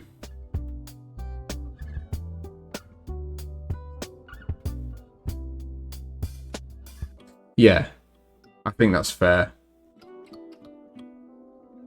I think whatever side of it that we're on, we need to acknowledge that it's a difficult decision, to put it lightly. Yeah, I just want it to be choice for the individual. Legal and safe access. Yeah, I agree. I will go now. I need to watch Senate hearing in Brazil. Quince45, always good to have you with us, my friend. Because where life begins is a scientific thing.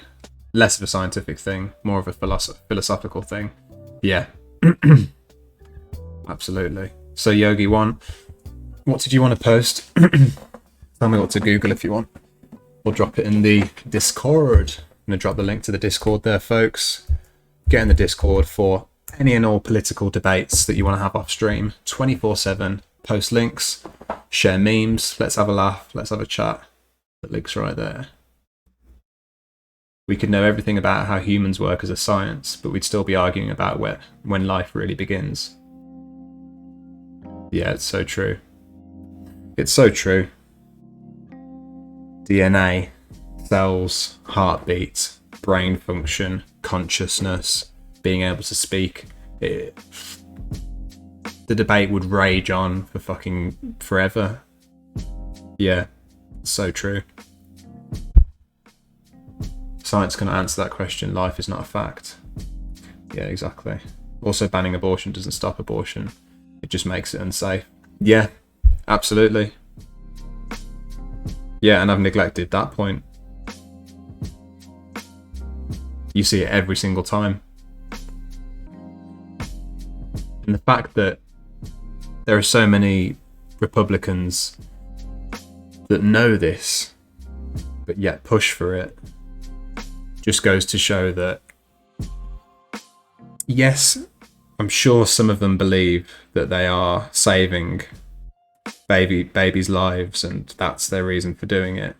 But those same politicians will also know that they are sending women into incredibly harmful situations where they have to get alley abortions, children being sent to foster homes, children ending up in the justice system because they can't afford to have a normal life. So what does that tell you about really how much humanity is involved in the decision? Push for pro-life. I'm curious, given the general opinion here about abortion, does the same logic relate to the jab? Might expand, please. I personally push for contraceptives and ease of access to education.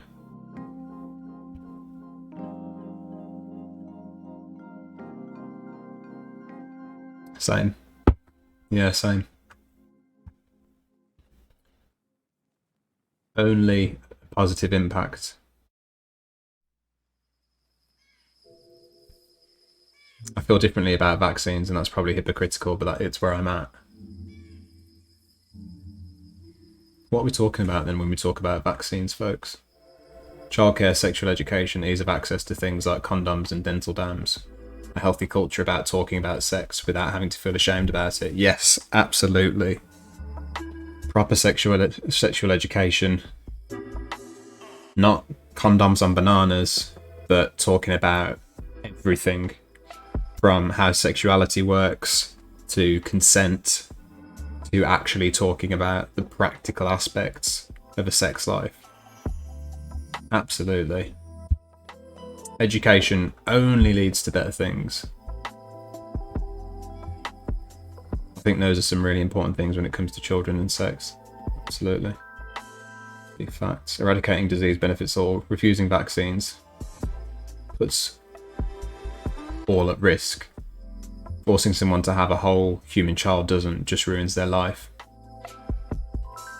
Right, so your difference is that you'd believe in forcing vaccines where you wouldn't believe in forcing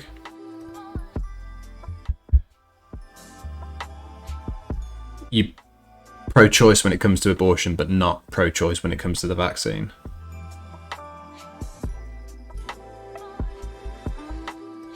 Would that be? I didn't mean to spark the abortion debate. Did you spark the abortion? It's all good. It's all good. No one subject particularly deserves more or less attention than the other. It's all good, whatever direction we're going. Just something I can understand influencing certain voters. No, yeah, and I think I took it in that direction as well because, like I said, and the lovely USA hole raided us earlier, and they were talking about it when I was drinking my coffee this morning, and it stuck in my head. So I was keen to get Chat's view on it. Strong and well-funded kids in care suffer. Exactly, it's a cycle. My mum is an adoption baby, made me want to do it. I love that. Kids in adoption and foster services get treated like shit, and it's disgusting. Yeah, and again, a lot of these people that push for people to be forced to have a baby and keep a baby, sorry, they know that they're just going to get forced to give that child away, but they still push for it. And that disproportionately affects underprivileged and people on the poverty line. So it's the money again, isn't it? They know full well that working class families are going to be the ones that are giving away these children to foster homes for the most part. It's not going to be the upper class families not being able to get an abortion that are then going to have to send that child to a foster home. As handsome as my child would be, I'm sure they would be. Pro-life until the baby is born, then everyone can fuck off. Yeah, exactly. How much humanity is really involved? At least they have a chance at life if they're in a foster system. Yes, that's the purest pro-life position, isn't it? But what kind of life? What kind of life are we pushing for?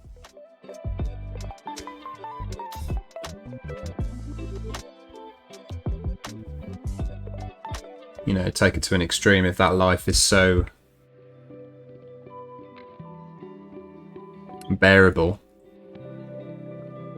that you end up not even wanting to live it, is it right that that person was forced to bring that life into the world, knowing full well how it would end up?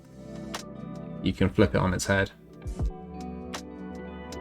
If I at some point in my life decide I want kids, I want to adopt kids, I don't think enough people do, because we have this weird idea that kids have our DNA as somehow more valuable and better than adopted kids, so adoption is like a secondary option. Yeah. It's one of those prevalent kind of things. But I think that's the human condition. I think we're a bit obsessed with legacy as human beings, and I think a lot of what we do is about the idea that we don't want to die, that we want to, in whatever way we can, live on forever. I think that's why people are so obsessed about keeping their lineage going and keeping their family name going. I mean, there's the 1% as well who just want to make sure that their money never goes away. They want to take their money with them, in a sense. But then I think for most people, it's just that idea that, and it's a construct, I suppose, like anything else. We haven't been able to get around this, I guess, past this idea that if you don't, you know, give your DNA to something else, like you say, it's not really your child. And it is harmful, you know, for the reasons that we've just said. Foster homes and the conditions of foster homes. If this was a more normal thing to do, and it was normalised and a more popular choice, it would be treated better. But it's one of these myths that keeps us just fucking up everyone's life. Kids in care are often abused, yeah. They cannot form attachment properly, which will impact their whole life negatively. Absolutely. Absolutely. And fuck all people push for funding, yeah. Not necessarily forcing vaccines, I just think it's an unfair comparison. Yeah, I don't really put it on the same cheat for those reasons. So I think they are different issues.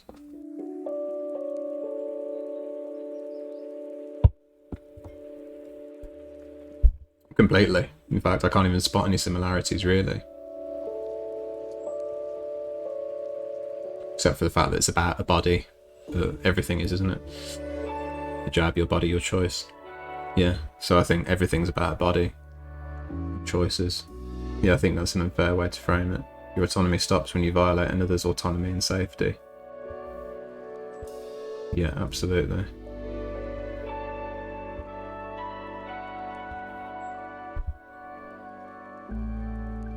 I'm full statist when it comes to vaccines. You want to choose not to get jabbed, cool beans, but no public transport for you. 100%. 100%. And I've talked about this at length, you know, the idea that when it came to this global pandemic,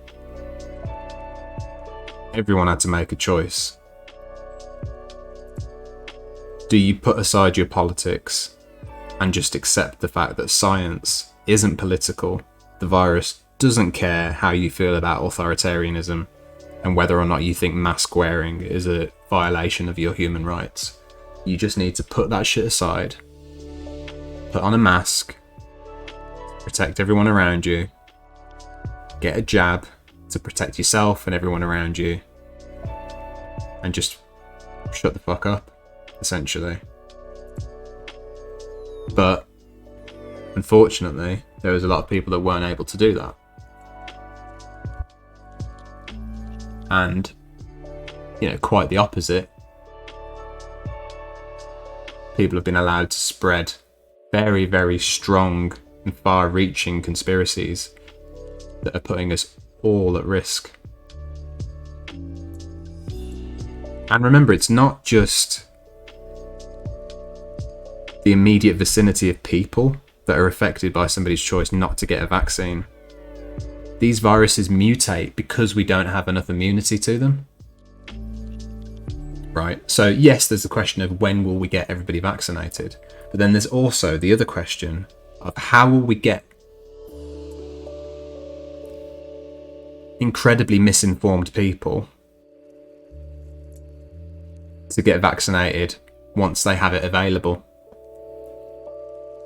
Because that too is a huge fucking issue, and if we don't get that solved, we'll end up with more mutations of the virus and we'll be right back to square one, because that's how it works. Your body, your choice doesn't extend to dangerous criminals. Why should it extend to those who endanger the lives of countless people simply because they don't want a little jab? Exactly. And people act like the jab is something that's very new, and we've never had this debate before, but people get jabs as mandatory all the time, especially if you do a particular job. Also, the whole pregnancy and birth can be traumatic. I have a friend who had to have her child adopted and it broke her heart. Wow. Yeah, that sounds horrible. What if they can't get their jab because of other medical reasons? Yeah, then no jab. But the stats work. If everybody who couldn't get a jab, medical reasons, didn't get the jab, and everybody that could have the jab did get the jab, we'd still reach herd immunity, and we'd still prevent the virus from mutating, and we'd still solve the pandemic. It works. It works out. But if people who can't get it don't have it, and the people that just don't want it because they think Bill Gates can track them with it don't get it, then we're fucked. And that's fine, isn't it? Some people literally can't get vaxxed. Yeah. All fuckers who have compromised immune system deserve to be protected. If patriotism was to ever exist, it should be for this reason. Yeah, exactly. Small price to pay. People fighting fascism gave up much more. I think our generation can deal with a jab and at worst a week of being in bed. Yeah. I always approach this from a factual basis.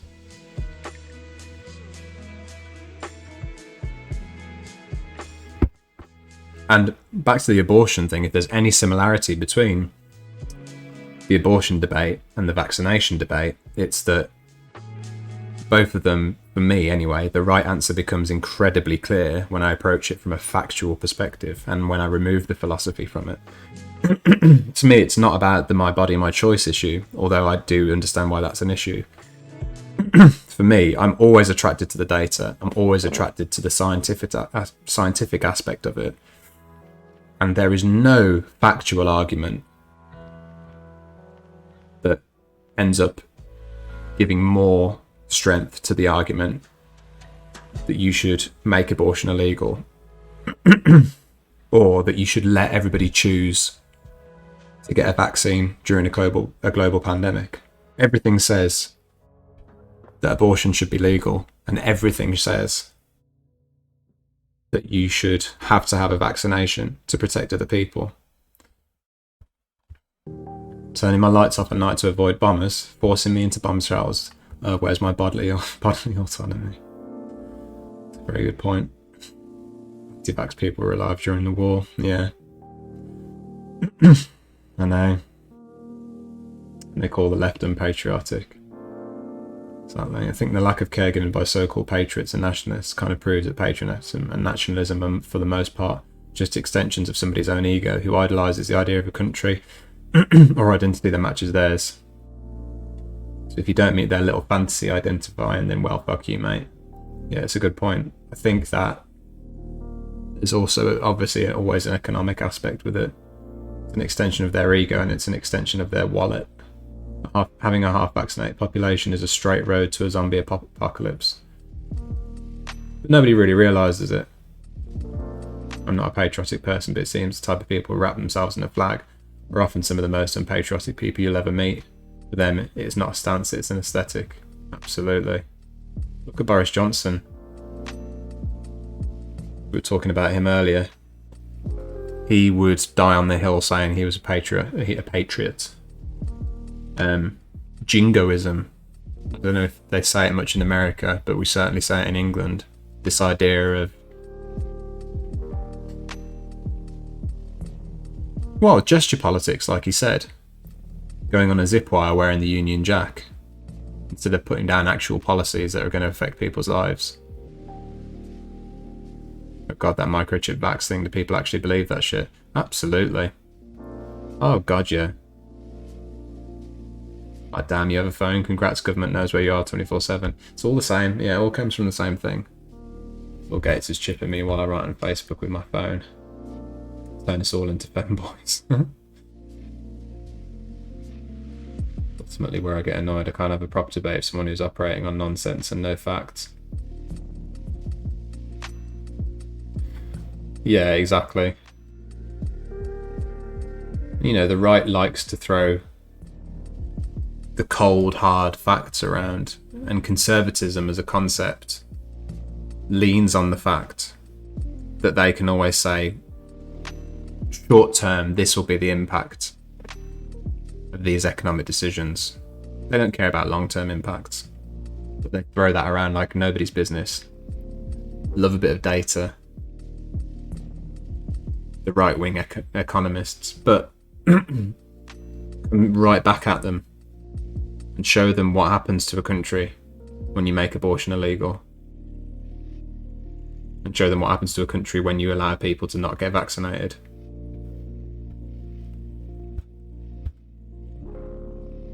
Gonna head off in about 10-20 minutes, by the way, folks. I remember my brother saying his BCG jab was a microchip, and that's the reason it left such an odd scar. Yeah, that's a problem. But, you know, he's obviously read something. Probably incredibly persuasive, unfortunately. Automod didn't like my exclamation point. Hey Rocky Flame, how you doing? Good to see you, my friend.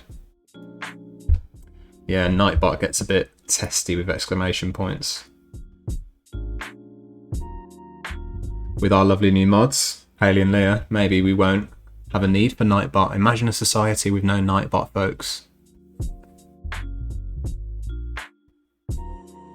Blacks don't care about feelings, they say with elementary level understanding of biology. Yeah, I forgot about that one. Facts don't care about your feelings.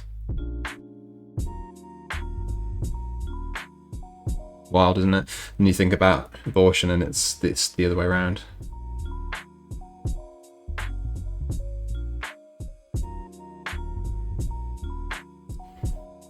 It's basic biology. All the biologists who actually know what they're talking about. Yeah, that's the problem. It's basic. These twats, fucking liberal scholars trying to brainwash us. The Auschwitz Memorial had to call out an Irish MP. Like, what the fuck? I'm Jewish and that's embarrassing.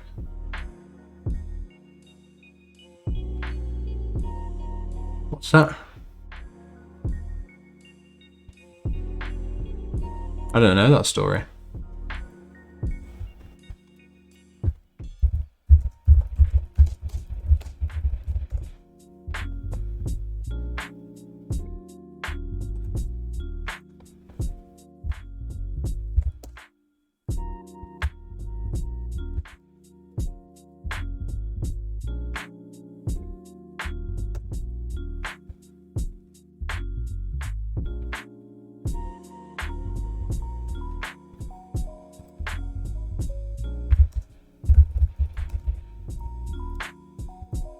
Jeez. What the fuck? Why can't I spell your name, Hayley? What is this inability for me to spell your name? Oh, there you go, I've done it. Fuck me. There you go, Hayley, you're a mod. First mod of the stream, folks. Everyone say congratulations to Hayley, folks.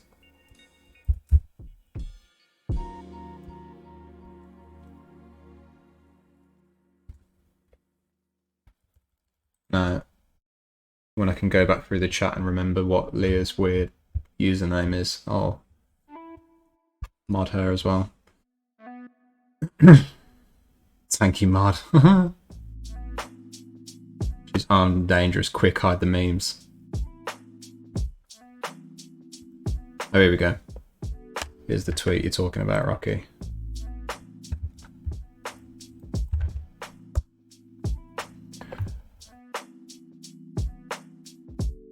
Oh, yeah, you've got the sword. Bisexual of the blade, I like that. Bisexual of the blade. For some reason I read in my head that was very Gandalf saying that. Holocaust, the destruction of European Jews. 7 online course about the history of the Holocaust, all parts below. Nice one. Cheers for that.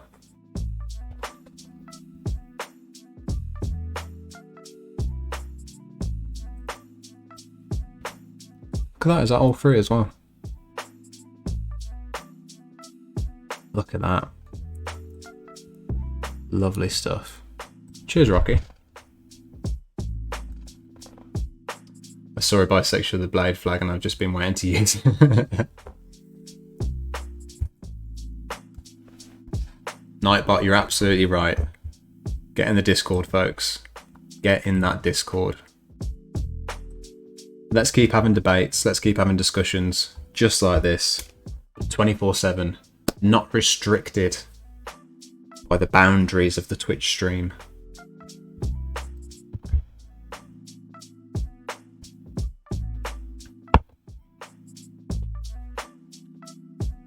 Yeah, get it in the Discord, Hayley. Goblin Toes, be great to see you in there.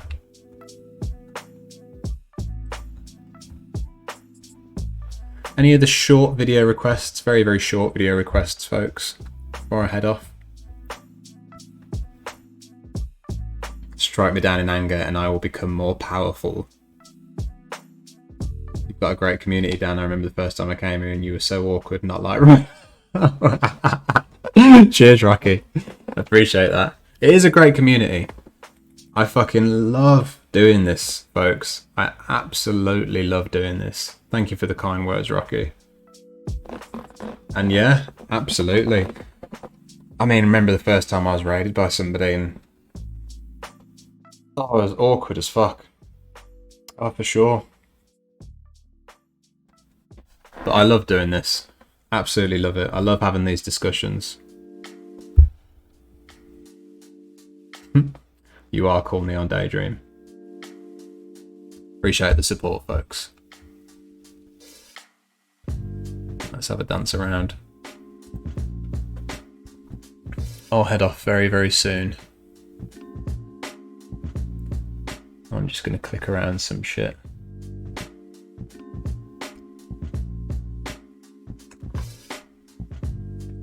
I'm always showing the same shit when I click on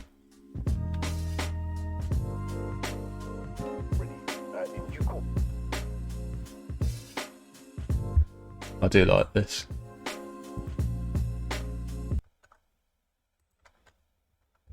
We're back to streaming again tomorrow. Yeah, tomorrow night. Tomorrow night. Ah, thank you, Goblin Toes. It's been great having you. Really appreciated your perspective.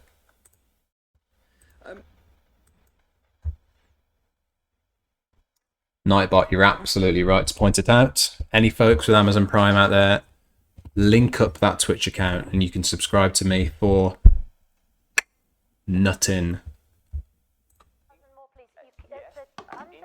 Under a Tory government, 21,000 police officers were lost. Oh my flipping balls. I knew this day would come. We've been rumbled. Okay, just say exactly the same thing that you just said. Well, we're putting 20,000 more police on our streets. And I think that's incredibly welcome to people. Is that a sentence? That is incredibly welcome to people. That doesn't even cover the cuts. He knows that. He can do the maths. Probably. Just, oh my God, I've got nothing. Just say it again. More police. We're going to have more police on our streets. We won't even have as Cheers, many Hayley. police officers as you cut. Yes, we will. Yes, we will. And furthermore, you're going to have to say it again. I'm sorry, I've got nothing. We're having 20,000 new police officers. In fact, perhaps if you keep saying it, the interview will ingest itself and disappear from the fabric of time. I mean, that really is your best bet right now. You cut 21,000 police officers. All right, that's enough. I give up. We're going to have to go to the fail-safe answer, okay? Just read this out. Susanna, I'm not going to lie to you anymore. We're in trouble. The party's in trouble. The country is in trouble. We're in a mess, and it's a mess of our own making. But I'm pleading with you this morning. I'm pleading to the nation. Give us another shot. I believe in Britain. I believe we can put things right better than anyone else. Sure, I could reel off more numbers and more statistics, but you know what? It doesn't matter anymore because no one believes anything we say. And who can blame them? But here's something you can believe. If we get in with a majority on December the 13th, I promise you, we'll put things right. We'll make you proud of this party, and we'll make you proud of this country again. we're going to have more police on our streets as a... Oh, you turd! Boris Johnson has only been for... Right, abort this interview now, you hopeless flan. You've lost, okay? And if you mention 20,000 more police again, I swear to God I'm going to... He's committed to 20,000 more... It's good, this, isn't it? Pumpkins! Maybe down to a higher likelihood of people from black and minority... Pasta pesto and black pudding. Yes. Frontline occupation. Yes, Neon. Both in transport... social care. And in the health service and social care. Really good, nearly over. We've been talking about the importance of doing more. How many black people are in cabinet? Oh, hang on. Pretend you didn't hear that. I'm so sorry, I didn't catch that question, Sophie. How many black people are in the current cabinet? Oh, God, it sounds worse than it did before. It's great, isn't it? Good start. There's a whole series of people from a black and minority ethnic background. Including... Oh, God, this booklet is so white. Two cabinets I've sat in... Keep padding for time. Talk about diversity. And listens to a diversity of views. And it's diversity of thought that's the really important thing when you're taking those big... What does that mean? Decisions around the cabinet table. How can you be meaningless and offensive at the same time? Boris Johnson leads. Oh, come on. Is this a list of Tory cabinet posts or is it a Dulux white colour chart? I just don't know. It happens that the more likely to find Jim Davidson in here. Oh, I got it! Kwasi Kwarteng! Kwasi Kwarteng was sitting around the cabinet table with me. Yes, that's fine. That's fine. I mean, he's a junior minister, but that's fine. You know, it's enough. That's one. It's enough. It's enough. It's enough. Okay, I'm going to take a break for a few minutes because I'm going to be sick. Be right back. He's such a good actor, that guy, as well. Hello. Here we are on the campaign trail. I've got my coffee with me and we're raring to go. We're in a beautiful part of the UK today, and I'm very excited to be here because today I'm going to announce that we're increasing spending by 50%, just here alone, which is very good news. And that will mean an increase of 20%. I'll put a link in the Discord. Very happy indeed. I'm very glad, and I've got my coffee with me. Spicer's an absolute legend. Yeah, I like this guy. To be here. Also, we're going to be making sure that services are not cut. He's such a good actor. Is going into services. So that's great news. I've got my coffee with me and we're raring to go. I've never been here before, but I'm looking forward to being here. As I say, it's good to be here. And I've got my coffee with me. Are we caught in something of a catch-22 with contact tracing? Because most of us are trying to isolate ourselves as much as possible.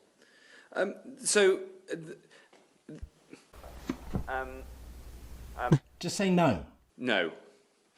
Is the short answer. Shit. The long answer. But it's reality. And the slightly longer answer is that we're not. This is what he's actually like. We're not caught in a catch-22. And social distancing measures are still very important, even in the Isle of Wight, where we're trialling the app. Social distancing measures are the thing that is doing the... Are the thing that it's doing. We got one of them. Hold it together, Matt. Try to say the Good words enough. rather than let them dribble out of your wobbly Yeah, that's good enough. Home, protect the NHS, save lives. That's still really important. Stay at home to protect the NHS and save lives, unless you're in the Isle of Wight. What? Take that back right now, you gibbering omelette. But even in the Isle of Wight, you still stay at home. Still stay at home. Stay at home to protect the NHS. Oh God, that is painful. You're on the Isle of Wight. That you should also install the app because that will help this to be yet more effective. Okay, I think our message of stay at home, save lives, but go out and use our app is starting to confuse people. And it's quite a... Okay, what's important right now is stressing that there is no link between contact tracing and relaxing lockdown measures. We haven't said that you... we can't make changes. We can't make changes before it's up and running. It's just that the lower the number of new cases, the more effective it will be. The lower the number of new cases, the more effective it will be. Fine, move on. But we haven't made a concrete link. Move on. That your question drew. Move on before you get into another one of your muddles. Between the... Too late. They... You do realise that the more you try to explain things on which you have no expertise, the more it becomes apparent that your level of success should not have gone any further than that of a branch manager of a PC World. Oh, fuck. Are you done? There isn't a necessary link between the two. They just... They... Please stop. It's the fact that this actually happened, folks. And you're saying it really slowly, so just wind up and say goodbye, please. Thank you very much indeed. Thanks for all the questions. Very grateful for the opportunity to blah, blah, blah. Very grateful for this opportunity to have set out these details of our track... Yeah, that's crystal clear. God. Track and trace programme, and look forward to seeing you again here. Oh, Matt, just get off. You're not auditioning for the One Show. From here in Downing Street very soon.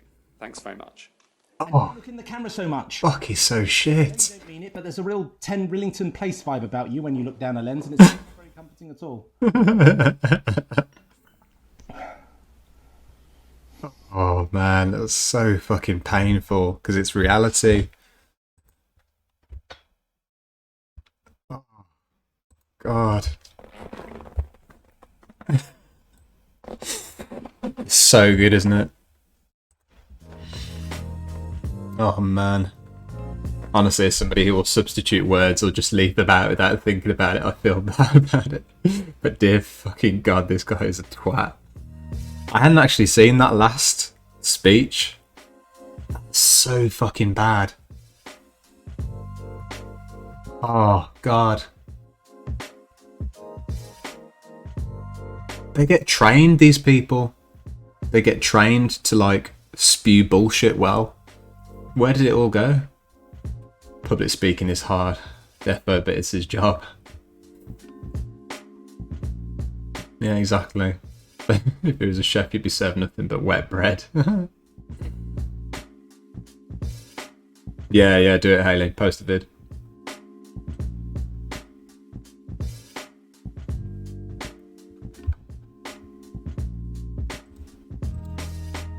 And then I'll probably head off, folks.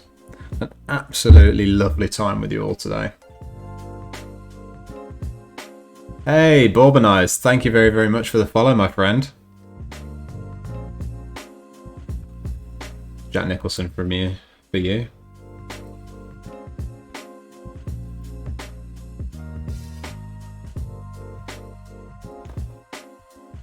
Really appreciate the follows, guys. You make it all worthwhile.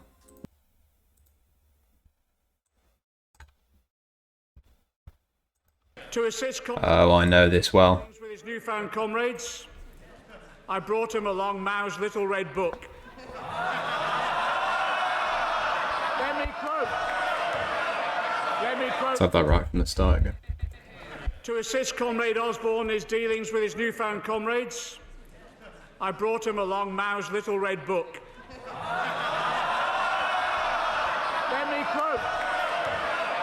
Let me quote, Mr. Speaker. Order! I want to hear about the contents of the book.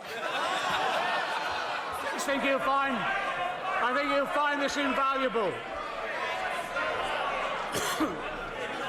Well, let me offer.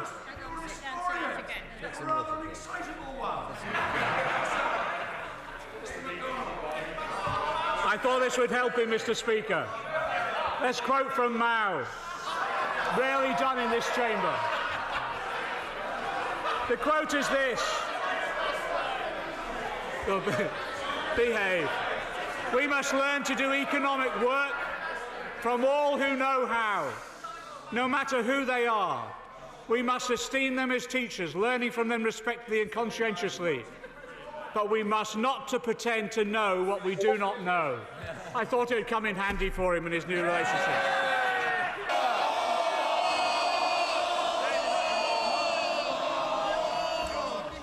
So the Shadow Chancellor Remember him, folks? at the dispatch box and read out from Mao's little red book.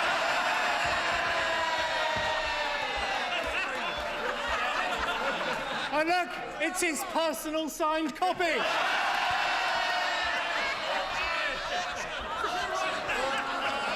The problem is, half the Shadow Cabinet have been sent off to re-education. Very, very clever, slimy little weasels were George Osborne and David Cameron. Throw the book at him.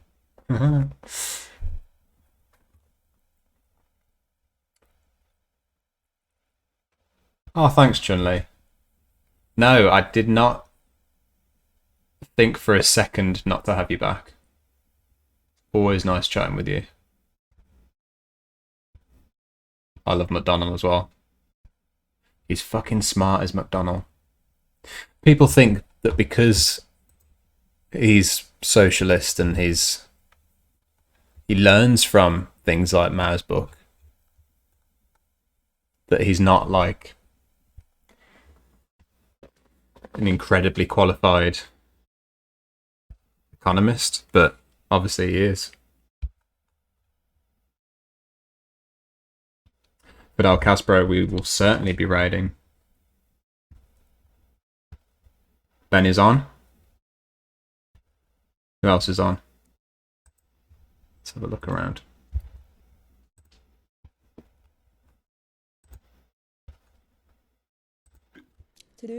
Absolutely lovely chatting with you all today, folks.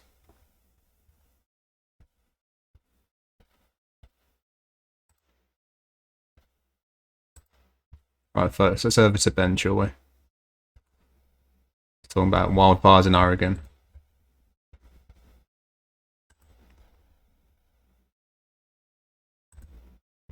Ben who? The lovely Bleep Blump Ben. Right. Folks, I've had an absolutely fucking lovely time talking with you all today. We've got into some issues, and I think, as usual, we've handled them very, very well. Some of the toughest subjects for anybody of any political persuasion to debate. And I think we've done it really, really fucking well. So thank you for that. This continues to be an absolute fucking joy for me to speak to you all. Thank you very much for the follows, for the subs, for the bits, all of the words of encouragement. I learn a lot, and I hope I get to show you some cool things along the way as well. Right, let's go the raid. Let's do this.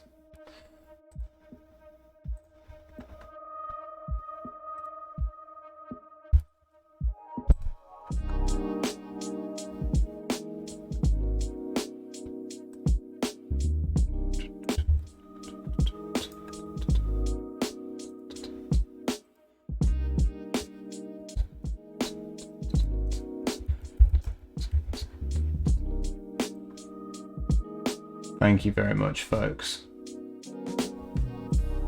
Thank you, everyone. Hayley, Shunli, Goblin Toes, Neon, Sugarnaut. See you all on the next one. Thank you very much, folks.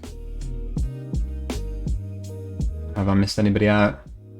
I hope I haven't. It's been absolutely lovely. Right. Thank you very much, Hayley. And thank you for becoming the first mod of the stream. Right, folks, let's head over there and do me a favour. Tell him the British are coming, yeah? Just for me.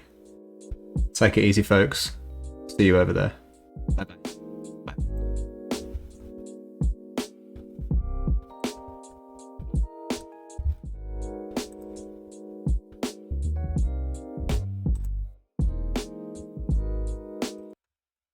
Dan Cody rating with a party of 50.